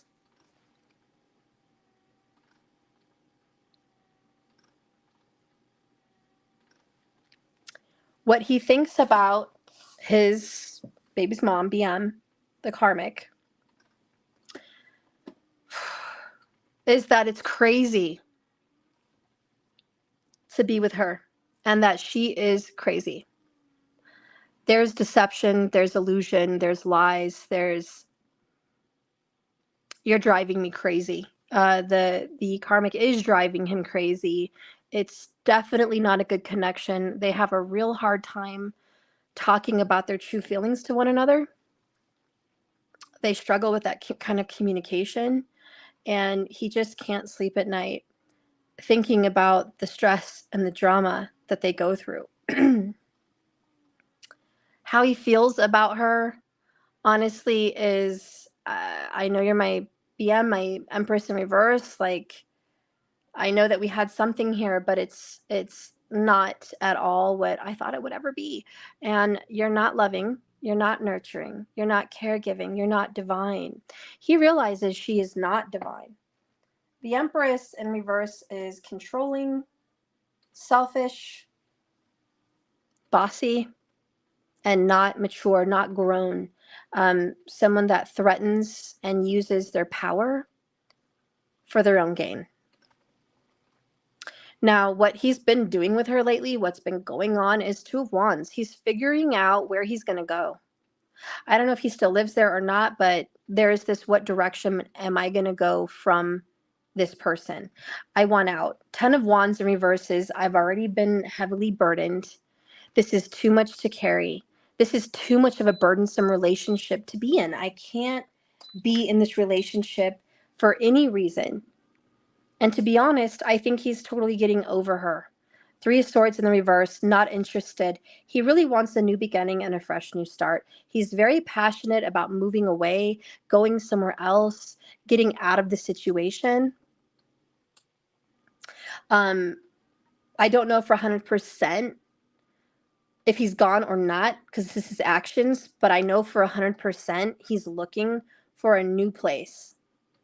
Okay, I know that. He's looking for a new place to be. And he's looking for a place to hang his hat, put the bags down, unpack those boxes, like find peace and stability somewhere else. He's absolutely healed with that 3 of Swords in reverse. The swords are falling out. It's not hurting as much anymore. He's working through the grief process. He's getting over the pain and the suffering that they had. He's getting over the karmic lesson, if you will. So it's not like it's lingering. Now, when it comes to you, this is a little bit more complicated. It's crazy because she's coming in as the moon in reverse. You're coming in as the sun in reverse. Ugh. He just doesn't see things working for you guys as planned. He's like, our plans aren't going as planned. Things aren't working out the way I thought they would work out. I'm not as happy as I thought I would be in this separation. Like, I'm confused. I don't have it all together and I don't know what to do. It's like, make it make sense. You make him happy, but he just doesn't understand why he's not happy right now. But it's about the moon. It's about her. It's about the drama they're going through. When the moon is in reverse, it's an intensified state of illusion. He's not seeing things as they truly, truly are with you because of this. He's refusing to see the reality with like his life in general. He's a little bit blind to his own faults. He's very much in the blame game, you know, and he's discovering that she's been working against him this whole time, that she was like a betrayer. So he's like, wow, you were fake. Like, how did I even get involved with this person? And then when it comes to you, even though it's in reverse, it's not that bad. The sun, no matter what, reversed or forward, still holds, excuse me, positivity. I'm so sorry. I was like choking here. He's probably having a hard time talking to you. Throat chakra business. Okay. Anyways, the sun still holds positivity. And there's going to be a delay. He knows there's a delay between you and him. But there's still time. Relax. He's just exhausted from this. This is pure freaking exhaustion, man. I am freaking exhausted. God, if I were him, I'd be too. Like, this whole relationship drama and then drama with you too, I'd be like, I'm so tired. So tired. So he's probably just taking a break, a mental break, an emotional break. Okay? So this is a delay, but not a no. There's still time. Now, how he feels about you, girl. King of Pentacles. This is great. Awesome. The King of Pence in a reading there shows that he's entering into a successful, prosperous period with you. He feels like you are prosperous and fertile, and this is going to grow and become more. This is successful. This is financial success. It's also about strong commitment. This card shows if you have the patience, it's worth the wait. And it is the key to happiness. You're coming in very earthy and very grounded for him. He does need to get his finances in order. That's a problem. I'm sure whatever he's going through is definitely not helping financially. Usually any of those move outs, separations, getting your life together, it hits the bank. It always hits the bank. That's like the goal of drama, to just start attacking it. It's okay for him to ask for help, but he really hasn't lately. But I will say this, the universe is going to give him some opportunities and some helping hands to get himself out of the situation. So that's a good thing. It's kind of like it's all working out as it should. The Seven of Wands reversed, showing up the outcome for you and him. It shows that it's a struggle. And there's a lot of people not really for you guys, Ling. But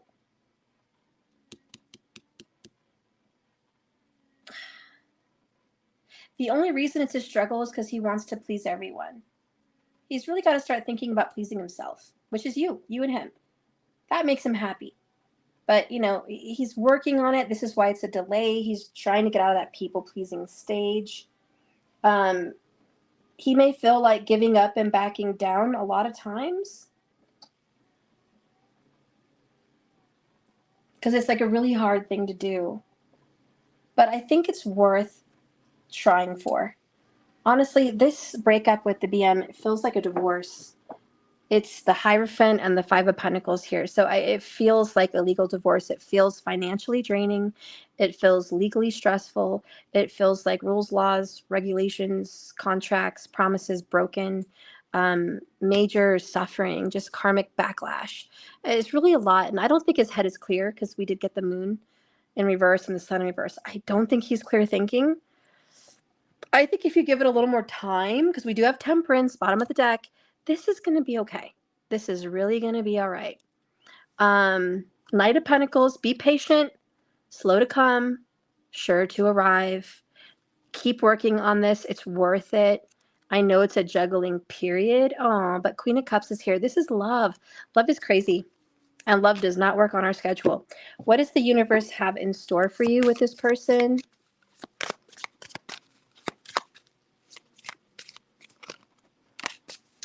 The Chaser, fear of abandonment, chasing and codependencies. Get out of this addiction, girl. Don't get stuck up in an obsession or codependence, seeking and chasing and pursuing. Now, Ling, please work with me in counseling. I will give you a discount. You've been on here forever. I would love to coach you and help you manifest this person to show up in your life the way you want him to. That has a lot to do with your mental state, the law of assumption. And we can talk about that. We can work on that. We can enhance that. We can grow that. We can get you to feeling better. We can get you to not being in this state because you have a fear that you're not enough or that something's going to happen or the ball's going to drop. So that needs work, but put on your poker face, girl. Take a chance, a risk. Don't show your hand. Don't let the universe know you're scared. Don't let it know you're worried. Don't let it know you're doubtful.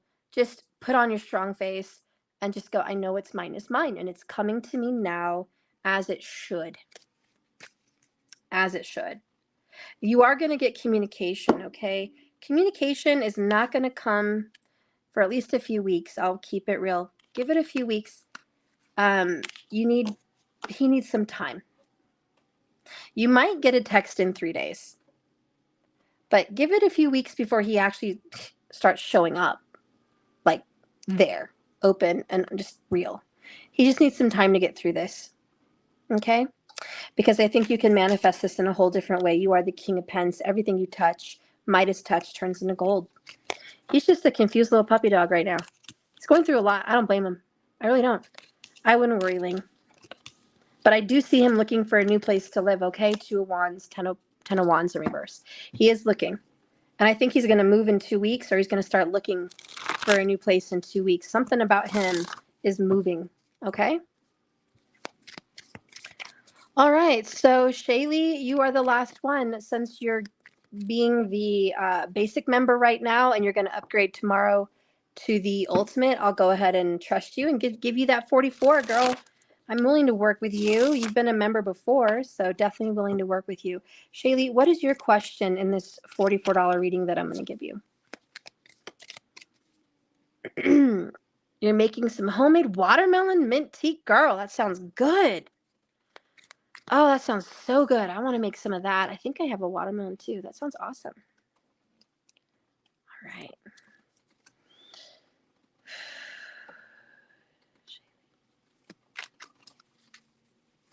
Spirit, show me shape. Show me shape.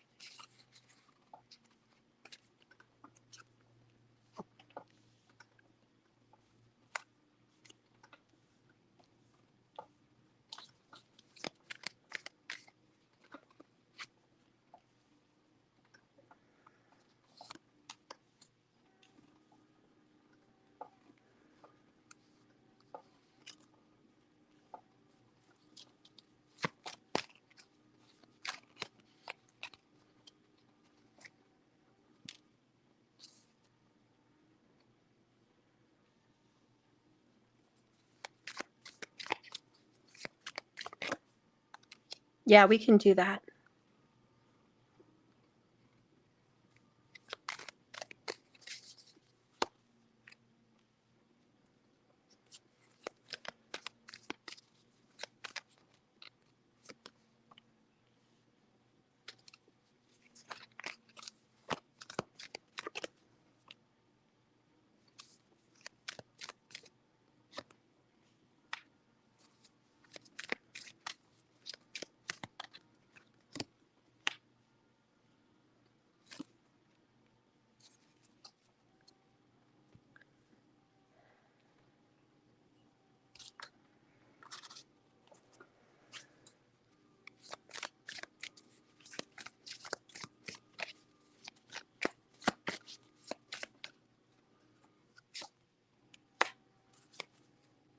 Wow.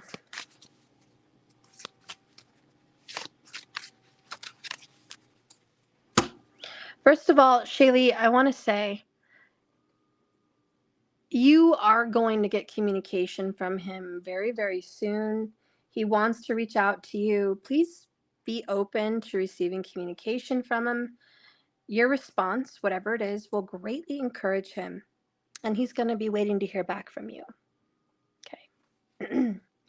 Now, he definitely wants you. He's super attracted to you, really in his desire. You rule him passionately. You're the only one he fantasizes about. He can't help but wanting to send you sexual energy, probably through text, okay? But your energy excites him, it keeps him interested, and he wants to reach out and touch you because he's craving you. Your body turns him on, of course. He just wants you a lot lately, if you will. All right, so he's hoping that you guys are going to get to meet up, see each other, and kind of be close again. I will tell you, he has a problem with a lot of intimacy, and the sexual intimacy he shares with you, it means a lot. Oh, gel calls, yeah. That's why it's through phone. I was like, what's going on with the phone sex? But just hearing things about you. I had someone that was locked up when I was with him.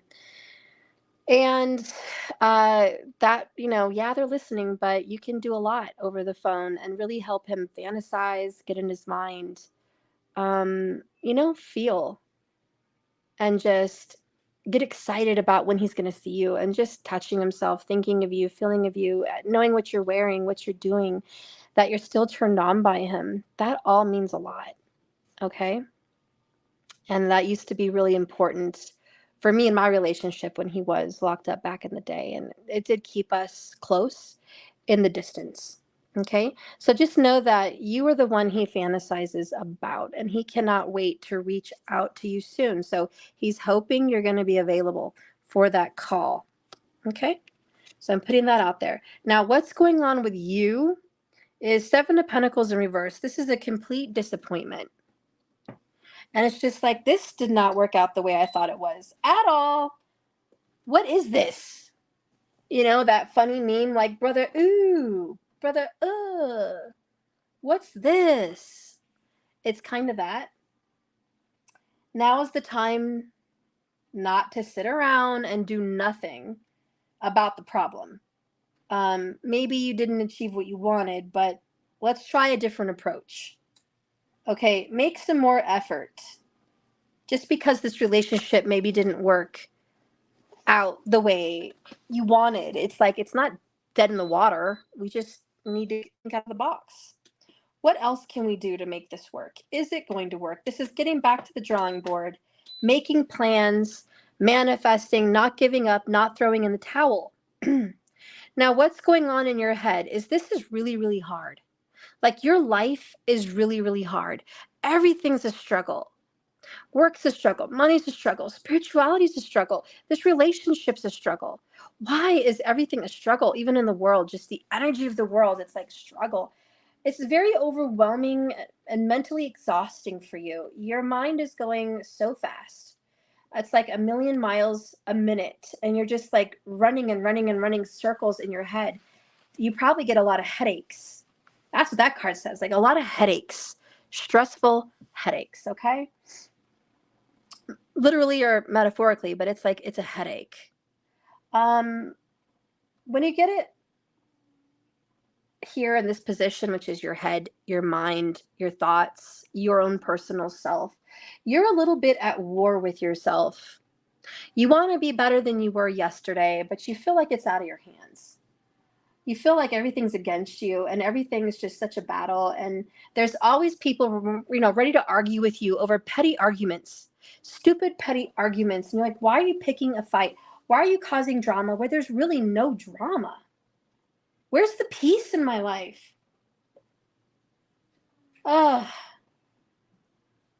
It's also competition. So if you're competing for a promotion or like to gain or get something over someone, be assertive, fight for it. Find a motive. This is like, fight, girl. You need to fight for yourself. Stand up for yourself. Because there's someone trying to take your spot in some way or another. Now, in the financial sector, you're all alone. This is the hard part. I'm all alone. Financially, everything's on me. Weight on my shoulders. And I'm going to be honest. What you really want more than anything is a supportive masculine that can lead you, that can protect you, and that can provide. And whatever you bring to the table is bonus. It's Disney money. It's spending money. It's, making your home the way you want money. It's money on massage and yoga and spiritual classes and tarot with me. Like it, you would love that. And so right now, with the Lovers card in reverse in your financial sector, it's like, I need a partner. How can I juggle? How can I do all the things that I really want to do by myself? I need a partner. And that is something to get serious about. That is something to think about, honestly, is how are you going to make this by yourself? And what do you need to do to start manifesting a partner that is going to contribute to your life?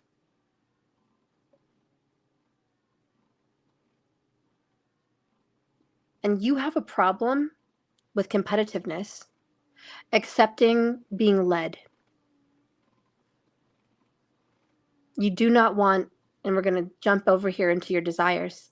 You do not want a fool to lead you. And it's like, I will follow a leader that's not a fool. But I am not a follower. I'm not going to follow a masculine that's doing stupid SHIT, excuse my French. And I'm right there with you. I would never follow a masculine that walks headfirst into a ditch, no matter how much I love him. You need to have someone that makes good decisions, right decisions, someone you can trust, someone that you know's got your back completely and supports your dreams, your wants, your desires, and puts you first and considers you. That's when you trust someone to just take the lead. Otherwise, we're right here at the helm with the freaking steering wheel. Like, I got this because I don't trust anyone else to get this.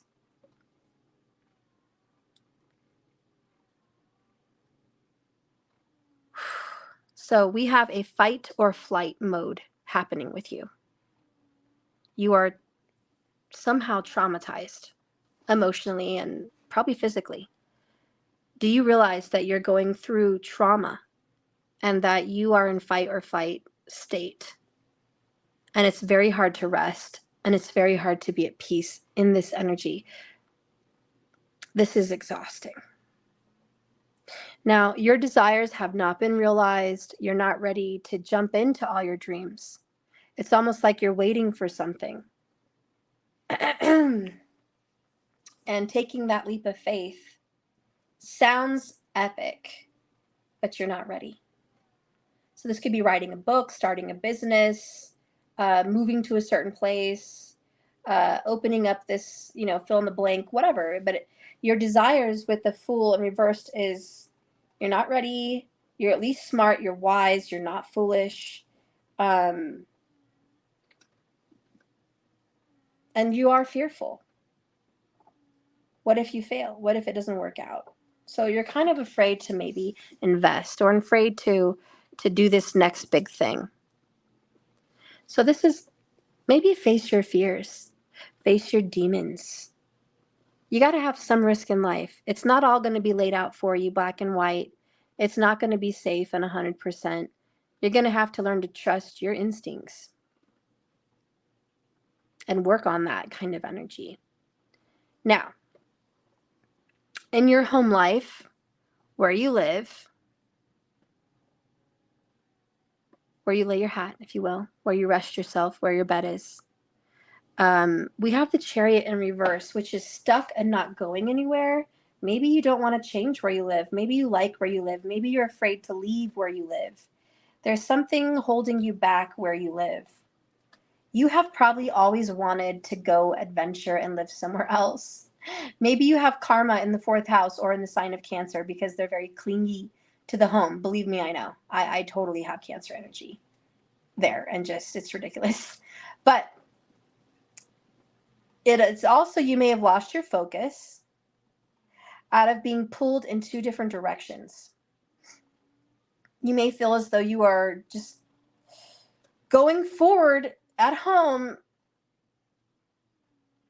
and it's not going to work out. It's not going to stick. It's not going to happen. The home is never going to be what you want it to be. It's never going to be stable. Are you ever going to get that dream house? Are you ever, there's like this, don't know if this is going to go. Like, I'm afraid that I'm a little bit stuck. How do I get control over where I live again? How do I get control of where I plant my feet? What is driving me? That's this question. What is driving me to make my decisions to live where I live? I could do anything I want. I could buy a mobile home and 20 acres of land and create a homestead. I could move to the city and live in a condo. I could roommate with somebody in a really big house in freaking Florida off the beach. I could live at home in my hometown and build my own house and be close to family. I could temporarily rent an apartment, in freaking Bali and try that out for a while. What about my job? What can I do for money? Maybe I should open my own business. Again, there's all these thoughts circling. How am I going to live my life?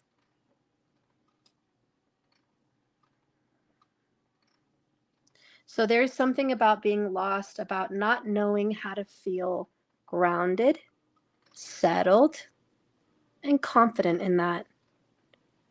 And these are some deep thoughts that need to be worked on. 8 of Pentacles.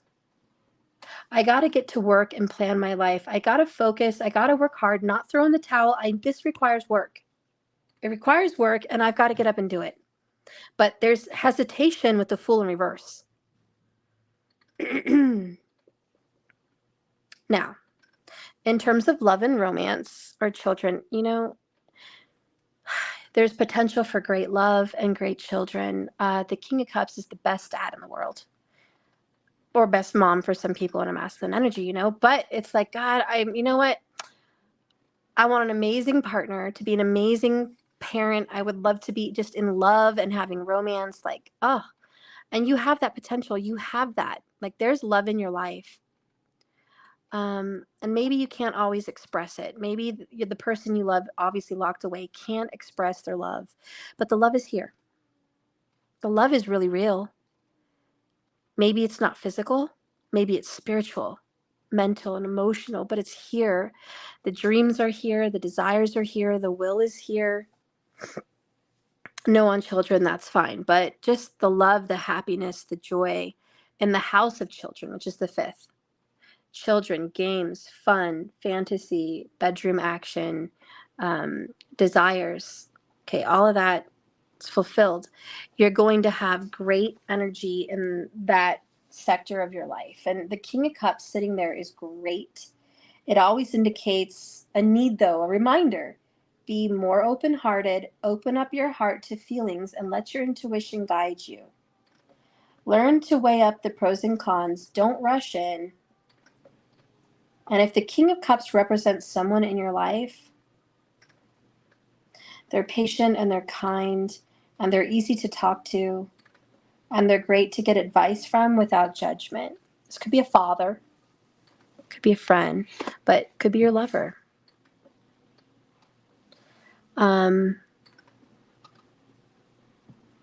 So you know what? You need to open up your heart to love again. There's something there's some healing work in love and family. Oh, Shaylee, your firstborn passed at 10 weeks and 3 days old. And I have an 8-year-old whose father kidnapped him when he was 2. Oh my God. You've not seen him since. Wow, I'm so sorry. So there needs to be some great healing. And I think the man in your life is going to bring that healing, but it's also you bringing that healing.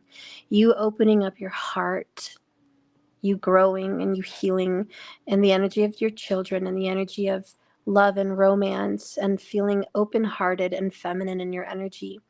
Because I do feel like this is the time. This is the time where love is going to come and visit you. Now, with the 2 of Swords and your enemies, your problems, your oppositions, it's in reverse. So I don't think your enemies are coming to get you. They don't really know what to do with you. Someone's very confused and unclear about how to come at you, which I think is a good thing. So whoever this is could be an air sign. They've got nothing but malice and energy that's not healthy towards you. It indicates that someone shut down emotionally and someone has been reluctant to hear the truth. This doesn't have to be an enemy. It could just be somebody you have problems with. But someone has refused to see the truth. You've pointed it out to them. They need to listen. It could be reversed. Maybe someone's pointing out the truth to you and you need to listen. Either way, the truth needs to be listened to. Let's stop avoiding it. Let's get honest. Let's get real with it. It's hard to hear constructive criticism, but we need to hear it. And so this could be a counselor, this could be a therapist, this could be a lawyer, this could be a judge, this could be someone giving you counsel that maybe you don't want to hear, or you giving someone counsel but they don't want to hear.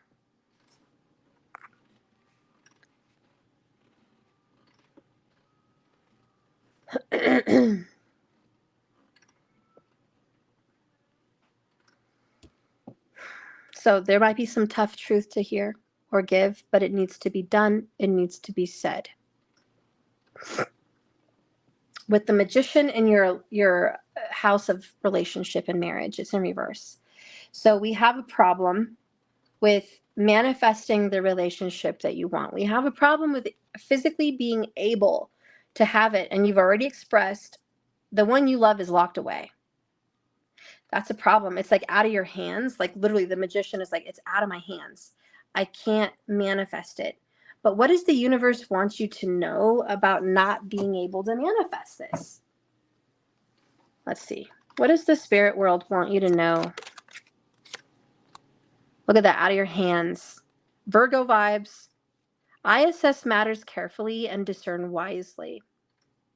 You need to decide what's best for you and what's good for you. Is the man you love what's right? Is he facing a very small amount of time, or is he facing a very large amount of time? Because you need to assess it. If this is something that can work, or it's something that can't.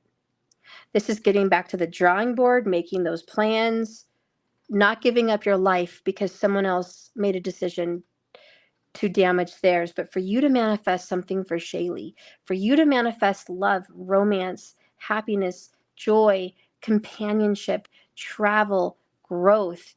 Don't give up on that. You are worth it. And going into is, you asked if someone was going to be able to sell their house. We have the 4 of Swords, which is reading the fine print, going over a document very carefully. There's doubt about the house for sure.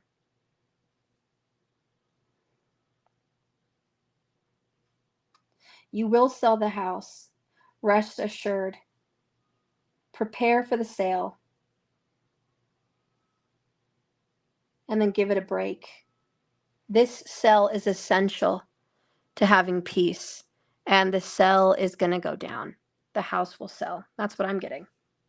The house will sell and peace will be had. Now, getting what you want out of the sale of this house is the Nine of Pentacles.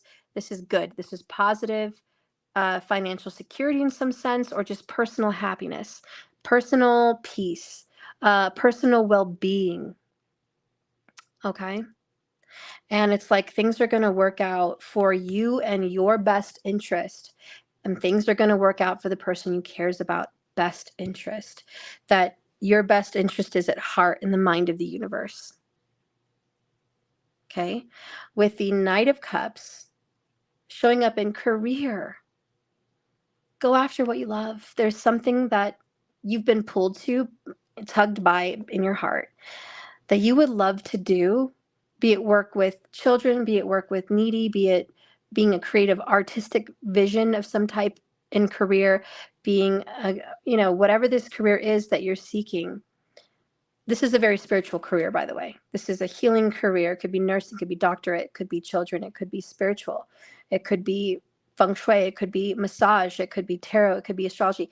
This is a spiritual feminine career, and you might be pulled to this spiritual feminine career. And if you listen to your heart and your intuition,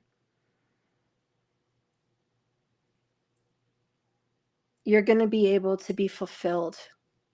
I know you had things happen with your children, and that hurts you through life. I'm so sorry. But there is other fulfillment besides family and romance. And this is personal fulfillment. This is being like you're living your purpose. You're doing something that you love to do. And so this card is saying, follow your heart, follow your passions, do what you love to do. If you follow that, you will be successful. Your business will flourish, money will flourish, you will flourish. Now,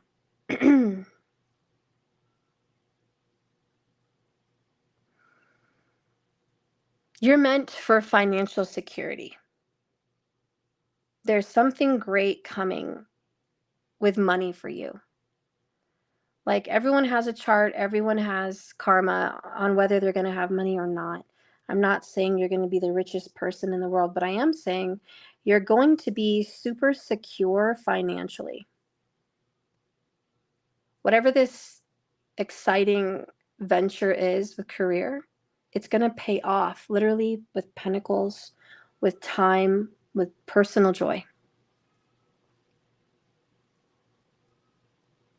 And I do feel like if you are following your heart in this, the mind of career, you will find financial success.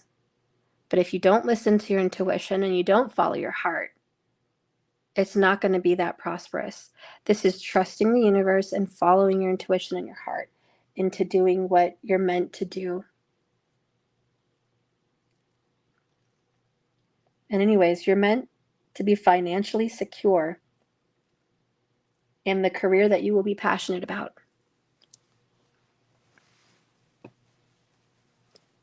Now, what are you going to have to let go of? This is something that might be hard to hear because the 6 and 12 are looking at each other. And the 2 of Swords is the hard truth. And this is about letting go of a reconciliation of something. Maybe it's with your kids. Maybe it's with your lover. Maybe it's with family. I don't know. You'll know. But this is kind of just putting closure to reconciling with someone and knowing that it's not meant to be. Not in this life. Like I said, friends, family, children, lover, whatever, you'll know what this 3 of Cups is all about. But it's very highly emotional, and it's sad, and it has grief attached with it. It's somebody not being able to celebrate their good news and their good times. It also represents, don't party so hard. I don't know if you're a partier or not. But life's not about good times and partying. There's real issues at hand to focus on.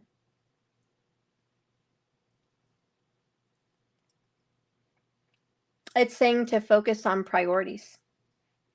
Get your priorities straight and in order. Money, home, personal well-being, priorities. And if you're feeling regret and loss over children or a lover or a friend or a family member,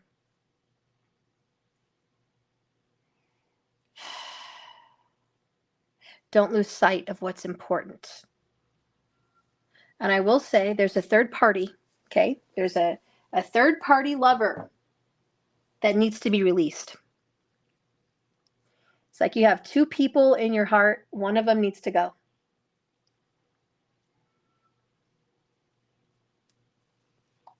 And I think that's having something to do with a lover. All right, now that the hard parts have been said, what does the universe have in store for you in the future? The death of something. A relationship's going to be over. No second chances. Grow and transform. What's dead is dead.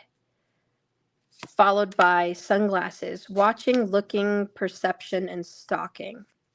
Someone's always going to be looking out for you, watching you. So, hopefully you don't have a stalker, but you're being looked at, watched, seen.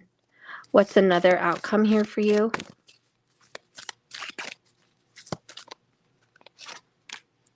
The underworld. What did you get? Death in the underworld. There may be someone that passed. Oh, you did have a child that passed. Interesting. Well, could be your child, but there's someone that passed that I think does watch over you. Oh, that's what that means.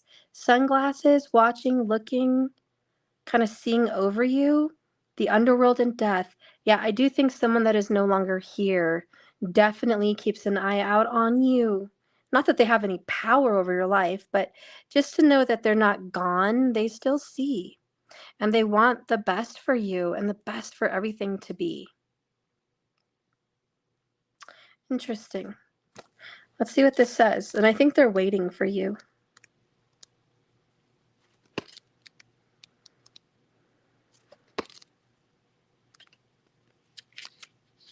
So the underworld says, it is often said that how you live one life will determine your abundance in the next. Those who go through life with loving, kind hearts will find prosperity and great love in the next. Those who are cruel and find themselves in a life of hardship will find themselves in a life of hardship and trauma. As a way to atone for their unkindness. The message of this card is about transitions. It's about moving out of the old into the new way of living.